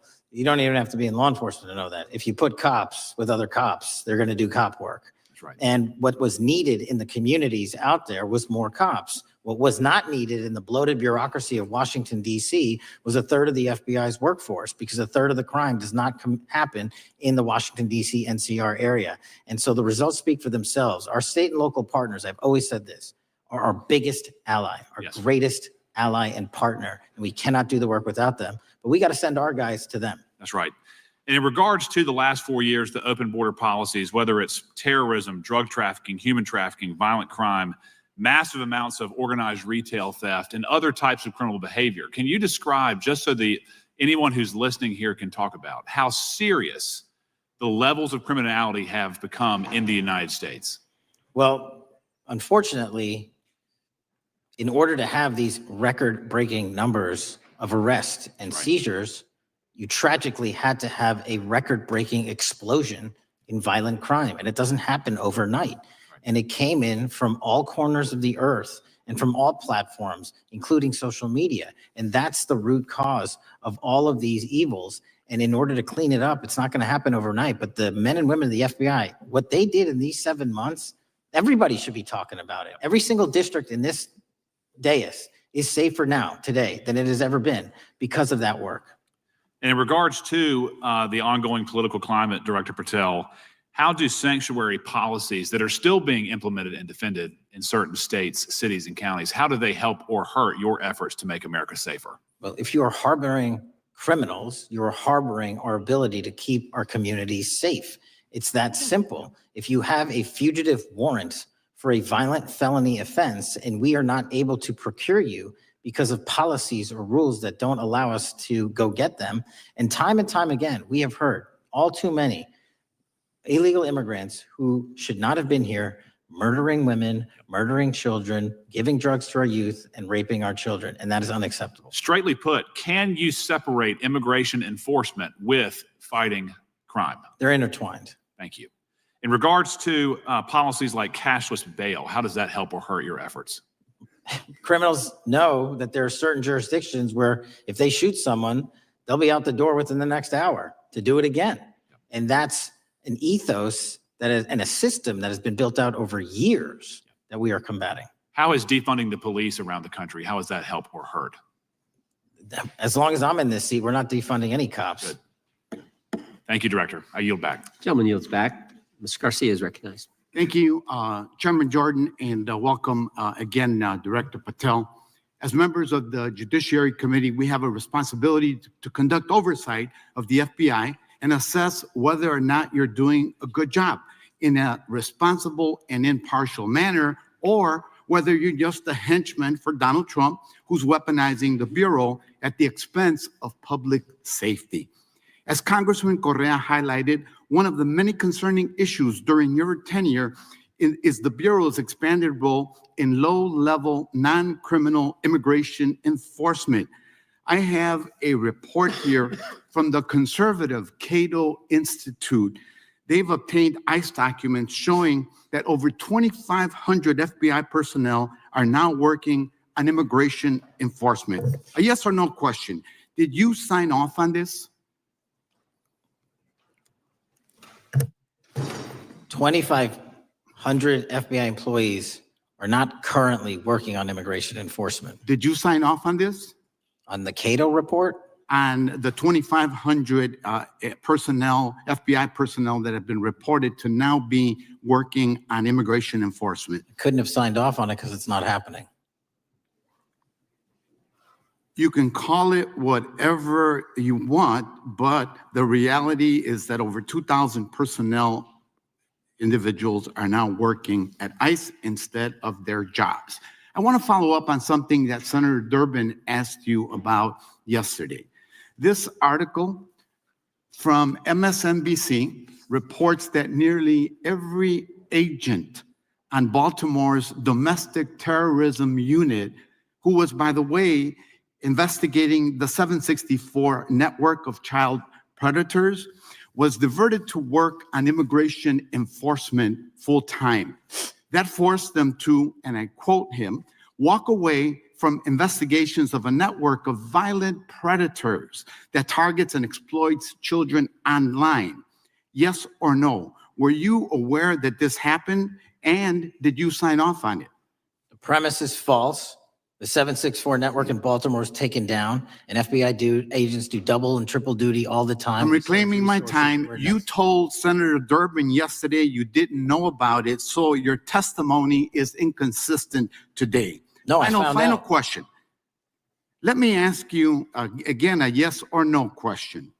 Are you aware that agents have been told by supervisors not to documenting their shifting of resources toward immigration-related work? That's a literal another falsehood. It's impossible to move a human being without documenting that work.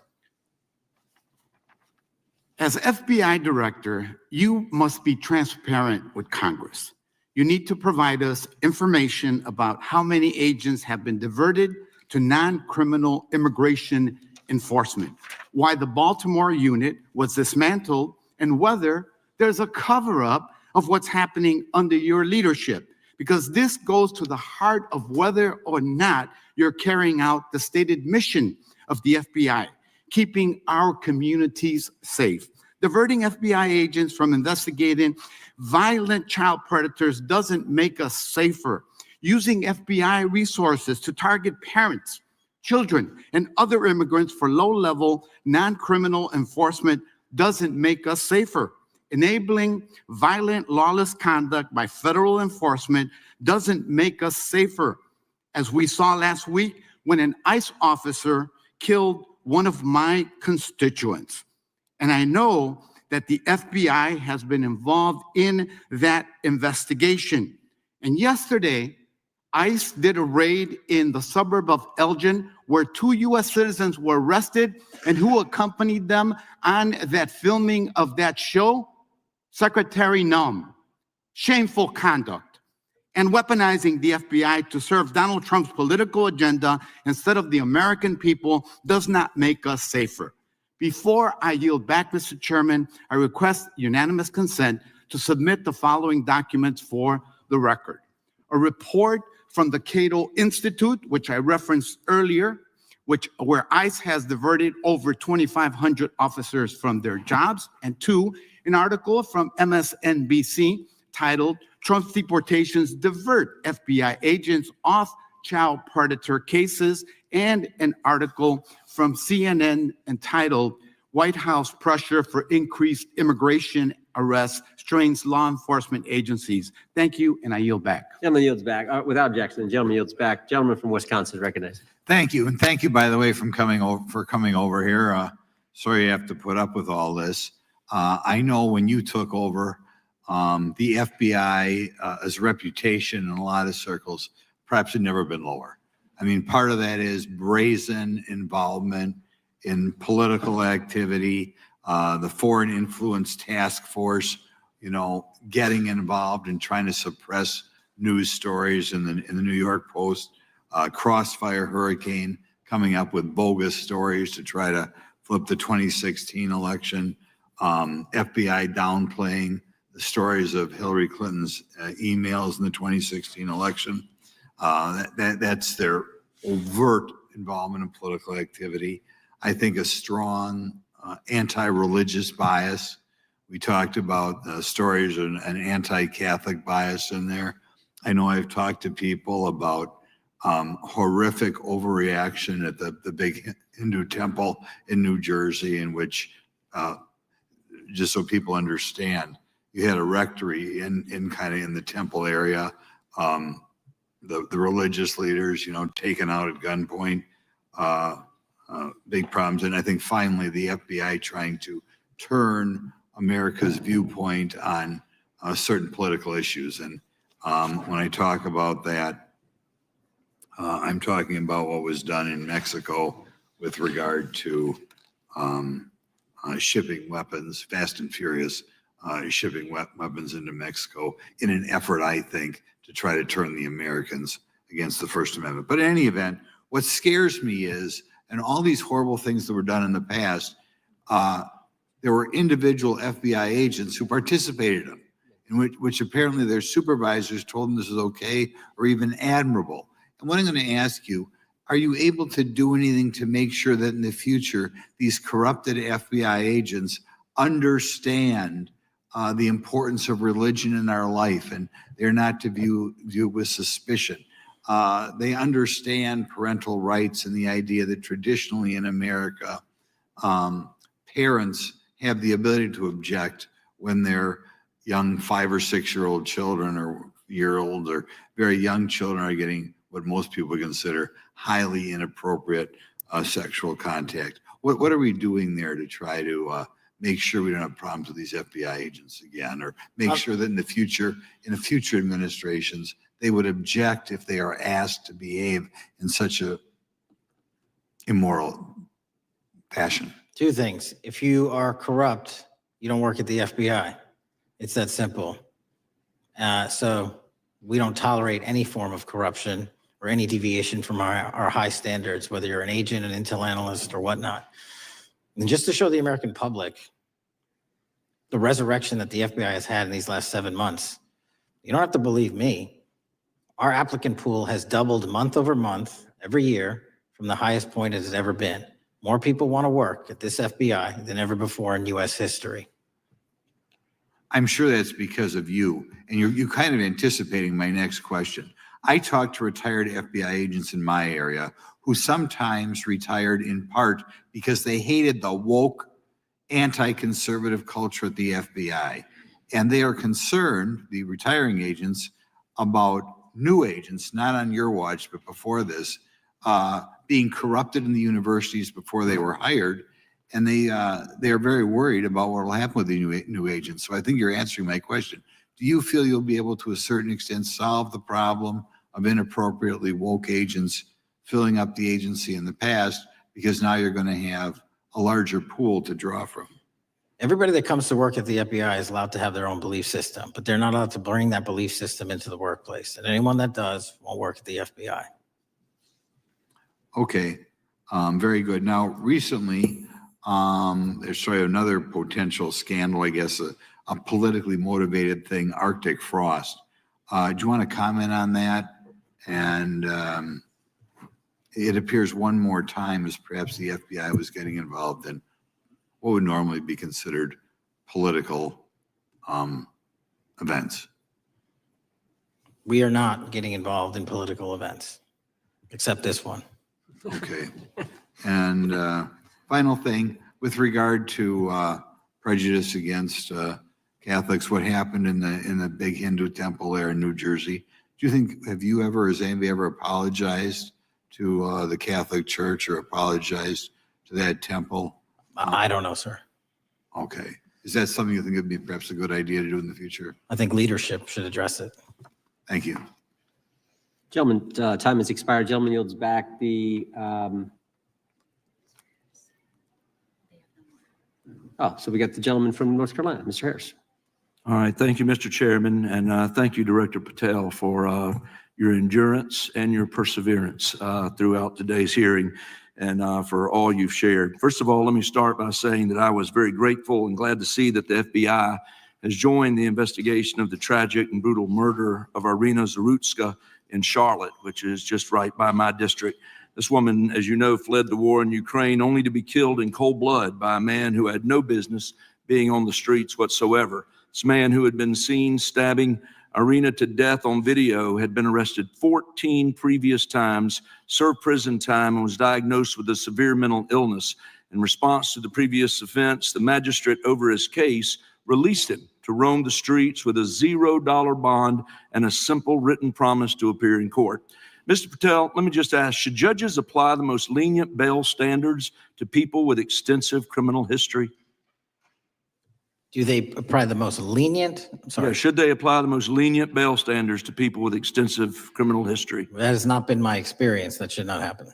Is America a place where young women should fear to ride public transit? No. And was Irina Zarutska's death, would you say, possibly the result of Democrats' pro-crime policies?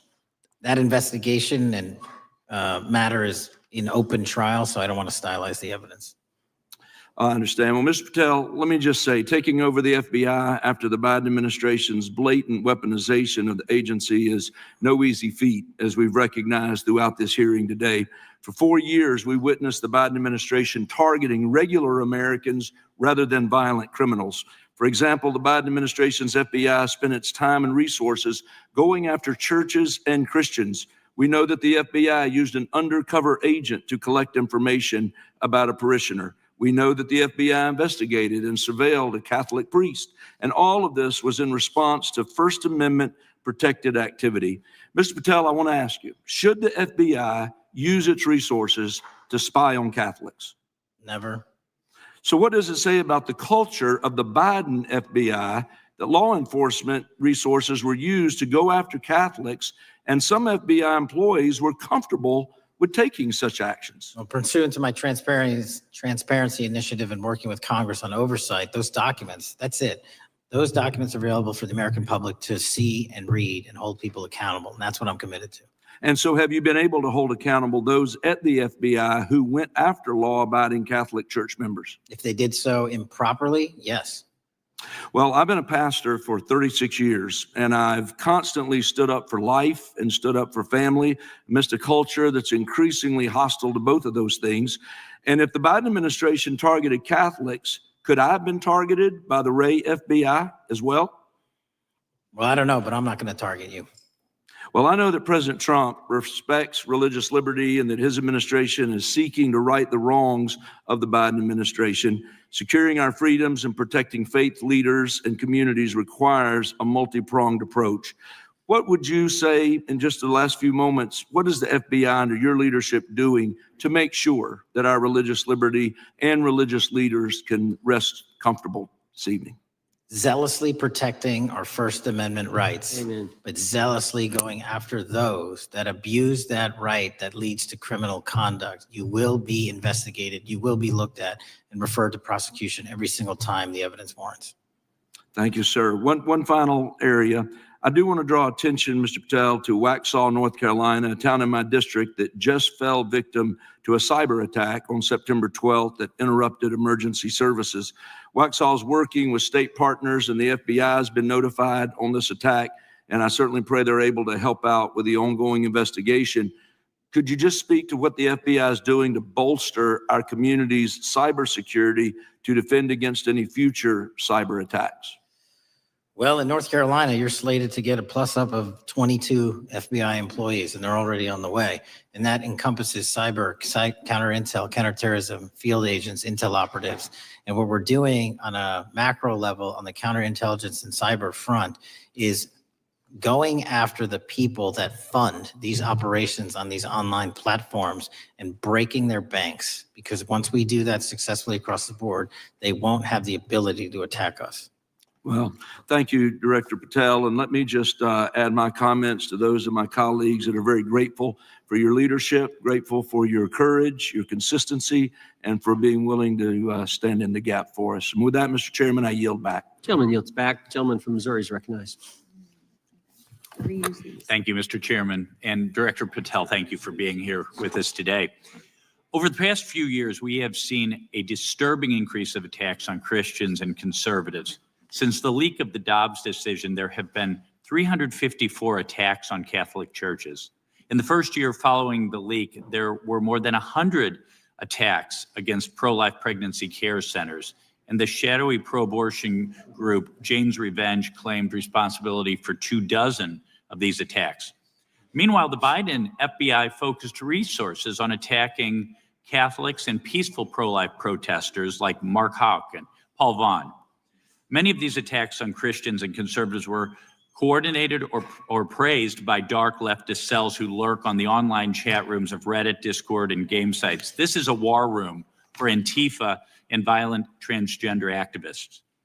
There have been essentially no incidents of violence by Catholics, pro-lifers, or parents at school board meetings, but there have unfortunately been multiple shootings motivated by leftist and transgender ideology, including recent attacks in Nashville, Colorado Springs, Denver, and Aberdeen. Worse, the targeted violence reached a boiling point this past month. A few weeks ago, an anti-Christian transgender terrorist murdered 2 children and injured 17 in a shooting at a Catholic mass. And last week, while we were sitting in this committee room almost to the hour, Charlie Kirk was assassinated by a 22-year-old who appears to have been motivated by leftist and transgender ideology. As you confirmed yesterday to my Senate colleagues, he may not have acted alone, and you testified that in his online chat room of more than 20 trans ideologues that you were aware, I believe you said many more, many were aware of and possibly complicit in the assassination. Director Patel, in light of the increased violence emanating from the far left, is your FBI investigating this violent trend of anti-religious, Antifa, and transgender-driven violence? All of it across the board is being zealously investigated, no matter what your motivation or bias is behind it. Very good. We've also noticed a dramatic surge of the number of clinics offering so-called gender-affirming care. Whistleblowers in a recent NIH study confirmed that these clinics prey on some of the most mentally ill children and young adults in our society. And these clinics are quick to prescribe life-altering puberty blockers, cross-sex hormones, and surgery. And often these patients get worse rather than better. And unfortunately, some have become violent. Some have even committed mass shootings. And the partner of one of them assassinated Charlie Kirk. Director Patel, is the FBI looking into the role that these gender clinics may have in the recent attacks in making these mentally ill individuals violent? We're looking at the entire spider web for any of these attacks, be it Denver or Charlie or where have you.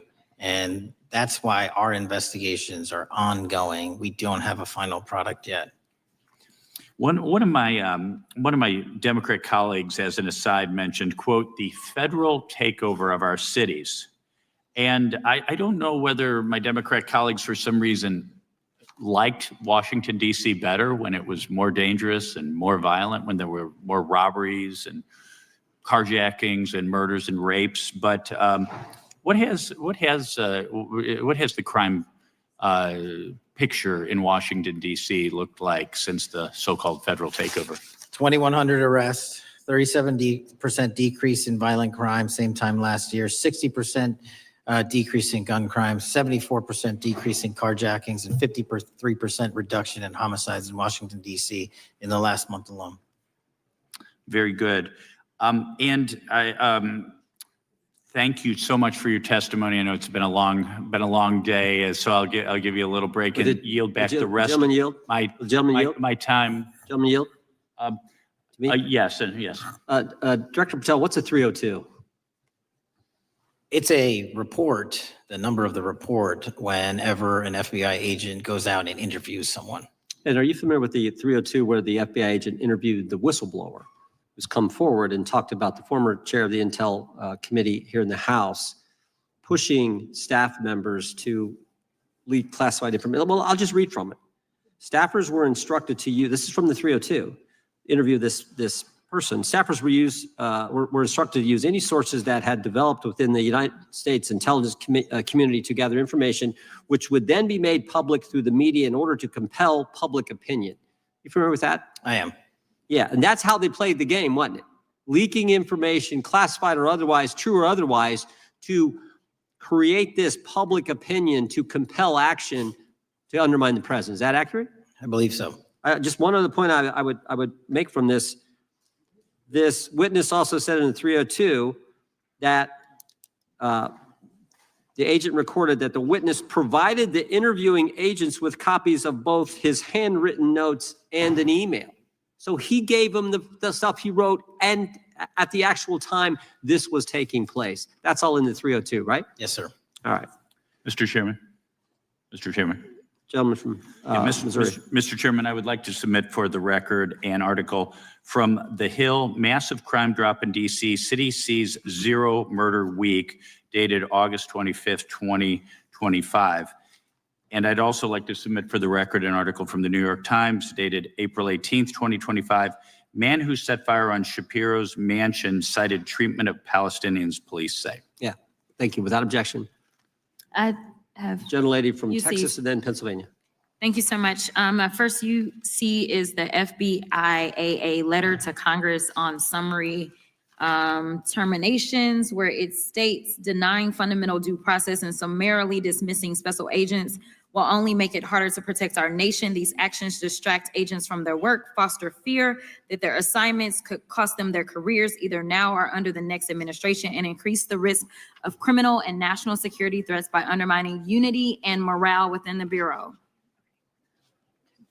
Without objection. The next one is a CNN article. FBI agents are again pulled from their day jobs to address a Trump priority. It states, morale is the worst I've seen, said one law enforcement source. The Bureau is becoming unrecognizable. Lots of people are weighing really difficult decisions right now. Without objection. Gentlelady from Pennsylvania is recognized. Thank you, Mr. Chair. I'd request unanimous consent to introduce into the record a September 16th, 2025 article in the New Republic entitled DOJ Quietly Deletes Study on Politics of Domestic Terrorists. The Justice Department has taken down a study that proves Republicans' entire narrative wrong about left-wing violence. Without objection. Thank you. Gentleman from Washington is recognized. Thank you, Mr. Chair. And thank you, Director, for being here. I think without question, we can say that Donald Trump has been tougher on crime and tougher on international terrorism than any president in American history. I imagine that brings you a lot of satisfaction and pride as director of America's foremost law enforcement agency. Recently, President Trump conducted very strategic and important strikes on Iran's nuclear apparatus in that country. We also know that there are concerns of significant Iranian sleeper terrorist cells here in the U.S., perhaps exacerbated by the open border during the Biden administration. What can you tell Congress and the American people about what the FBI is doing to safeguard us from potential terrorist attack by Iranian cells? So our counterterrorism division, which is fully stocked up, watches for reflections in the intelligence streams that our intelligence community collects and produces, and works hand in glove with our partners at the CIA and elsewhere to make sure that any threat, even if it's hearsay, double hearsay, triple hearsay, or totally incredible, is not only fully run down, but we also take our duties to notify and give defensive briefings to those who are mentioned in those intelligence reports to make sure that we do both our notification obligation and our investigatory obligation. Thank you. The FBI is also the foremost counterintelligence apparatus here in the U.S. We know the U.S. faces a more complex threat of more complex array of global threats than any time perhaps World War II or even superseding that time. As America continues to be under attack from various intelligence agencies globally, what can you tell us about the counterintelligence operations of the FBI as a core function? This is why the CIA mission is so important to the FBI, because as you said, no one else can do it. No one else has the authorities to do it. And even if they did, they don't have the capabilities to do it. And the CIA mission has to be headquartered in Washington, but have far-reaching capabilities because we have to face against our adversaries in the DPRK, in Russia, China, Iran, and elsewhere. And in order to do that, we have to have dedicated intelligence professionals on those target sets.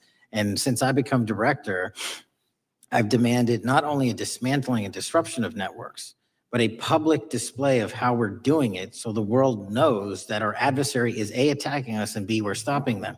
And that's why you've seen these dramatic increases in counterintelligence arrest in the PRC by 33%, in Russia 83%, in Iran 60%. We are showing the world that they are trying to engage in espionage activities against us, and we are holding them accountable publicly. And there's been increasing concern about the Maduro regime of Venezuela, both their potential support of terrorist activity, criminal drug networks, and potential espionage entities here within the U.S. What can you tell us about your activities regarding the Maduro regime of Venezuela? Generally speaking, one of the largest transshipment points and shipment points for narcotics out of South America, Colombia, obviously, and also Venezuela, is being utilized heavily by the narco traffickers to send up cocaine, meth, and fentanyl, and excuse me, all the other illegal narcotics through the island chains in the Caribbean Ocean and ultimately for America. So there has to be more work done in the region to stop those navigable waterways from being traversed with drugs bound for America. And finally, Mr. Director, what is the one thing that Congress could most do in terms of passing a law to best support the FBI in making America safer and more secure? Get us more authorities to get online, to get onto gaming, to get onto social media companies, gaming platforms, have legal access, and also have private partnerships with the FBI of those companies and allow them to report into us on a daily basis. There is no human being or AI system on earth that can go out there and cover down on the threat in those theaters. And so we need the assistance, and we need more authorities, and we need the private sector to double down. Well, thank you very much for all you're doing, all the men and women of the FBI are doing to keep us safe, and I yield back. Gentleman yields back. Got a UC request from the gentleman from Arizona. Thank you, Mr. Chairman. I have an article titled, FBI Flooded with Record Number of New Agent Applications Kash Patel's First Month. The FBI saw 5,577 new agent applications in March and more than 10,000 since January. Without objection.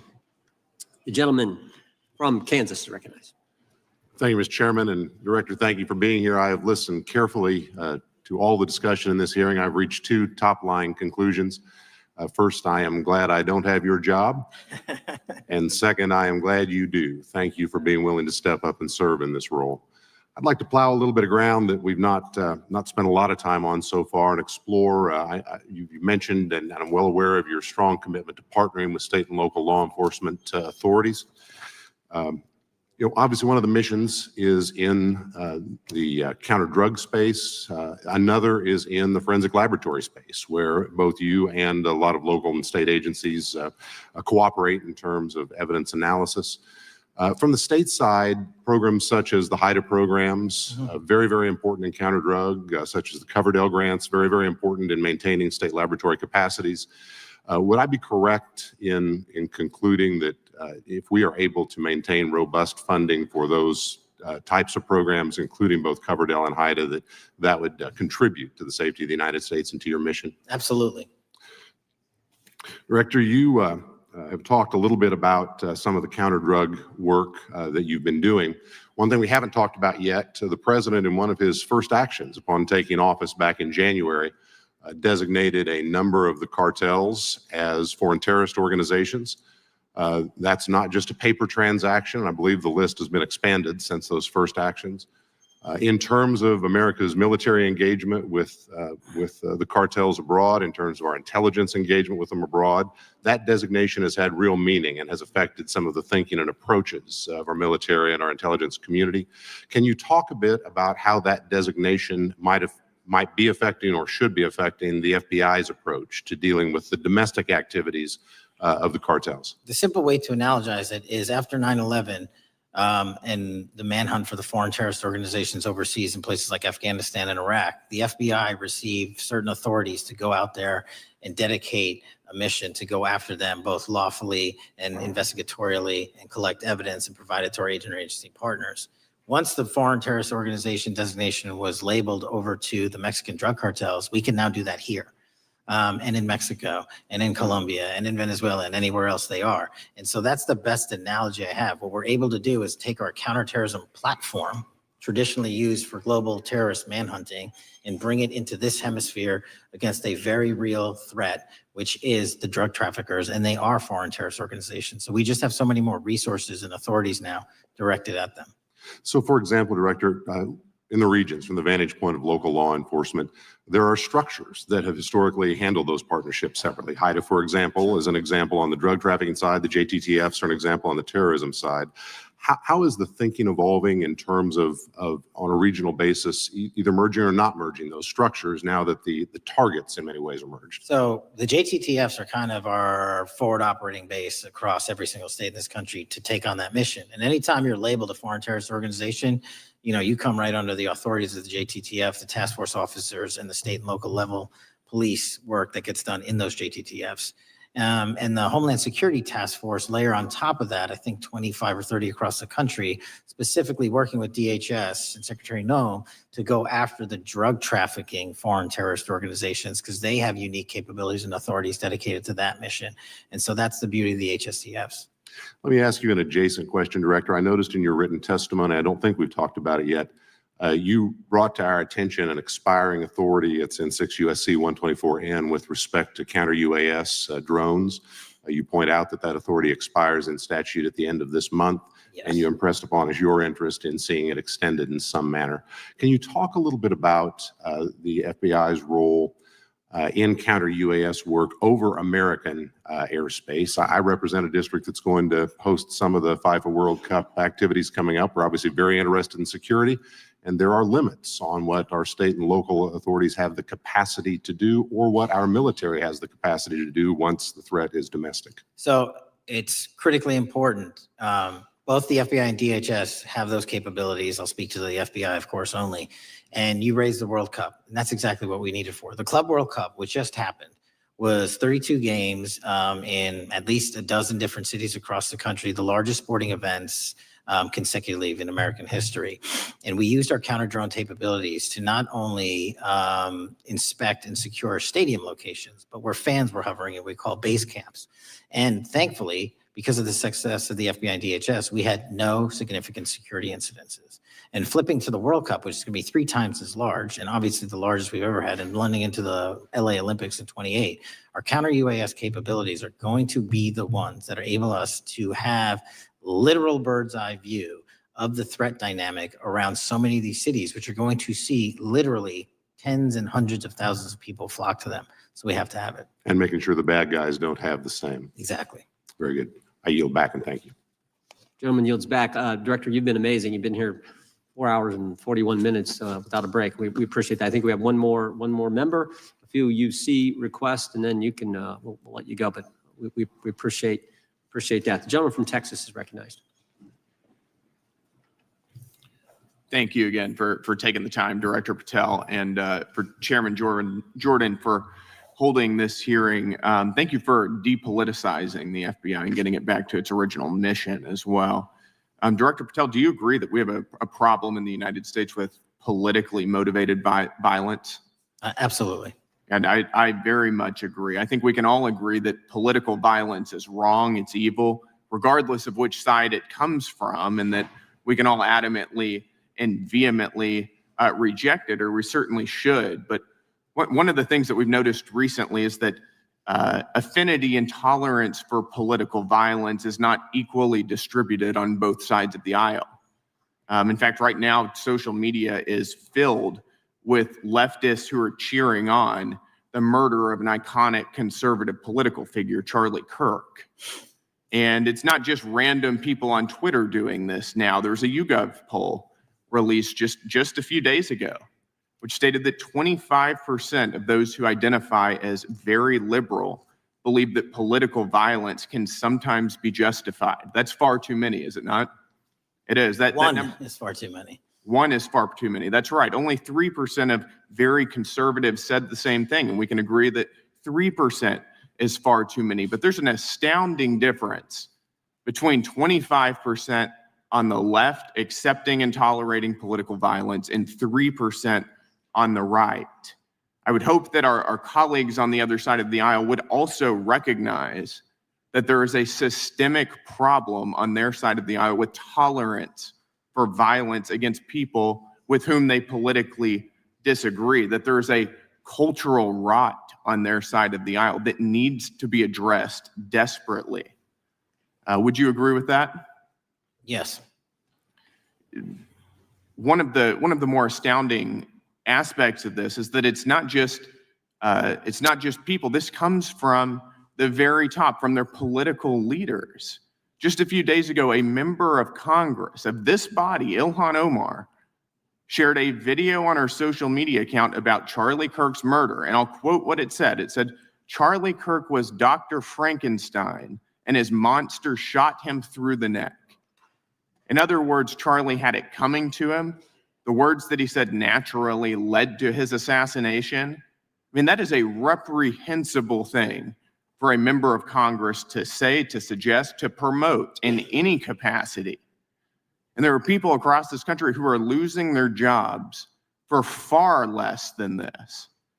And that, by the way, is a just response to acceptance and tolerance of political violence. It's amazing to me that the political left today, who were the originators and the cheerleaders of cancel culture, now have the backbone to attack conservatives for defending their assassinated friend. But there's a key difference here. Democrats want to silence conservatives for speaking obvious, self-evident ontological truths like that men aren't women and men can't get pregnant. That seems pretty basic. That seems like a basic truth that we should all be able to agree on. Republicans, by contrast, are recognizing that a constitutional republic depends on the free and open exchange of ideas that we can debate without violence, and that assassinating a political rival is evil, it's wrong, and it should not be glorified or promoted or justified in any way, including in the way that Congresswoman Ilhan Omar did. So Mr. Patel, thank you again for being here. I'd like to, with the remainder of my time, just get your opinion. Does the FBI recognize the rising threat of political violence in America, and what can you guys do to address it? Yes, we do. And what we can do to address it, Congressman, is we need to get online partnerships with these companies in the public space, on these gaming sites and on these social media sites. As I was saying earlier, there is no way to triage the amount of information generated on these sites by the FBI alone. And we need the public-private partnership. And there's another law that's expiring, I think, at the end of this month, which I believe we need renewed, that allows private sector companies to report into the FBI without liability for criminal investigatory purposes. And that's the kind of stuff we need to keep going. Got it. Thank you, Director Patel. We really appreciate it. Thank you. Gentleman yields back. Mr. Chairman, Gentleman from Arizona. I have some UCs. Gentleman to state his request. Thank you. The first one is a piece entitled Review of Domestic Terrorism After Kirk's Murder Shows Biden Politicized Issue, the Intel, and Fudged the Data. Without objection. Thank you. Make a motion to table. Oh, no, we got to recognize the ranking member for his motion. It's just a UC request. Gentleman's recognized for a UC request. Thank you, Mr. Chairman. This is the ADL report issued February 21, 2025, titled Murder and Extremism in the United States in 2024, concluding that for the third year in a row, every single extremist-related murder in the United States in 2024 was committed by right-wing extremists, 8 of the 13 involving white supremacists and 5 having connections to far-right anti-government extremists. Objection. Gentlelady from Pennsylvania, recognized for unanimous consent. Yes, thank you. I have a couple articles here. First is a New York Post article, July 17th, 2025. Democratic Senator Ron Wyden claims big Epstein file full of actionable information locked in Treasury Department drawer. Objection. This is The Guardian, May 18th, 2023. Deutsche Bank agrees to pay $75 million to settle Jeffrey Epstein lawsuit. Objection. This is Fox Business, September 10th, 2025. JP Morgan processed over $1 billion for Jeffrey Epstein despite internal concerns over sex offender status. Objection. And New York Times, Bank of America flagged suspicious payments to Epstein only after he died. Objection. Okay, and I also have a motion, Mr. Chair. Lady was recognized. We're going to come back to the motion I thought was made by Mr. But I want to dismiss our witness. Could we do the motions before he goes? The one, I just wanted to press the motion I originally Yeah, had. we're going to bring that up. Is that what this four is? banks. Are you doing that? No, this is another motion. Okay, well, I'm going to recognize first the gentleman because we held that motion in advance. I've got Gentleman from- I still have the UC, Mr. Chairman. Thank you, Mr. Chairman. So look, there are 4 banks, JP Morgan, Bank of New York, Bank of America, and Deutsche Bank. Yeah, but the gentleman can state his motion. Yeah, but the motion is to subpoena the CEOs of these 4 banks to bring in all records relating to their relationship to Jeffrey Epstein and to produce all records reflecting it. These 4 banks have flagged to the government $1.5 billion in suspicious transactions relating to the sex Chairman, I move the trafficking crimes. table. Mr. Diamond just released a statement saying he'd be Chairman, happy to motion- comply. Chairman, you don't need The to. motion to table, the motion offered by the gentleman from Maryland. The motion to table is not debatable. The question occurs on the motion to table. Those in favor say aye. Aye. Those opposed, no. No. Opinion of the chair, the ayes have it. The motion is tabled. I'd like a recorded vote if we could, Mr. Recorded vote being requested. The clerk will call. Well, we got to get the clerk here. The clerk's right here. Wonderful. Clerk Mr. will call the Jordan? roll. Yes. Yes. Mr. Jordan votes yes. Mr. Isa? Mr. Biggs? Mr. Biggs votes aye. Mr. McClintock? Mr. McClintock votes aye. Mr. Tiffany? Mr. Massey? Mr. Roy? Mr. Roy votes aye. Mr. Fitzgerald? Mr. Klein? Mr. Klein votes aye. Mr. Gooden? Mr. Van Drew? Mr. Nels? Mr. Nels votes yes. Mr. Moore? Mr. Moore votes yes. Mr. Kiley? Ms. Hageman? Ms. Lee? Mr. Hunt? Mr. Fry? Mr. Grothman? Mr. Grothman votes aye. Mr. Knott? Mr. Knott votes aye. Mr. Harris? Mr. Harris votes aye. Mr. Onder? Mr. Onder votes aye. Mr. Schmidt? Mr. Schmidt votes aye. Mr. Gill? Mr. Gill votes aye. Mr. Baumgartner? Mr. Raskin? No. Mr. Raskin votes no. Mr. Nadler? No. Mr. Nadler votes no. Ms. Lofgren? Ms. Lofgren votes no. Mr. Cohen? Mr. Johnson? Mr. Johnson votes no. Mr. Swalwell? Mr. Swalwell votes no. Mr. Liu? Ms. Jayapal? Mr. Correa? Ms. Scanlon? Ms. Scanlon votes no. Mr. Neguse? Mr. Neguse votes no. Ms. McBath? Ms. McBath votes no. Ms. Ross? Ms. Ross votes no. Ms. Ballant? Ms. Ballant votes no. Mr. Garcia? Mr. Garcia votes no. Ms. Kamlager-Dove? Mr. Moskowitz? Mr. Moskowitz votes no. Mr. Goldman? Mr. Goldman? Ms. Crockett? No. Ms. Crockett votes no. Gentleman from Texas, Mr. Gooden. Mr. Gooden. You're a no. You're a no. Lance? Yes. Mr. Gooden votes yes. Mr. Chairman, how am I recorded? Gentleman from New York. Mr. Goldman, you're not recorded. No. Mr. Goldman votes no.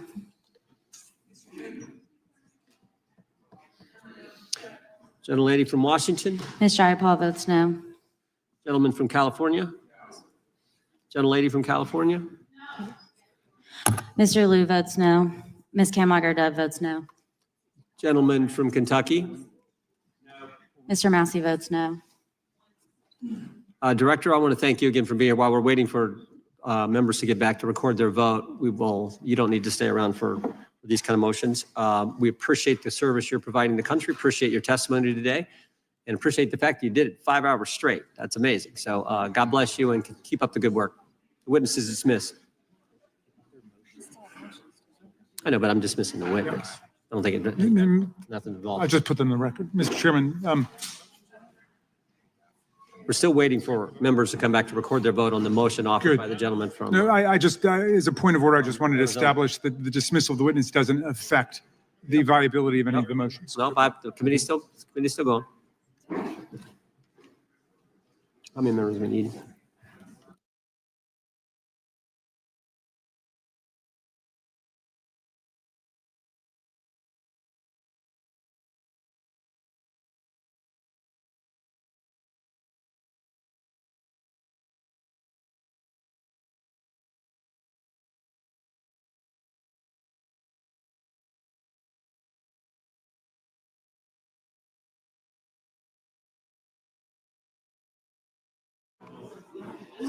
Madam Clerk, point of order.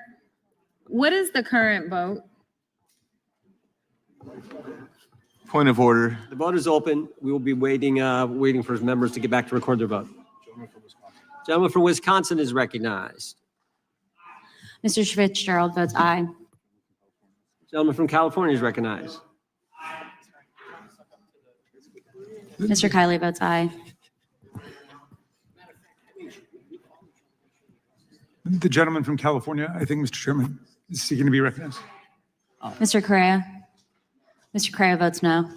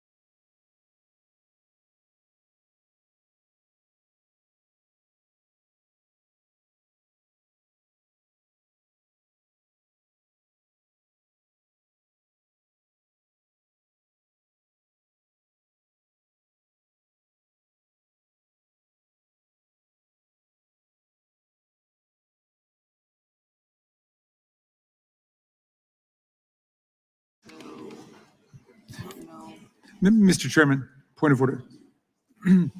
Gentleman may state his point. A number of members have conflicting markups and committee hearings going on right now. And I'm just wondering, how long are we going to hold this open? My read on the vote is that right now it's 18 of 14, 17?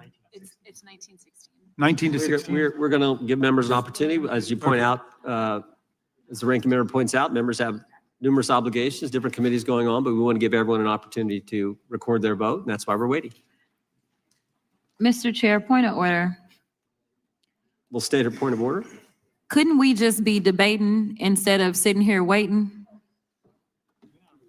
There's a motion on the table. There was a motion offered by the ranking member, a motion to table offered by a member. And that's what's on the table right Ms. now. Franger, you are not recorded. Mr. Van Drew votes yes.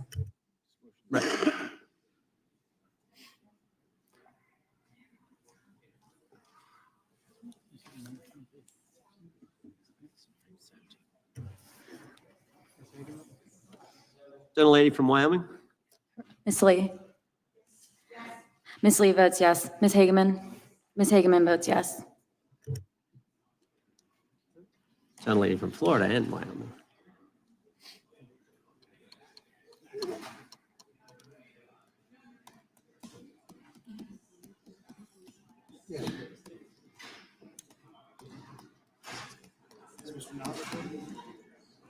Mr. Knott, you're recorded as yes.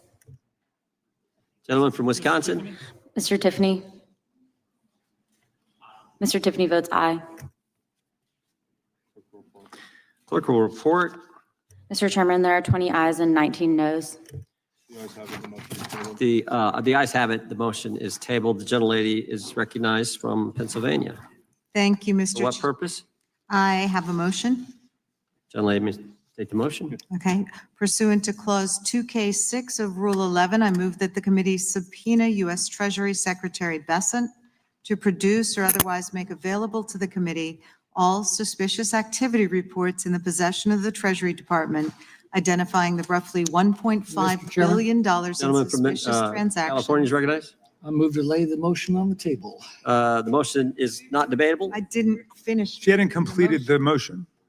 Is it proper to cut it off before it's completed, Mr. Chairman? Finish your last sentence there. The gentlelady can finish. Okay, so we're asking them to identify the roughly 1.5 billion in suspicious transactions related to the sex trafficking crimes of Epstein, Maxwell, and their co-conspirators. And as we know, Mr. Chairman. Mr. Patel said that the Treasury Gentleman's might recognized. have that Lay the motion information. on the table. Yep. The motion not debatable. The question occurs on the motion to table. Those in favor say aye. Aye.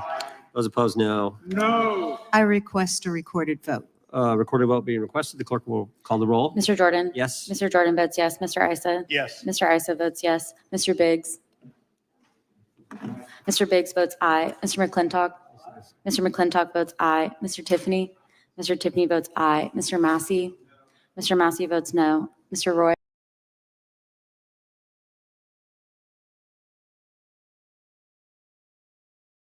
For this. 8647. Jim Comey told us just 4 months ago. Now, how'd they do it? How did the former chair of the intel community, the former FBI director, and others in our government attempt to undermine President Trump's first term? 7 weeks ago, because of the good work of the Director of National Intelligence, Tulsi Gabbard, we learned from another whistleblower, a second whistleblower, that in the closing days of the Obama administration, the intelligence community assessment was changed. On December 5th, 2016, they had one assessment. That assessment said Russia did not impact the election vote count. There was a meeting at the White House on December 9th, 2016, where it was decided, no, we're not going to have that. We're going to come up with a new one. And the new one said Russia was trying to influence election and did influence election, which just wasn't accurate. And that new one is published on January 6, 2017. Let's just show you a few things that took place. I want to show you first this email from Admiral Rogers, the head of the NSA. You can see it was December 22nd. Says to Jim, John, and Jim Clapper, John Brennan, Jim Comey. And he says, I asked my team if they've had sufficient access to the underlying intelligence, sufficient time to review that intelligence. On both points, my team raised concern. Further states, my folks aren't fully comfortable. A few hours later, there's an email back to Admiral Rogers. This one is from Jim Clapper, and it says this: it is essential that we be on the same page and all of us are supportive of the report in the highest tradition of, that's our story and we're sticking to it. We may have to compromise on our normal modalities. This is one project that has to be a team sport. That's our story and we're sticking to it. Compromise on normal modalities, that's a fancy way of saying, that's the government speak for we're gonna have to change the rules. In fact, we're not gonna follow our own rules. And that's exactly what they did to get the objective they wanted, to undermine President Trump. Now, how did it specifically take place? The whistleblower said that the government officials ignored concerns about discredited information. And what was that discredited information? What was the discredited information that they didn't ignore the concerns about? What did they use, that discredited information? Of course, it was the dossier, the now famous Steele dossier that was paid for by the Clinton campaign when they hired the law firm Perkins Coie, who hired Fusion GPS, who hired the foreigner Christopher Steele, who wrote all this garbage and lies down. That is what was used to change the intelligence community report. And what happens next? What do Jim, John, and Jim do next? They go to Trump Tower on January 6, 2017, to brief then President-elect Trump about the dossier. Again, the Clinton-financed, foreign-authored dossier that the whistleblower knows is garbage and that they know is garbage. And then there's one final step. One final step. Jim Comey leaves that meeting with the president and immediately leaks to the press that they briefed the president on the discredited information. They briefed the president on the dossier and thereby giving it some credibility and creating the basis and the predicate for all they did to the president. They leaked false information. They leaked classified information. They used and leaked discredited information, and they didn't follow their own rules, all to sabotage President Trump's first term. And but for this guy, Kash Patel, but for this guy, we would never have known this information. The good people of this great country would not have known what took place 8 years ago when they were trying to undermine the guy elected by we the people. And I want to thank Attorney General Bondi. She set up a special strike force, a special team to look into this and see if there's any criminal liability that exists in what took place. Now, in addition to getting the truth to the people, Director Patel is getting the bad guys off the street. He's moved agents out of Washington, got the focus off of politics here in D.C., and is instead putting bad guys behind bars. 21,000 violent criminals have been taken off the streets, which is a 125% increase from the comparable period in the previous administration. He's rescued 4,000 kids. He's got 1,300 predators who he's arrested. He's also ended the weaponization of the FBI. No more spying on parents at school board meetings. No more pre-dawn raids on pro-life Catholics. No more retaliation against whistleblowers. And he's given us information that Chris Wray didn't. Maybe said better, he's given us information that Chris Wray wouldn't. Director Wray didn't tell us that there were 26 confidential human sources at the Capitol on January 6, 2021, even though he was repeatedly asked about that by members of this committee. Director Wray didn't tell us that there were 17 of those confidential human sources who entered restricted space. 4 went in the Capitol. None of them were arrested. They weren't authorized to do that. They broke the law. None of them were arrested. Lots of American citizens were arrested, but the guys whose whose American tax dollars was used to pay these guys who broke the law, none of them were. One was recommended for charging and was not charged. And remember when Chris Wray told us that the Richmond field office memorandum on pro-life Catholics was just a one-off? Turns out he wasn't being square with the Senate either. Director Wray wasn't square with us. He told us that multiple other offices were involved in targeting the Catholics. We got that information from Director Patel. We learned from Director Patel the FBI actually surveilled a priest, tried to get the priest to divulge information, break the priest-penitent relationship and confidence that exists. And Director Patel is saving taxpayers money. He's not going to build a new headquarters outside of D.C. He's going to keep the headquarters right here in the capital city. Save Americans money. Save the taxpayers money. In 8 months, Director Patel has given us the facts. He's ended the weaponization at the FBI. He's taken bad guys off the streets, and he's saving taxpayers money. But my guess is the Democrats won't focus on all that good news. They'll focus on politics. They'll stick with Comey and Clapper and Brennan and continue to try to undermine President Trump. That I yield to the ranking member for an opening statement. Thank you very much, Mr. Chairman, and welcome, Director Patel. You and I have not had the opportunity to meet, and alas, you failed to respond to the 8 oversight letters I've sent you over the last 7 months. So we do have a lot of questions piling up for you, but I want to start with a word of praise. The first FBI director was J. Edgar Hoover, who steadfastly refused to hire women, African Americans, and other minorities as agents. And although he was a closeted homosexual who lived in domestic partnership for decades with Clyde Tolson, he also participated in anti-gay crusades. He aggressively promoted what we would today call white Christian nationalism.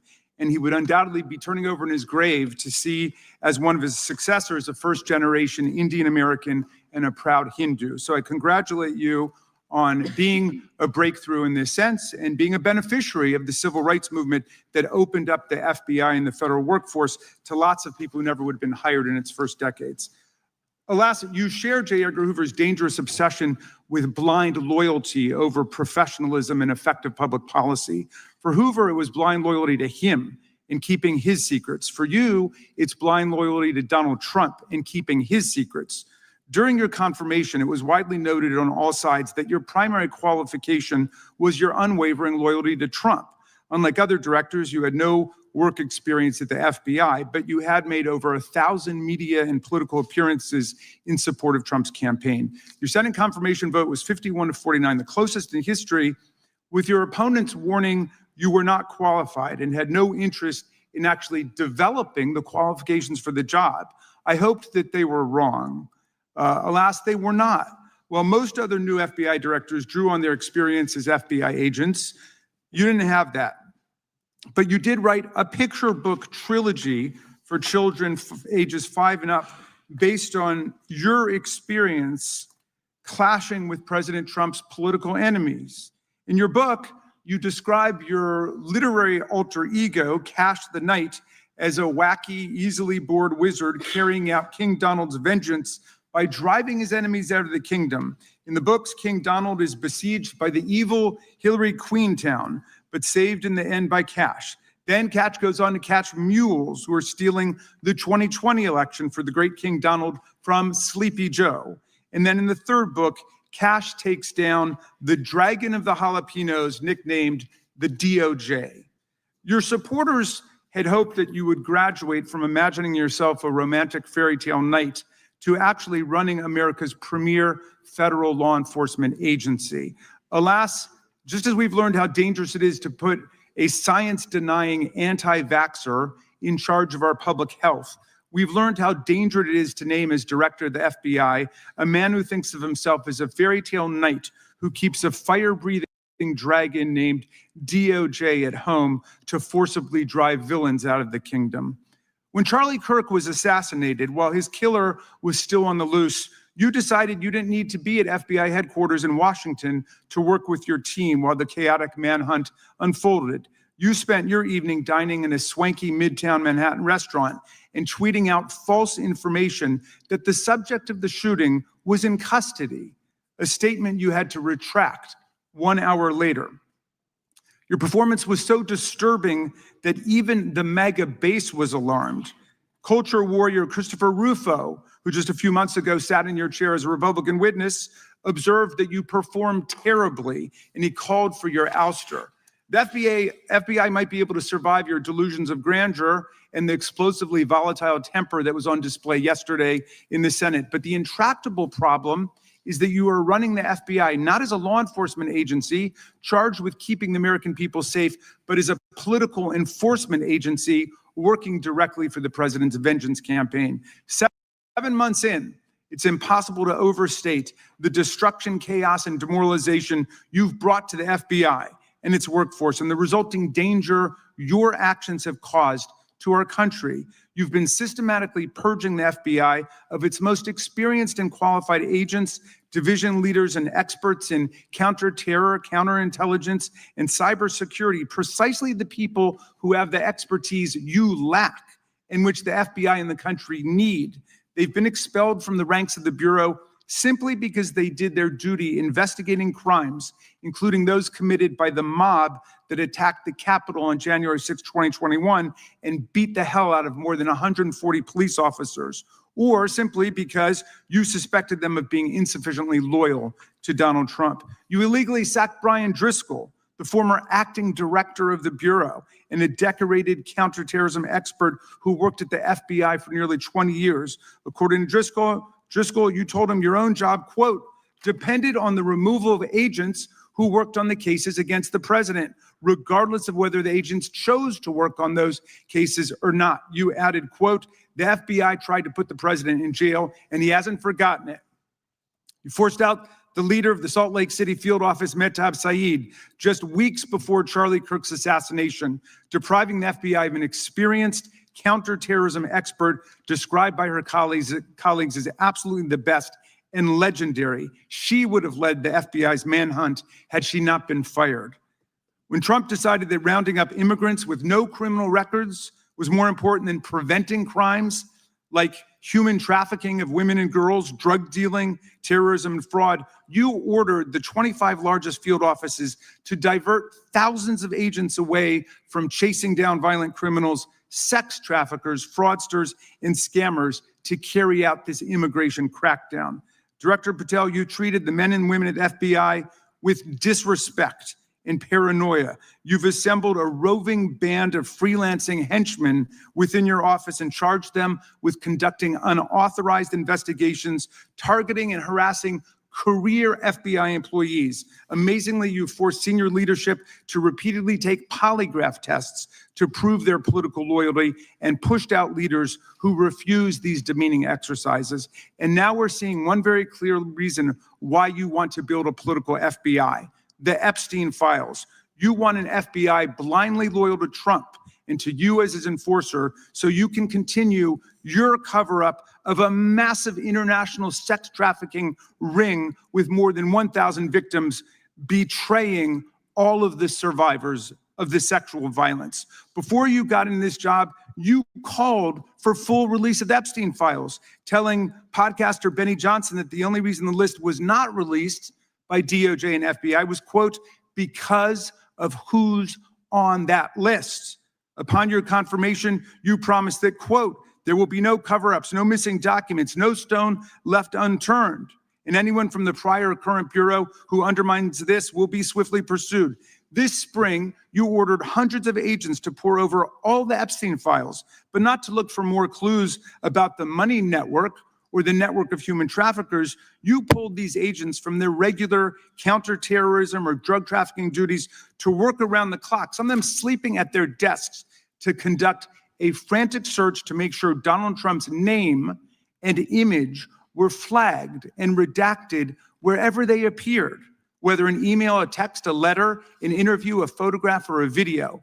In May, Attorney General Bondi reportedly told Trump that his name had indeed appeared multiple times throughout the Epstein files. And not long thereafter, in July, you and the Attorney General released a memo claiming that, quote, no further disclosure would be appropriate or warranted. In a few short months, how did you go from being a crusader for accountability and transparency for the Epstein files to being a part of the conspiracy and cover-up? The answer is simple. You said it yourself, because of who's on that list.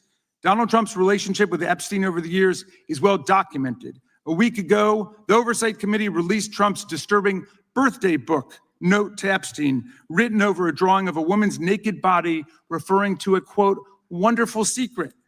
The Oversight Committee obtained the note from the Epstein estate, not from the FBI, raising questions again of whether the FBI has been withholding documents.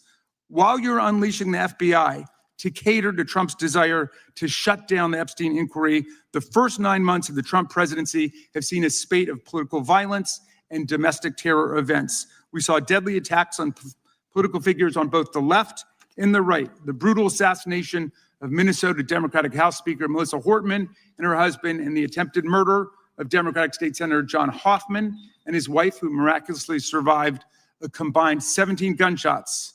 We saw an arsonist set Pennsylvania Governor Josh Shapiro's residence on fire. And of course, last week, we saw the horrific, cold-blooded assassination of Charlie Kirk in Utah that has shaken the nation. 1 minute after Charlie Kirk was shot in the neck, a 16-year-old shooter in Evergreen, Colorado, radicalized by white supremacist ideology online, opened fire and critically wounded 2 other students at Evergreen High School. We've seen lethal anti-Semitic violence, including the murder of 2 young Israeli embassy staffers just blocks from the Capitol, and then in the attack on a gathering of Jewish people in support of hostages held in Gaza in Boulder in June. We've seen continued mass shootings at schools, like the domestic terror incident at a Catholic school in Minneapolis last month, which killed 2 children and wounded 18 others. And in August, a man fired more than 500 bullets at the Centers for Disease Control and Prevention, killing a police officer who was a Marine veteran and a father. People like Melissa Hortman and Charlie Kirk should be able to participate in politics as elected officials or active citizens without being shot down in cold blood in the United States of America. People should also be able to go to elementary school, to middle school, to high school, to work, to the mall, and to church without being shot down in explosions of gun violence. The important position at the FBI requires a leader who puts public safety and national security and the rule of law first. I'm afraid, Director Patel, you've given us reason to believe you've used the powers of the FBI to serve Donald Trump and his agenda of partisan retribution. You've broken your promise not to do that. You've betrayed Jeffrey Epstein's victims and survivors. You've turned your back on the career law enforcement officers of the FBI. And as a result, you've left all of us less safe than before. Mr. Chairman, I yield back. Gentleman yields back. That opening statement may have been longer than any book director's ever written or anyone else has written. Without objection, all of the opening statements will be included in the record. We will now introduce today's witness. Mr. Patel has been the director of the FBI since February of 2025. He previously served as chief of staff at the Department of Defense, deputy director of national intelligence with the National Security Council, and also as a congressional staffer, as a federal prosecutor, where he focused on national security cases. And he also worked as a public defender in the state of Florida. We welcome our witness, appreciate his work, and thank him for appearing here today. We will begin by swearing you in. Director, would you please stand, raise your right hand? Do you swear or affirm under penalty of perjury that the testimony you're about to give is true and correct to the best of your knowledge, information, and belief, so help you God? Let the record reflect that the witness has answered in the affirmative. You can be seated as you are. You've been through this yesterday.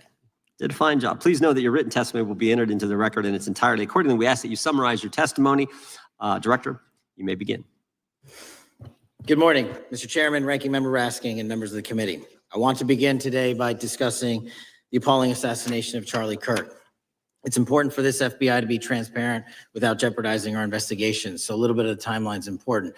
Charlie Kirk was unfortunately assassinated on September 10th. We immediately, the next day, released images early in the day in local time in Utah to start the public partnership in our manhunt for the assassin and culprits. At approximately 5 p.m. local time, I arrived on the ground and walked the crime scene myself. And we flew multiple FBI assets in and out to process DNA simultaneously while bringing in evidence response technicians, hostage rescue teams, and other experts to assist state and local law enforcement with their investigation. At 8 p.m. local on September 11th, the FBI collected and populated and promulgated at a press conference a video of the suspect on the grounds. We also released enhanced images.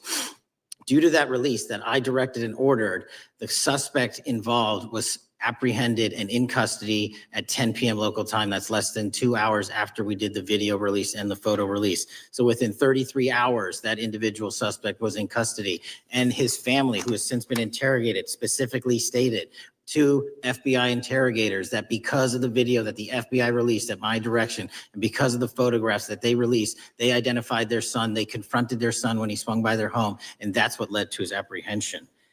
We are still, the FBI has that investigation ongoing, and it continues to be ongoing. And I want to thank the state of Utah and the state and local authorities there. And I also want to thank the Attorney General and President Trump for directing resources to allow us to conduct that investigation as we have. Under this administration, the FBI has arrested more than 23,000 violent criminals, 23,000 in 7 months. That's twice as many year to date last year. We've taken over 6,000 firearms off the streets. 6,000 guns are no longer in the hands of criminals in 7 months. We've identified and found and located 4,700 child victims. That is a 35% increase year to date last year. We have arrested 1,500 child predators. That is a 10% increase year to date last year in just 7 months.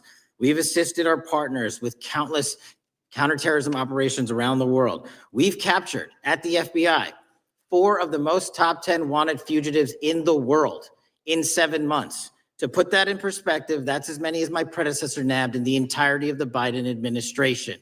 We got 4, we got more coming. On top of that, in 2 weeks, thanks to the help of the CIA, we collected and captured one of the individuals responsible for the horrific Abbey Gate bombing that led to the murder of 13 service members. We did that in 2 weeks. They didn't do it in the 4 years of the entire prior administration. Nationwide, we've been executing our Operation Summer Heat, the FBI's national focus on targeting violent crime based on intelligence-driven operations. Ask the citizens of Seattle, Miami, Memphis, Charlotte, Chicago, New Orleans, to specifically highlight New Orleans and Nashville. There has been a 250% increase in violent crime arrests in those cities alone and other mid-major cities that I've just listed.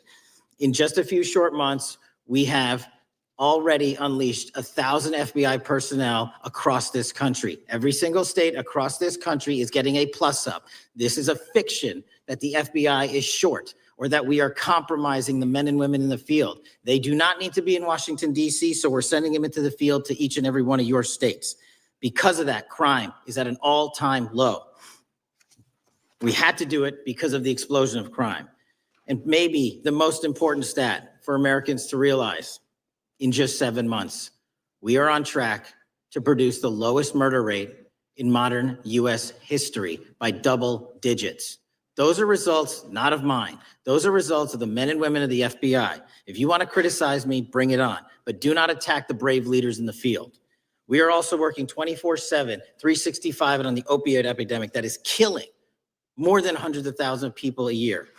We have seized 1,600 kilograms of fentanyl off the streets so far in 7 months. Year to date, 25% increase. To put that in perspective, that's enough to kill a third of the American population, 120 million Americans. 100,000 kilograms of cocaine and meth gone off the streets.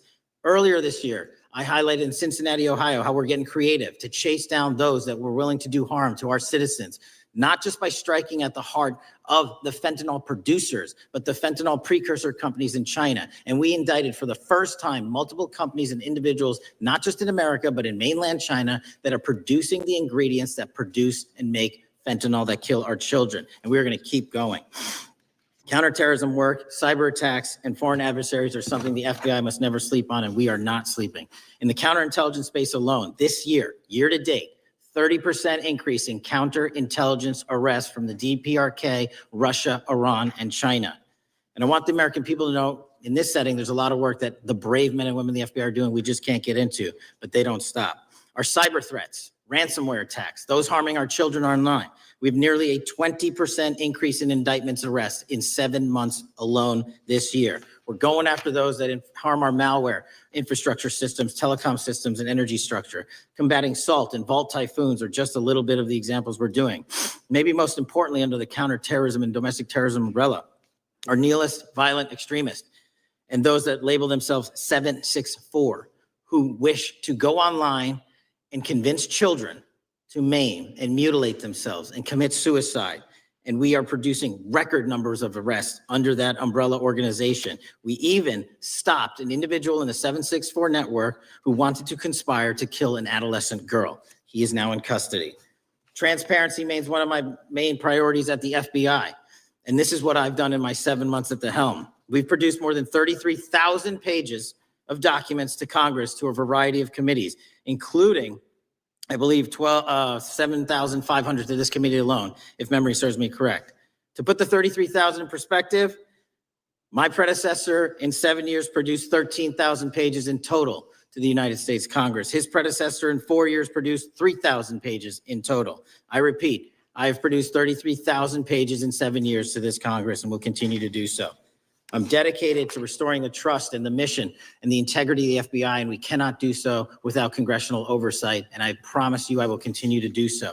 On the Epstein case, the original sin on the Epstein case was how it was handled by Mr. Acosta when he first brought the case in 2006, 7, and 8. The original case had a very limited search warrant, had a very limited search window, had a very limited investigative window. I was not there when those search warrants and that investigation was launched. I would not have done it that way. They were limited to only 3 to 4 years of investigations from 97 to approximately 2001 and 2002 to 2005. Mr. Acosta allowed Mr. Epstein to enter into a plea agreement where he served weekend jails for trafficking minor women. He also was allowed to relieve jail to go home on the weekends. Plus, he allowed a non-prosecution agreement to be signed as part of that plea deal, prohibiting future investigations from that prosecution and from that evidence, and prohibiting the collection of further material. That is the original sin. We are working with Congress to produce more than any administration ever has material on Epstein. And I welcome the challenge to tell us that we are not being as transparent as the law allows. We even went to court and asked the judges to lift those prosecutorial agreements and to lift those court order seals, and they denied us 3 times. Congress is welcome to do the same and join the fight. And I'd lastly like to focus on operation that the president led in DC. Because of this, we are taking this fight in DC to every single city across the country. 2,100 arrests in the last month alone. DC has seen a 60% decrease in gun crimes, 75% decrease in carjackings, and 53% decrease in homicides in our nation's capital. And rightly so. We're bringing that fight to the streets of America. I want to thank you for your support, and I'm proud to be the director that leads this FBI into a new headquarters building that they've needed for decades, saving the taxpayer $3.5 billion and also providing our workforce a safe environment. If you don't know the calamity that is the Hoover Building, I invite each and every one of you to walk around. I'll give you a tour myself, and you can see where the cement falls on the heads of our employees that is only to be saved by netting. Just to give you an example. Thank you for support to our mission. And I do want to highlight one thing about DC. It's because the FBI gathered sources and evidence that we were able to, through our source network, identify the horrific murder of the DC intern, Eric Tarpinian. And I've spoken to his family, and we are working to bring them justice. And Mr. Chairman, in my 16 years, now my 17 years of government service, if anyone has any questions about my service, bring it on. Thank you, Director. We will now proceed under the 5-minute rule. The chair recognizes the gentleman from California, Mr. Isa. Director, delighted to have you here. You are a breath of fresh air. As you outlined, and I won't repeat it, the accomplishments, you did so with the same resources as your predecessor, roughly. Is that correct? I believe so, yes.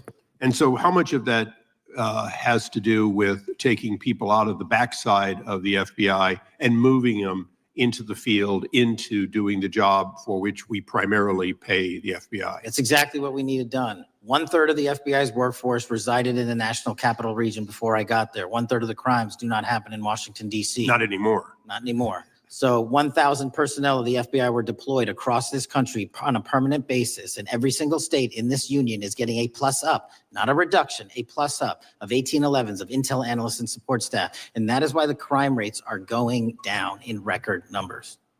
Thank you for doing that. And it's perhaps the hardest thing for a bureaucrat to do is to lower the head count around them that support them. And I appreciate your willingness to do it different than your predecessor. A lot of what you covered earlier was the find, the discovery, and then the prosecution that is done by the DOJ. But I want to talk a little bit about the prevent side. On the Charlie assassination, sir? No, on all of these. Okay, for example, and I'll bring it up before the Democrats bring it up, January 6th. January 6th, we now know because of your find that in fact there were people involved who were not just observers, but participants who, in fact, it's been alleged, and I personally believe, in fact, were part of promoting, perhaps even the one woman who died, encouraging her to walk through a door that led to her death. When you see that kind of activity, and you know it was done under predecessors with full knowledge, whether it's January 6th, where embedded people crossed the line, or any other activity, including obviously the Russian hoax that we're now dealing with up in front and center. My question to you is, what can you or others do to prevent it from occurring again? Not on your watch, but on future watches. How can we know that this won't happen again the moment you leave the FBI? It's simple. What I'm doing through our leadership cadre is having FBI agents do what they were trained to do. not what they were not trained to do, not put them in situations that both harm them and the public. We're also utilizing our SORT networks and prioritizing the threat structure to go after the narco traffickers, the counterterrorism people, the counterintelligence threats, and the cyber threats. That's what they were trained to do, and that's what we're letting them do. One major question I have, after decades of doing this on our side of it, both the chairman, myself, and others, both at oversight and here, have seen that the FBI and the Department of Justice hide behind non-statutory practices. Now, you've changed the interpretation of many of those practices. That's why we're getting the discovery that was previously withheld. How do we work together to make sure that we never again have false walls, non-statutory walls that say the Department of Justice has a prohibition about giving, quote, you fill in the blank, that has led to the chairman not seeing anything until you took over? I'm wedded to aggressive constitutional oversight. Having been a House congressional staffer, I know that is an important part of securing our democracy. And the way we make it an everlasting, enduring process is by showing the American people the results of what we are doing and the important work of this committee and putting it out to them so they can see government waste, fraud, and abuse. And then they can demand from our constituents and our electors that they want this process to continue. Last major question here. Some things are so sensitive that we both would agree they cannot be made public. Will you commit to this committee when it is too sensitive to disclose that you would at least make it available for in-camera review by the chairman and ranking members or others designated? I have done that and I will continue to do that. Well, thank you, Mr. Chairman. This is a breath of fresh air. This is the beginning of what we need. But my questions today for the director are ones in which I believe that we do need to codify by agreement or by statute if necessary, the kind of openness and transparency that we're seeing from this administration, the kind of discovery that's allowing us to do our oversight properly. And I would hope that that be the follow-up to this, obviously along with the Attorney General. And I yield back my 4 seconds. Thank you. The gentleman yields back. The gentleman from New York is recognized. Thank you, Mr. Chairman. Welcome, Director Patel. In the wake of the tragic murder of Charlie Kirk, Donald Trump said, quote, "Violence and murder are the tragic consequences of demonizing those with whom you disagree, day after day, year after year, in the most hateful and despicable way possible," close quote. I would note for the record that Donald Trump has famously demonized practically every person he has ever disagreed with, and therefore, using his own logic, he has put their lives at risk. I should know Donald Trump continuously puts my life in danger. About 2 weeks ago, when I announced my decision not to seek re-election, many people on both sides of the aisle, including the chairman, offered me well wishes and thanked me for my service. Donald Trump, on the other hand, took to Truth Social to call me a, quote, psychopathic nut job, among other things. Yesterday, I received a threatening note filled with anti-Semitic comments and hateful attacks that mimic some of the same language used by the president. I am sure many of us on this committee face similar threats every day. We have seen political assaults on both the left and the right. The attack on Charlie Kirk, the attempted assassination of the president, the murder of the Democratic Speaker of the Minnesota House, the assault on Paul Pelosi, and the attack on the Capitol on January 6th, for example. Director Patel, do you agree that there is political violence from both the left and the right? There's too much political violence. Do you agree, yes or no, that there's violence? There is too much political violence based on ideologies from either side. From either side, okay. Are you aware of the study by the Cato Institute, a well-known conservative group, that found that 69% of the violence is from the right? I'm not familiar with that study. You're not familiar, okay. I would commend it to you. Are you aware the administration has threatened to use violence as an excuse to crack down on liberty and freedom of speech?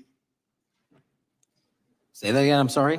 Are you aware the administration has threatened to use violence as an excuse to crack down on liberty and freedom of speech? Nobody at the FBI is doing that. I didn't ask you about the FBI, I said the administration. I speak for the FBI. I would like to enter the record an article from today's New York Times titled, "Trump Invokes Kirk's Killing and Justifying Measures to Silence Opponents." In the wake of Charlie Kirk's killing, President Trump and his allies have laid out a broad plan to target liberal groups, monitor speech, revoke visas, and designate certain groups as domestic terrorists. I ask unanimous consent to insert this into the record. Thank you. Politicizing the murder of Charlie King to go after free speech is not a legacy I believe Charlie King would have wanted. Moving on, I want to address another topic. The FBI has traditionally played a key role in prosecuting public officials for corruption. But I fear that at a time when the president is accepting planes from Qatar for his post-presidential personal use, issuing pardons to major donors, and personally profiting from the office of the presidency, the FBI may be abandoning its commitment to investigating public corruption. Since its creation in the wake of the Watergate scandal, the Public Integrity Section has been one of the crown jewels of the Department of Justice, investigating and prosecuting corruption among the nation's public officials and acting as a key safeguard against politicized prosecutions. This section's work has been supported by an elite squad in the FBI devoted specifically to rooting out corruption. But according to reports, the Public Integrity Section has now been decimated, and the FBI's Public Corruption Squad has been disbanded. I would like to submit for the record a New York Times article entitled, "FBI Dismantles Elite Public Corruption Squad." I ask unanimous consent. Thank you. These actions are an invitation to corrupt politicians to break the law, since they know that the government is asleep at the switch. Last month, Senator Warren and I, along with dozens of other members of Congress, wrote to you and Attorney General Bondi expressing grave concern over your decision to effectively legalize corruption and to politicize prosecutorial decisions. And he asks unanimous consent to enter this letter into the record. Thank you. I don't have time today to walk through all your questions, all of our questions and concerns, but will you commit to answering this letter in short order so that we can understand what factors led to this decision and how it has impacted the ability to hold corrupt officials accountable? I will review your letter with my team and respond as soon as I You can. will respond. Thank you. I yield back the balance of my time. Gentleman yields back. Gentleman from Arizona is recognized for 5 minutes. Thank you, Mr. Chairman, and thank you, Director, for being here. I appreciate the change in the FBI and the tone since you've been there.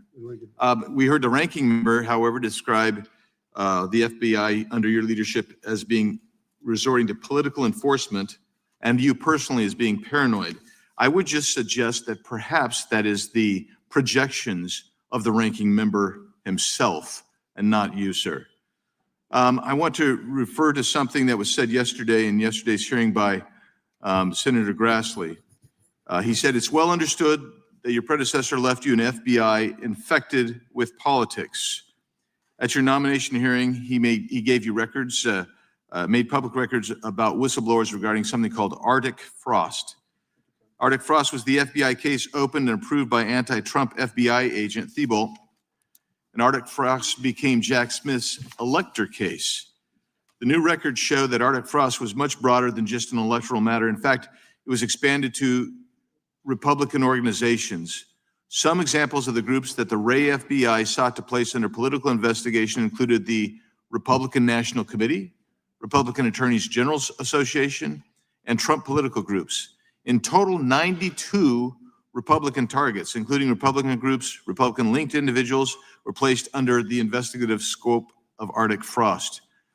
On that political list for investigation was one of Charlie Kirk's groups, Turning Point USA. In other words, Arctic Frost wasn't just a case to politically investigate Trump.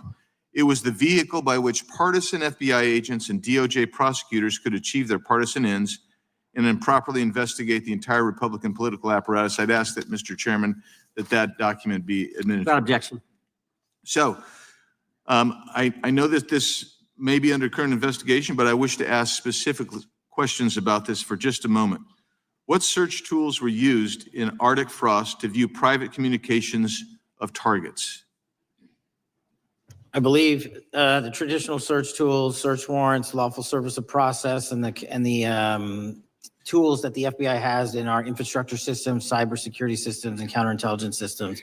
But generally speaking, if I may, I want to use this to highlight the fact that I'm continuing my promise to work with Congress to produce documents simultaneously and also conduct ongoing investigations. I'm giving you as much as I can, and I'll give you more when I can. Thank you. Another question regarding that is, were there any directives from the Biden White House concerning the Arctic frost investigation? Were there any, sorry, Directives or communications from the Biden White House itself concerning the Arctic frost investigation? I'll just rely on what was turned over to date, sir. Okay. So I want to add here, the search warrants that were used included the seizing of a U.S. member of Congress, his phone. I think we all know who that was and how that was taken away and used for political purposes, Mr. Chairman, Mr. Director. So we'll leave that for a second, and let's go over to the Charlie Kirk case for just a second. Let's emphasize this. How many hours did it take from the assassination to the arrest of the assassin, Mr. Director? 33.